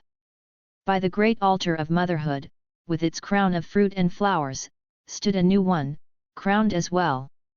Before the great Overmother of the land and her ring of high temple counselors, before that vast multitude of calm-faced mothers and holy-eyed maidens, came forward our own 3 chosen ones, and we, 3 men alone in all that land, joined hands with them and made our marriage vows. 11. Our difficulties. We say, marriage is a lottery, also marriages are made in heaven, but this is not so widely accepted as the other. We have a well-founded theory that it is best to marry in one's class, and certain well-grounded suspicions of international marriages, which seem to persist in the interests of social progress, rather than in those of the contracting parties. But no combination of alien races, of color, of caste, or creed, was ever so basically difficult to establish as that between us, 3 modern American men, and these 3 women of Herland. It is all very well to say that we should have been frank about it beforehand. We had been frank. We had discussed, at least Ellider and I had, the conditions of the great adventure, and thought the path was clear before us. But there are some things one takes for granted, supposes are mutually understood, and to which both parties may repeatedly refer without ever meaning the same thing. The differences in the education of the average man and woman are great enough, but the trouble they make is not mostly for the man. He generally carries out his own views of the case. The woman may have imagined the conditions of married life to be different, but what she imagined, was ignorant of, or might have preferred, did not seriously matter. I can see clearly and speak calmly about this now, writing after a lapse of years full of growth and education, but at the time it was rather hard sledding for all of us, especially for Terry. Poor Terry!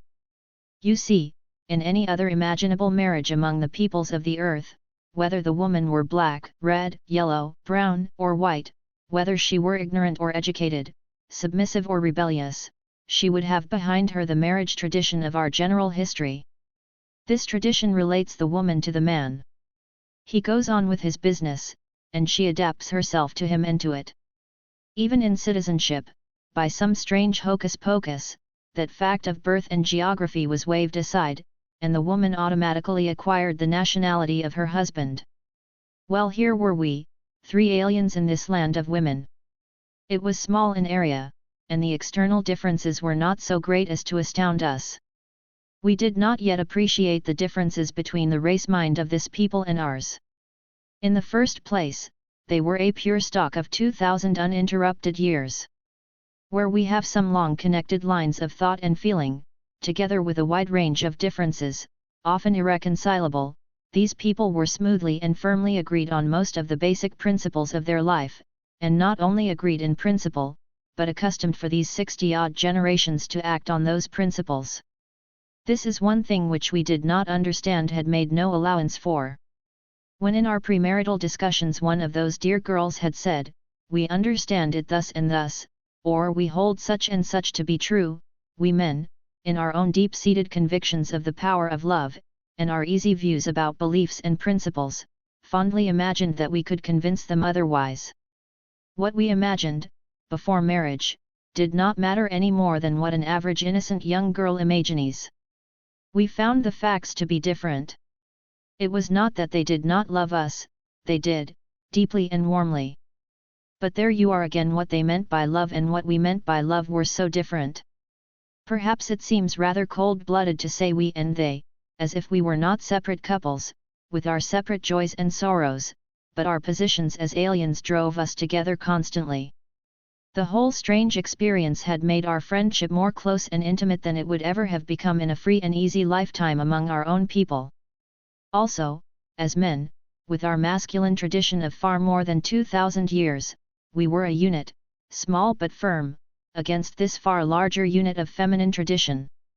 I think I can make clear the points of difference without a too painful explicitness. The more external disagreement was in the matter of the home, and the housekeeping duties and pleasures we, by instinct and long education, supposed to be inherently appropriate to women. I will give 2 illustrations, one a way up, and the other a way down, to show how completely disappointed we were in this regard. For the lower one, try to imagine a male ant, coming from some state of existence where ants live in pairs, endeavoring to set up housekeeping with a female ant from a highly developed anthill. This female ant might regard him with intense personal affection, but her ideas of parentage and economic management would be on a very different scale from his. Now, of course, if she was a stray female in a country of pairing ants, he might have had his way with her, but if he was a stray male in an anthill. For the higher one, try to imagine a devoted and impassioned man trying to set up housekeeping with a lady angel, a real wings and harp and halo angel, accustomed to fulfilling divine missions all over interstellar space. This angel might love the man with an affection quite beyond his power of return or even of appreciation, but her ideas of service and duty would be on a very different scale from his. Of course, if she was a stray angel in a country of men, he might have had his way with her, but if he was a stray man among angels.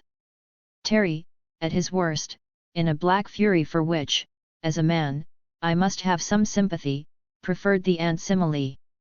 More of Terry and his special troubles later. It was hard on Terry. Jeff always had a streak that was too good for this world.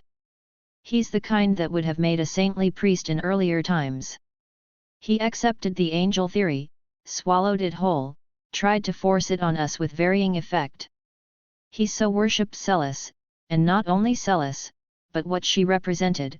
He had become so deeply convinced of the almost supernatural advantages of this country and people, that he took his medicine I cannot say like a man, but more as if he wasn't one. Don't misunderstand me for a moment. Dear old Jeff was no milksop or mollycoddle either. He was a strong, brave, efficient man, and an excellent fighter when fighting was necessary. But there was always this angel streak in him. It was rather a wonder, Terry being so different, that he really loved Jeff as he did, but it happens so sometimes, in spite of the difference, perhaps because of it. As for me, I stood between. I was no such gay Lothario as Terry, and no such Galahad as Jeff. But for all my limitations, I think I had the habit of using my brains in regard to behavior rather more frequently than either of them. I had to use brain power now, I can tell you. The big point at issue between us and our wives was, as may easily be imagined, in the very nature of the relation. Wives. Don't talk to me about wives, stormed Terry. They don't know what the word means. Which is exactly the fact they didn't. How could they? Back in their prehistoric records of polygamy and slavery there were no ideals of wifehood as we know it, and since then no possibility of forming such. The only thing they can think of about a man is fatherhood, said Terry in high scorn. Fatherhood. As if a man was always wanting to be a father. This also was correct. They had their long, wide, deep, rich experience of motherhood, and their only perception of the value of a male creature as such was for fatherhood. Aside from that, of course, was the whole range of personal love, love which, as Jeff earnestly phrased it, passeth the love of women. It did, too.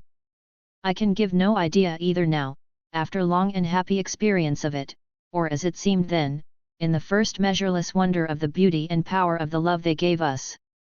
Even Alima, who had a more stormy temperament than either of the others, and who, heaven knows, had far more provocation, even Alima was patience and tenderness and wisdom personified to the man she loved, until he— but I haven't got to that yet. These, as Terry put it, alleged or so-called wives of ours, went right on with their profession as foresters. We, having no special learnings, had long since qualified as assistants. We had to do something, if only to pass the time, and it had to be work. We couldn't be playing forever. This kept us out of doors with those dear girls, and more or less together, too much together sometimes. These people had, it now became clear to us, the highest, keenest, most delicate sense of personal privacy, but not the faintest idea of that solitude we are so fond of. They had, every one of them, the 2 rooms and a bath theory realized. From earliest childhood each had a separate bedroom with toilet conveniences, and one of the marks of coming of age was the addition of an outer room in which to receive friends.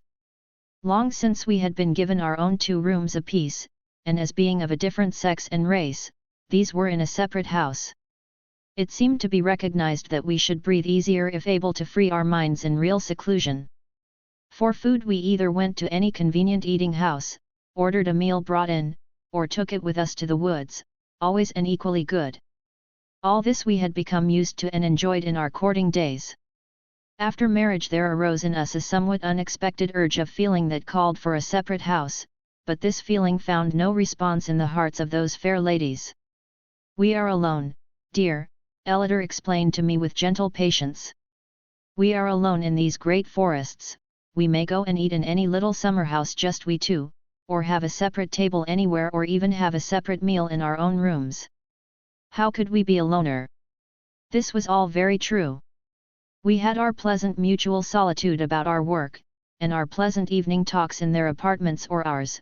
We had, as it were, all the pleasures of courtship carried right on, but we had no sense of, perhaps it may be called, possession. Might as well not be married at all, growled Terry. They only got up that ceremony to please us, please Jeff, mostly. They've no real idea of being married. I tried my best to get Ellider's point of view, and naturally I tried to give her mine. Of course, what we, as men, wanted to make them see was that there were other, and as we proudly said higher, uses in this relation than what Terry called mere parentage. In the highest terms I knew I tried to explain this to Ellider. Anything higher than for mutual love to hope to give life, as we did, she said. How is it higher? It develops love, I explained. All the power of beautiful permanent mated love comes through this higher development. Are you sure? She asked gently. How do you know that it was so developed? There are some birds who love each other so that they mope and pine if separated, and never pair again if one dies, but they never mate except in the mating season. Among your people do you find high and lasting affection appearing in proportion to this indulgence? It is a very awkward thing, sometimes, to have a logical mind. Of course I knew about those monogamous birds and beasts too, that mate for life and show every sign of mutual affection, without ever having stretched the sex relationship beyond its original range. But what of it? Those are lower forms of life. I protested. They have no capacity for faithful and affectionate, and apparently happy, but oh, my dear, what can they know of such a love as draws us together? Why, to touch you, to be near you, to come closer and closer, to lose myself in you. Surely you feel it too, do you not? I came nearer. I seized her hands. Her eyes were on mine, tender, radiant, but steady and strong. There was something so powerful, so large and changeless, in those eyes that I could not sweep her off her feet by my own emotion as I had unconsciously assumed would be the case. It made me feel as, one might imagine, a man might feel who loved a goddess, not a Venus, though. She did not resent my attitude, did not repel it, did not in the least fear it, evidently. There was not a shade of that timid withdrawal or pretty resistance which are so provocative. You see, dearest, she said, you have to be patient with us. We are not like the women of your country. We are mothers, and we are people, but we have not specialized in this line. We, it was so hard to get her to be personal. And, as I thought that, I suddenly remembered how we were always criticizing our women for being so personal. Then I did my earnest best to picture to her the sweet intense joy of married lovers, and the result in higher stimulus to all creative work. Do you mean, she asked quite calmly, as if I was not holding her cool firm hands in my hot and rather quivering ones, that with you, when people marry, they go right on doing this in season and out of season, with no thought of children at all? They do, I said, with some bitterness. They are not mere parents. They are men and women, and they love each other. How long? Asked Ellider, rather unexpectedly. How long? I repeated, a little dashed. Why, as long as they live. There is something very beautiful in the idea, she admitted, still as if she were discussing life on Mars. This climactic expression, which, in all the other life forms, has but the one purpose, has with you become specialized to higher, purer, nobler uses. It has, I judge from what you tell me, the most ennobling effect on character. People marry, not only for parentage, but for this exquisite interchange, and, as a result, you have a world full of continuous lovers, ardent, happy, mutually devoted, always living on that high tide of supreme emotion which we had supposed to belong only to one season and one use. And you say it has other results, stimulating all high creative work. That must mean floods, oceans of such work, blossoming from this intense happiness of every married pair. It is a beautiful idea. She was silent, thinking. So was I. She slipped one hand free, and was stroking my hair with it in a gentle motherly way. I bowed my hot head on her shoulder and felt a dim sense of peace, a restfulness which was very pleasant. You must take me there someday, darling, she was saying. It is not only that I love you so much, I want to see your country, your people, your mother. She paused reverently. Oh, how I shall love your mother. I had not been in love many times, my experience did not compare with Terry's. But such as I had was so different from this that I was perplexed, and full of mixed feelings, partly a growing sense of common ground between us, a pleasant rested calm feeling, which I had imagined could only be attained in one way, and partly a bewildered resentment because what I found was not what I had looked for. It was their confounded psychology. Here they were with this profound, highly developed system of education so bred into them that even if they were not teachers by profession they all had a general proficiency in it. It was second nature to them. And no child, stormily demanding a cookie between meals, was ever more subtly diverted into an interest in house building than was I when I found an apparently imperative demand had disappeared without my noticing it. And all the time those tender mother eyes, those keen scientific eyes, noting every condition and circumstance, and learning how to take time by the forelock and avoid discussion before occasion arose. I was amazed at the results. I found that much, very much, of what I had honestly supposed to be a physiological necessity was a psychological necessity, or so believed. I found, after my ideas of what was essential had changed, that my feelings changed also. And more than all, I found this a factor of enormous weight: these women were not provocative. That made an immense difference. The thing that Terry had so complained of when we first came, that they weren't feminine, they lacked charm, now became a great comfort. Their vigorous beauty was an aesthetic pleasure, not an irritant. Their dress and ornaments had not a touch of the come and find me element. Even with my own Elidor, my wife, who had for a time unveiled a woman's heart and faced the strange new hope and joy of dual parentage, she afterward withdrew again into the same good comrade she had been at first. They were women, plus, and so much plus that when they did not choose to let the womanness appear, you could not find it anywhere. I don't say it was easy for me, it wasn't. But when I made appeal to her sympathies I came up against another immovable wall. She was sorry, honestly sorry, for my distresses, and made all manner of thoughtful suggestions, often quite useful, as well as the wise foresight I have mentioned above, which often saved all difficulty before it arose, but her sympathy did not alter her convictions. If I thought it was really right and necessary, I could perhaps bring myself to it, for your sake, dear, but I do not want to, not at all. You would not have a mere submission, would you? That is not the kind of high romantic love you spoke of, surely? It is a pity, of course, that you should have to adjust your highly specialized faculties to our unspecialized ones. Confound it! I hadn't married the nation, and I told her so. But she only smiled at her own limitations and explained that she had to think in wes. Confound it again! Here I'd have all my energies focused on one wish, and before I knew it she'd have them dissipated in one direction or another, some subject of discussion that began just at the point I was talking about and ended miles away. It must not be imagined that I was just repelled, ignored, left to cherish a grievance. Not at all. My happiness was in the hands of a larger, sweeter womanhood than I had ever imagined. Before our marriage my own ardor had perhaps blinded me to much of this. I was madly in love with not so much what was there as with what I supposed to be there.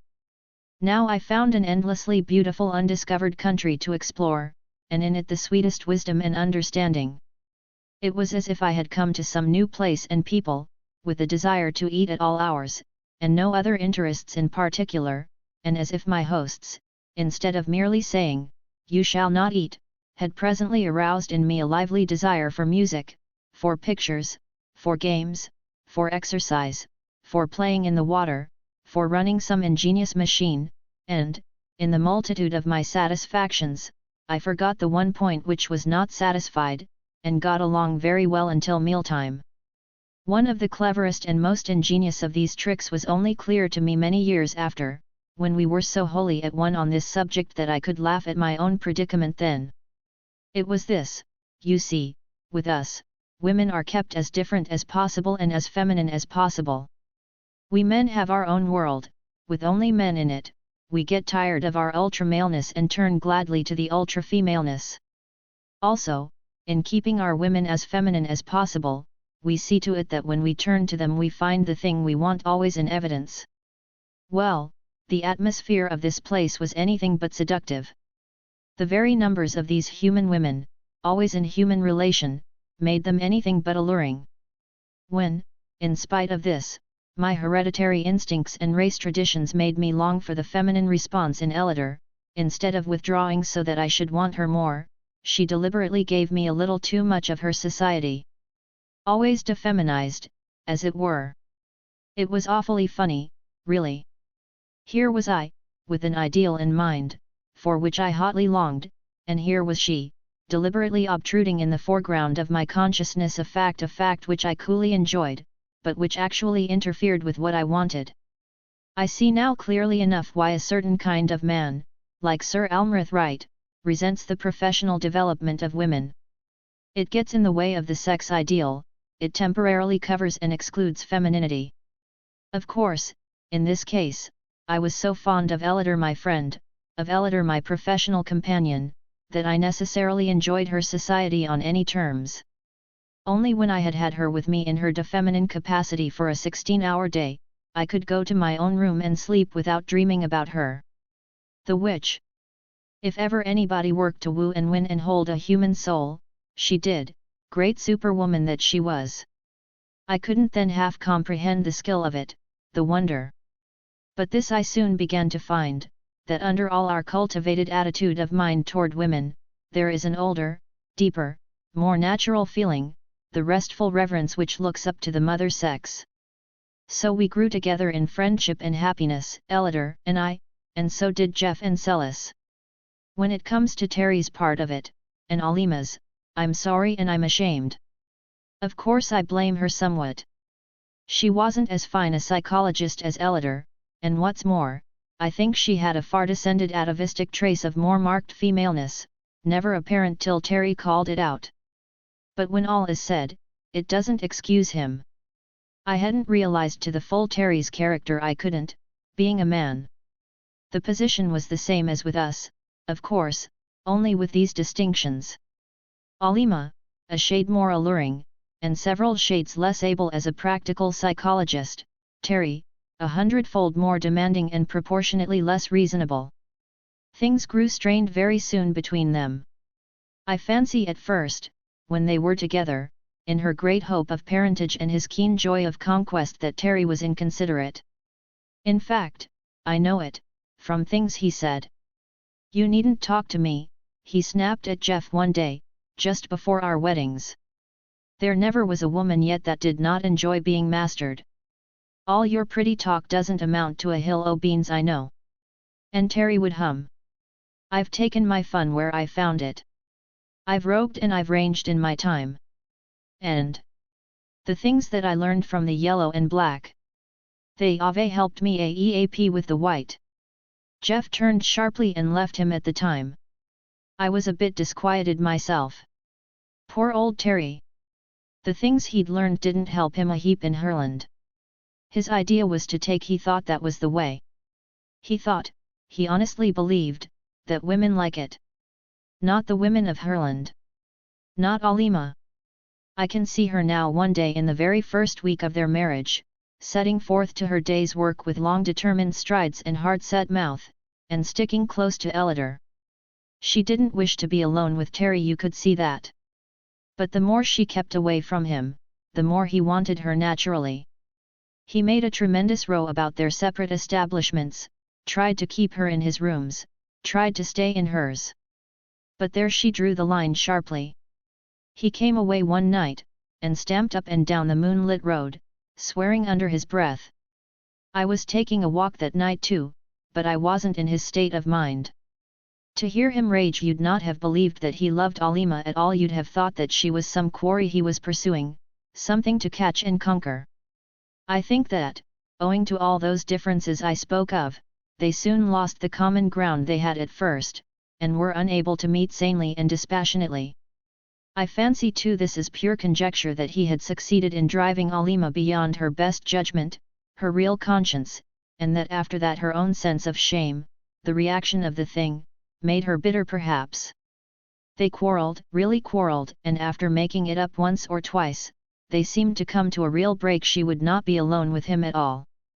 And perhaps she was a bit nervous, I don't know, but she got Moden to come and stay next door to her.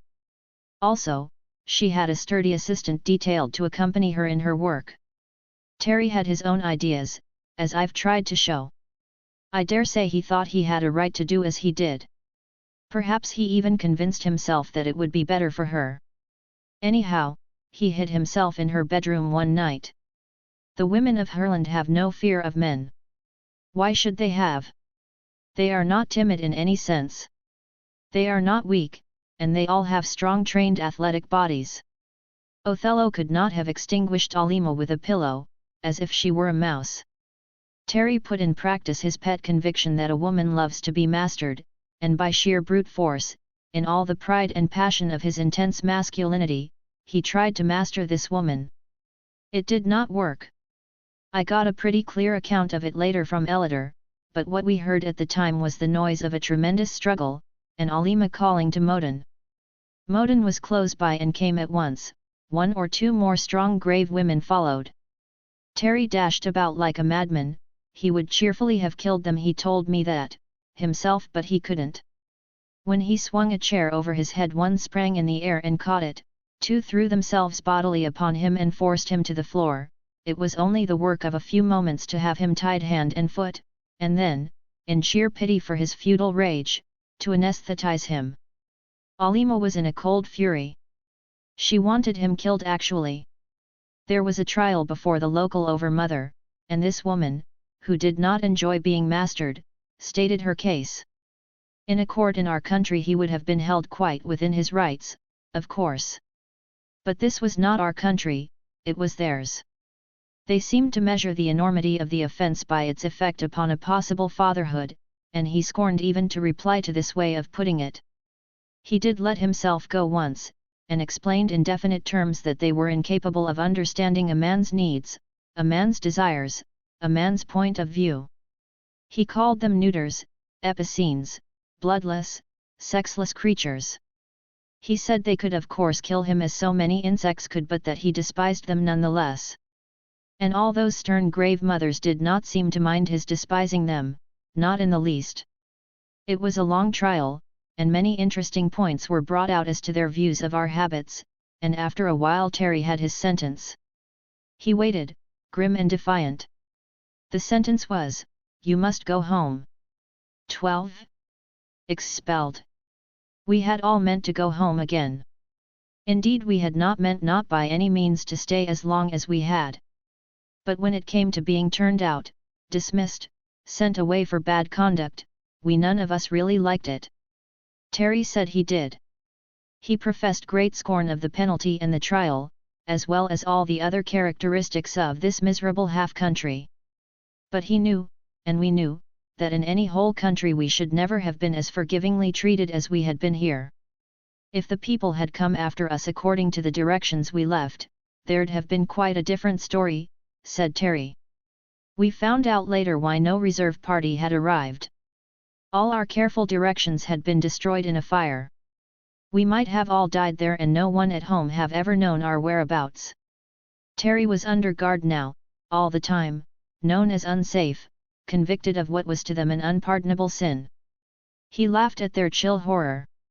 Parcel of old maids, he called them. They're all old maids' children or not. They don't know the first thing about sex. When Terry said sex, sex with a very large S, he meant the male sex, naturally, its special values, its profound conviction of being the life force, its cheerful ignoring of the true life process, and its interpretation of the other sex solely from its own point of view. I had learned to see these things very differently since living with Ellider, and as for Jeff, he was so thoroughly Herlandized that he wasn't fair to Terry, who fretted sharply in his new restraint. Moden, grave and strong, as sadly patient as a mother with a degenerate child, kept steady watch on him, with enough other women close at hand to prevent an outbreak. He had no weapons, and well knew that all his strength was of small avail against those grim, quiet women. We were allowed to visit him freely, but he had only his room, and a small high-walled garden to walk in, while the preparations for our departure were underway. 3 of us were to go, Terry, because he must, I, because 2 were safer for our flyer, and the long boat trip to the coast, Ellider, because she would not let me go without her. If Jeff had elected to return, Celis would have gone too. They were the most absorbed of lovers, but Jeff had no desire that way. Why should I want to go back to all our noise and dirt, our vice and crime, our disease and degeneracy? He demanded of me privately. We never spoke like that before the women. I wouldn't take Celis there for anything on earth, he protested. She'd die. She'd die of horror and shame to see our slums and hospitals. How can you risk it with Ellider? You'd better break it to her gently before she really makes up her mind. Jeff was right. I ought to have told her more fully than I did, of all the things we had to be ashamed of. But it is very hard to bridge the gulf of as deep a difference as existed between our life and theirs. I tried to. Look here, my dear, I said to her. If you are really going to my country with me, you've got to be prepared for a good many shocks. It's not as beautiful as this, the cities, I mean, the civilized parts. Of course the wild country is. I shall enjoy it all, she said, her eyes starry with hope. I understand it's not like ours. I can see how monotonous our quiet life must seem to you, how much more stirring yours must be. It must be like the biological change you told me about when the second sex was introduced, a far greater movement, constant change, with new possibilities of growth. I had told her of the later biological theories of sex, and she was deeply convinced of the superior advantages of having two, the superiority of a world with men in it. We have done what we could alone, perhaps we have some things better in a quiet way, but you have the whole world, all the people of the different nations, all the long rich history behind you, all the wonderful new knowledge. Oh, I just can't wait to see it. What could I do? I told her in so many words that we had our unsolved problems, that we had dishonesty and corruption, vice and crime, disease and insanity, prisons and hospitals, and it made no more impression on her than it would to tell a South Sea Islander about the temperature of the Arctic Circle. She could intellectually see that it was bad to have those things, but she could not feel it. We had quite easily come to accept the Herland life as normal, because it was normal. None of us make any outcry over mere health and peace and happy industry. And the abnormal, to which we are all so sadly well acclimated, she had never seen. The 2 things she cared most to hear about, and wanted most to see, were these: the beautiful relation of marriage and the lovely women who were mothers and nothing else. Beyond these her keen, active mind hungered eagerly for the world life. I'm almost as anxious to go as you are yourself, she insisted, and you must be desperately homesick. I assured her that no one could be homesick in such a paradise as theirs, but she would have none of it. Oh, yes, I know. It's like those little tropical islands you've told me about, shining like jewels in the big blue sea. I can't wait to see the sea. The little island may be as perfect as a garden, but you always want to get back to your own big country, don't you? Even if it is bad in some ways. Ellider was more than willing. But the nearer it came to our really going, and to my having to take her back to our civilization, after the clean peace and beauty of theirs, the more I began to dread it, and the more I tried to explain. Of course I had been homesick at first, while we were prisoners, before I had Ellider. And of course I had, at first, rather idealized my country and its ways, in describing it. Also, I had always accepted certain evils as integral parts of our civilization and never dwelt on them at all.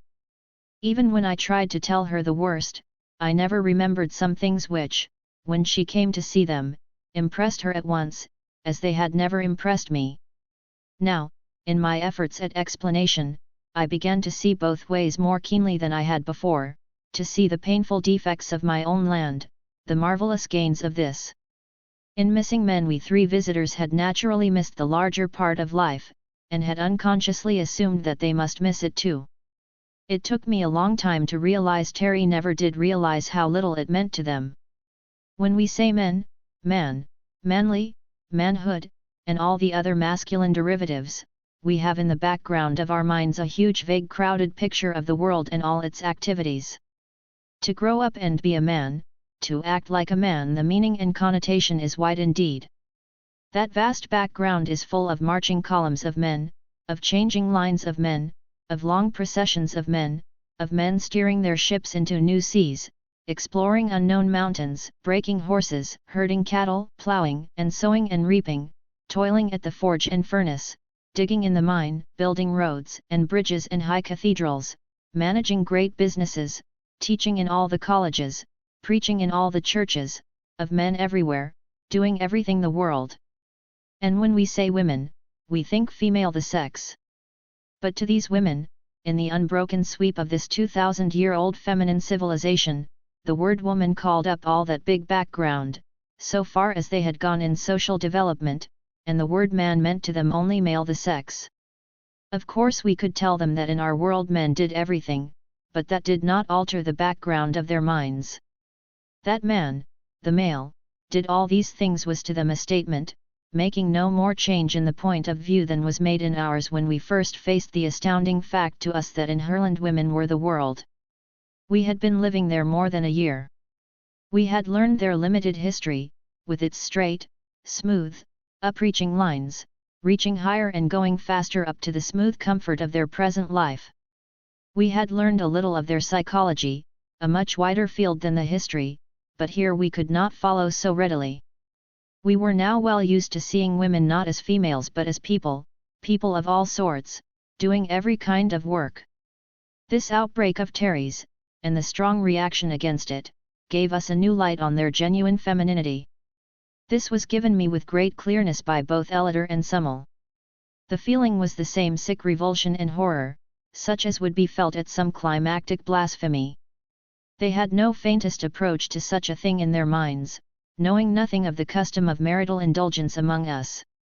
To them the one high purpose of motherhood had been for so long the governing law of life, and the contribution of the father, though known to them, so distinctly another method to the same end, that they could not, with all their effort, get the point of view of the male creature whose desires quite ignore parentage and seek only for what we euphoniously term the joys of love. When I tried to tell Ellider that women too felt so, with us, she drew away from me, and tried hard to grasp intellectually what she could in no way sympathize with. You mean that with you love between man and woman expresses itself in that way without regard to motherhood? To parentage, I mean, she added carefully. Yes, surely. It is love we think of, the deep sweet love between two. Of course we want children, and children come, but that is not what we think about. But it seems so against nature, she said. None of the creatures we know do that. Do other animals in your country? We are not animals, I replied with some sharpness. At least we are something more, something higher. This is a far nobler and more beautiful relation, as I have explained before. Your view seems to us rather, shall I say, practical? Prosaic? Merely a means to an end. With us, oh, my dear girl, cannot you see? Cannot you feel? It is the last, sweetest, highest consummation of mutual love. She was impressed visibly. She trembled in my arms, as I held her close, kissing her hungrily. But there rose in her eyes that look I knew so well, that remote clear look as if she had gone far away even though I held her beautiful body so close, and was now on some snowy mountain regarding me from a distance. I feel it quite clearly, she said to me. It gives me a deep sympathy with what you feel, no doubt more strongly still. But what I feel, even what you feel, dearest, does not convince me that it is right. Until I am sure of that, of course I cannot do as you wish. Ellider, at times like this, always reminded me of Epictetus. I will put you in prison, said his master.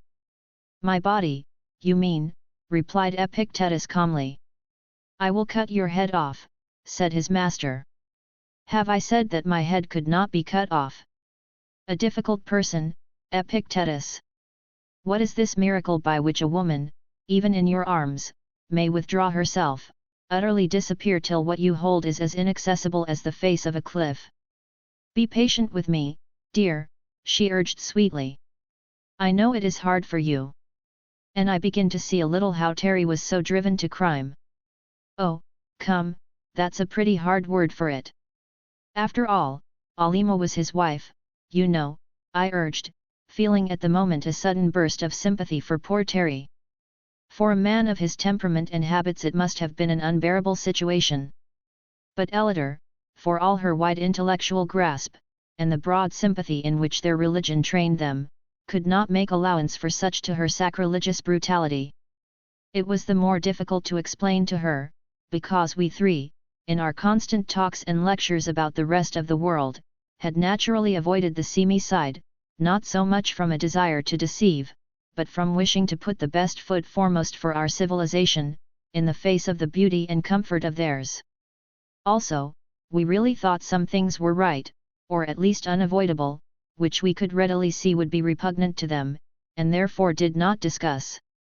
Again, there was much of our world's life which we, being used to it, had not noticed as anything worth describing. And still further, there was about these women a colossal innocence upon which many of the things we did say had made no impression whatever. I am thus explicit about it because it shows how unexpectedly strong was the impression made upon Elidor when she at last entered our civilization.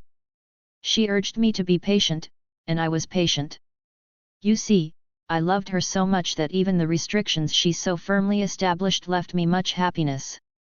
We were lovers, and there is surely delight enough in that.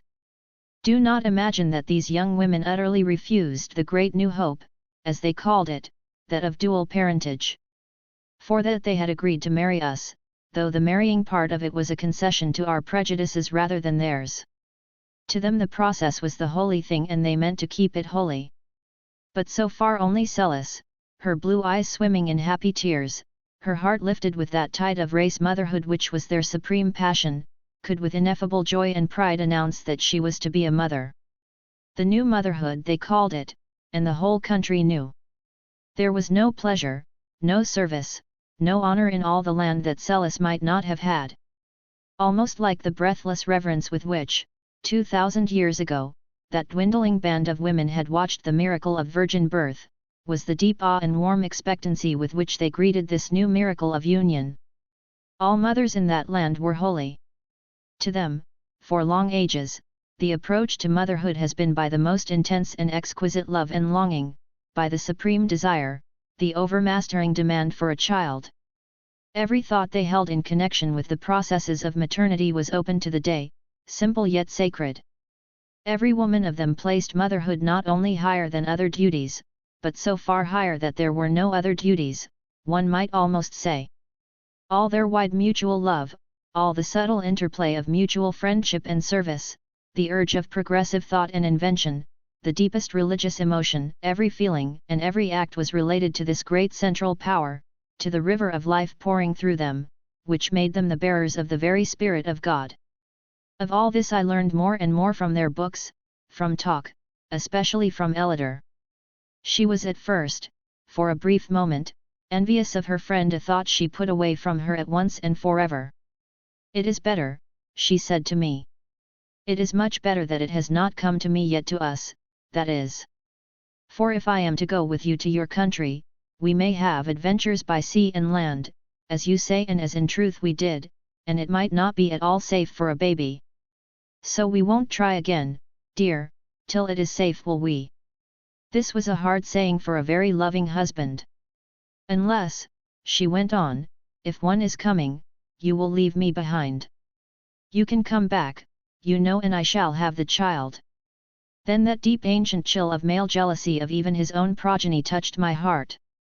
I'd rather have you, Elidor, than all the children in the world. I'd rather have you with me on your own terms than not to have you. This was a very stupid saying. Of course I would. For if she wasn't there I should want all of her and have none of her. But if she went along as a sort of sublimated sister, only much closer and warmer than that, really why I should have all of her but that one thing. And I was beginning to find that Elidor's friendship, Elidor's comradeship, Elidor's sisterly affection, Elidor's perfectly sincere love, none the less deep that she held it back on a definite line of reserve, were enough to live on very happily. I find it quite beyond me to describe what this woman was to me. We talk fine things about women, but in our hearts we know that they are very limited beings, most of them. We honor them for their functional powers, even while we dishonor them by our use of it. We honor them for their carefully enforced virtue, even while we show by our own conduct how little we think of that virtue. We value them, sincerely, for the perverted maternal activities which make our wives the most comfortable of servants, bound to us for life with the wages wholly at our own decision, their whole business, outside of the temporary duties of such motherhood as they may achieve, to meet our needs in every way. Oh, we value them, all right, in their place, which place is the home, where they perform that mixture of duties so ably described by Mrs. Josephine Dodge Dascombe Bacon, in which the services of a mistress are carefully specified. She is a very clear writer, Mrs. J.D.D. Bacon, and understands her subject from her own point of view. But that combination of industries, while convenient, and in a way economical, does not arouse the kind of emotion commanded by the women of Herland. These were women one had to love up, very high up, instead of down. They were not pets.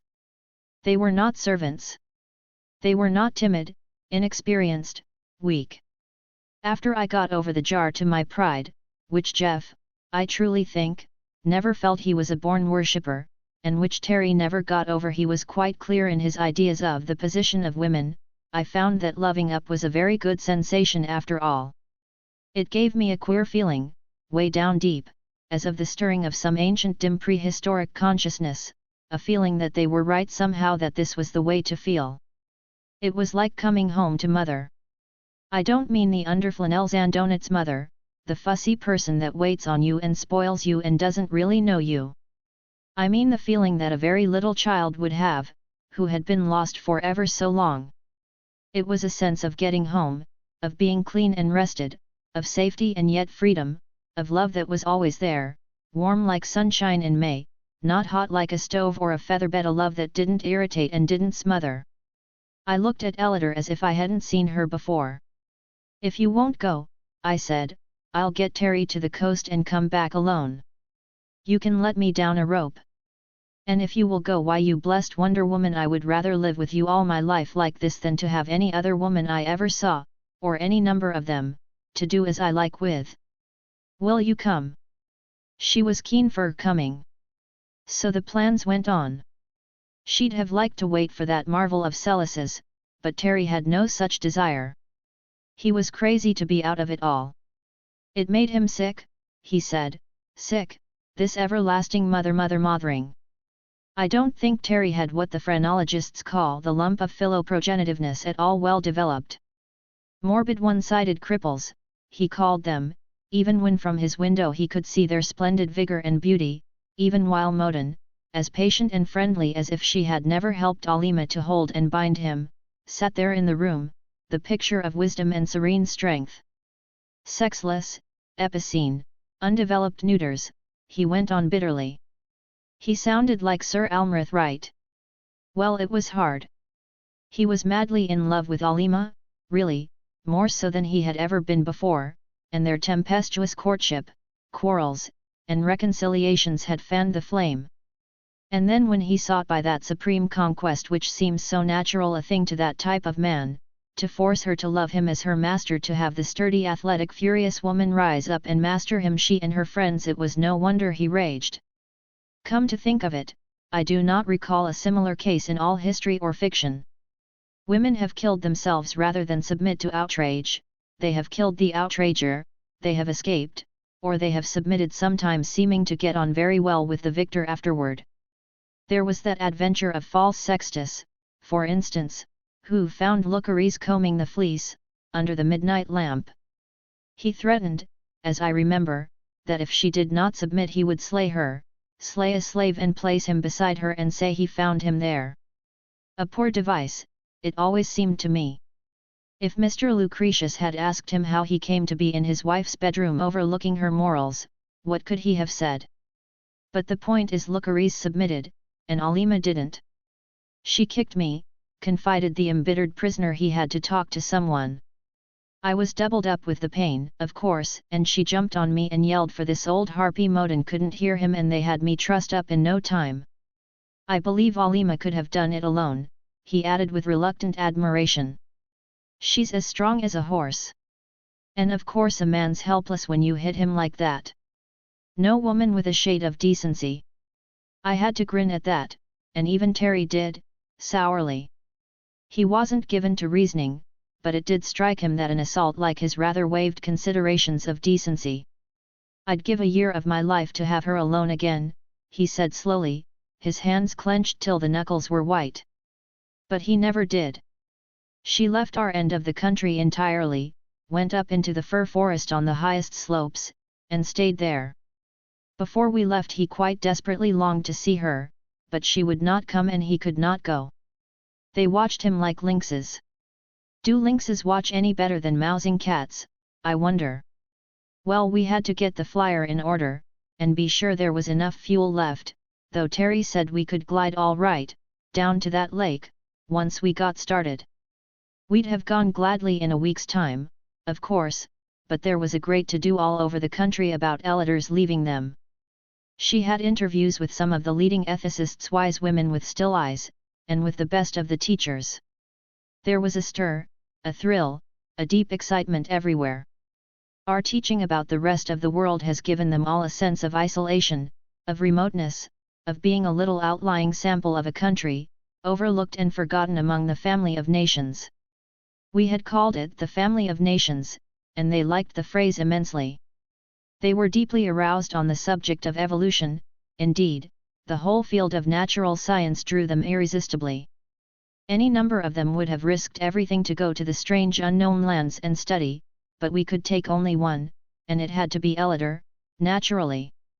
We planned greatly about coming back, about establishing a connecting route by water, about penetrating those vast forests and civilizing or exterminating the dangerous savages. That is, we men talked of that last, not with the women. They had a definite aversion to killing things. But meanwhile there was high council being held among the wisest of them all. The students and thinkers who had been gathering facts from us all this time, collating and relating them, and making inferences, laid the result of their labors before the council. Little had we thought that our careful efforts at concealment had been so easily seen through, with never a word to show us that they saw. They had followed up words of ours on the science of optics, asked innocent questions about glasses and the like, and were aware of the defective eyesight so common among us. With the lightest touch, different women asking different questions at different times, and putting all our answers together like a picture puzzle, they had figured out a sort of skeleton chart as to the prevalence of disease among us. Even more subtly, with no show of horror or condemnation, they had gathered something far from the truth, but something pretty clear about poverty, vice, and crime. They even had a goodly number of our dangers all itemized, from asking us about insurance and innocent things like that. They were well posted as to the different races, beginning with their poison arrow natives down below and widening out to the broad racial divisions we had told them about. Never a shocked expression of the face or exclamation of revolt had warned us, they had been extracting the evidence without our knowing it all this time, and now were studying with the most devout earnestness the matter they had prepared. The result was rather distressing to us. They first explained the matter fully to Elliot, as she was the one who purposed visiting the rest of the world. To Celis they said nothing. She must not be in any way distressed, while the whole nation waited on her great work. Finally Jeff and I were called in. Summel and Zava were there, and Elliot, with many others that we knew. They had a great globe, quite fairly mapped out from the small section maps in that compendium of ours. They had the different peoples of the earth roughly outlined, and their status in civilization indicated. They had charts and figures and estimates, based on the facts in that traitorous little book and what they had learned from us. Summel explained, "We find that in all your historic period, so much longer than ours, that with all the interplay of services, the exchange of inventions and discoveries, and the wonderful progress we so admire, that in this widespread other world of yours, there is still much disease, often contagious." We admitted this at once. Also there is still, in varying degree, ignorance, with prejudice, and unbridled emotion. This too was admitted. We find also that in spite of the advance of democracy and the increase of wealth, that there is still unrest and sometimes combat. Yes, yes, we admitted it all. We were used to these things and saw no reason for so much seriousness. All things considered, they said, and they did not say 100th part of the things they were considering, we are unwilling to expose our country to free communication with the rest of the world as yet. If Ellider comes back, and we approve her report, it may be done later but not yet. So we have this to ask of you gentlemen. They knew that word was held a title of honor with us, that you promise not in any way to betray the location of this country until permission after Ellider's return. Jeff was perfectly satisfied. He thought they were quite right.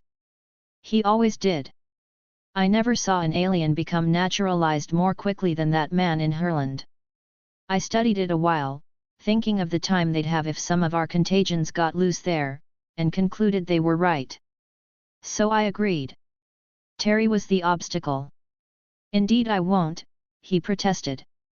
The first thing I'll do is to get an expedition fixed up to force an entrance into Maland. Then, they said quite calmly, he must remain an absolute prisoner, always. Anesthesia would be kinder, urged Modin. And safer, added Zava. He will promise, I think, said Ellider. And he did. With which agreement we at last left Herland. Imprint. This ebook is the product of many hours of hard work by volunteers for Standard eBooks, and builds on the hard work of other literature lovers made possible by the public domain. This particular ebook is based on a transcription from Project Gutenberg and on digital scans from the HathiTrust Digital Library. The source text and artwork in this ebook are believed to be in the United States public domain, that is, they are believed to be free of copyright restrictions in the United States. They may still be copyrighted in other countries, so users located outside of the United States must check their local laws before using this ebook. The creators of, and contributors to, this ebook dedicate their contributions to the worldwide public domain via the terms in the CC 01.0 Universal Public Domain Dedication. For full license information, see the uncopyright at the end of this ebook. Standard eBooks is a volunteer-driven project that produces ebook editions of public domain literature using modern typography, technology, and editorial standards, and distributes them free of cost. You can download this and other ebooks carefully produced for true book lovers at standardebooks.org. Colophon. Herland. Was published in 1915 by Charlotte Perkins Gilman. This ebook was produced for Standard eBooks by Mitchell Jacobs, and is based on a transcription produced in 2008 by David Widger for Project Gutenberg, and on digital scans from the HathiTrust Digital Library. The cover page is adapted from Pandora, a painting completed around 1914 by Odilon Redon. The cover and title pages feature the League Spartan and Sorts Mill Gaudi typefaces created in 2014 and 2009 by the League of Movable Type. This edition was released on June 16, 2022, 9:31 p.m. and is based on Revision 0973E0D. The first edition of this ebook was released on June 1, 2020, 1:09 a.m. You can check for updates to this ebook, view its revision history, or download it for different e-reading systems at standardebooks.org/ebooks/Charlotte-Perkins-Gilman/Herland. The volunteer-driven Standard eBooks project relies on readers like you to submit typos, corrections, and other improvements. Anyone can contribute at standardebooks.org. Uncopyright. May you do good and not evil. May you find forgiveness for yourself and forgive others. May you share freely, never taking more than you give. Copyright pages exist to tell you can't do something. Unlike them, This uncopyright page exists to tell you that the writing and artwork in this ebook are believed to be in the United States public domain, that is, they are believed to be free of copyright restrictions in the United States. The United States public domain represents our collective cultural heritage, and items in it are free for anyone in the United States to do almost anything at all with, without having to get permission. Copyright laws are different all over the world, and the source text or artwork in this ebook may still be copyrighted in other countries. If you're not located in the United States, you must check your local laws before using this ebook. Standard ebooks makes no representations regarding the copyright status of the source text or artwork in this ebook in any country other than the United States. Non-authorship activities performed on items that are in the public domain, so-called sweat of the brow work, don't create a new copyright. That means that nobody can claim a new copyright on an item that is in the public domain for, among other things, work like digitization, markup, or typography. Regardless, the contributors to this ebook release their contributions under the terms in the CC 01.0 Universal Public Domain Dedication, thus dedicating to the worldwide public domain all of the work they've done on this ebook, including but not limited to metadata, the title page, imprint, colophon, this uncopyright, and any changes or enhancements to, or markup on, the original text and artwork. This dedication doesn't change the copyright status of the source text or artwork. We make this dedication in the interest of enriching our global cultural heritage, to promote free and libre culture around the world, and to give back to the unrestricted culture that has given all of us so much.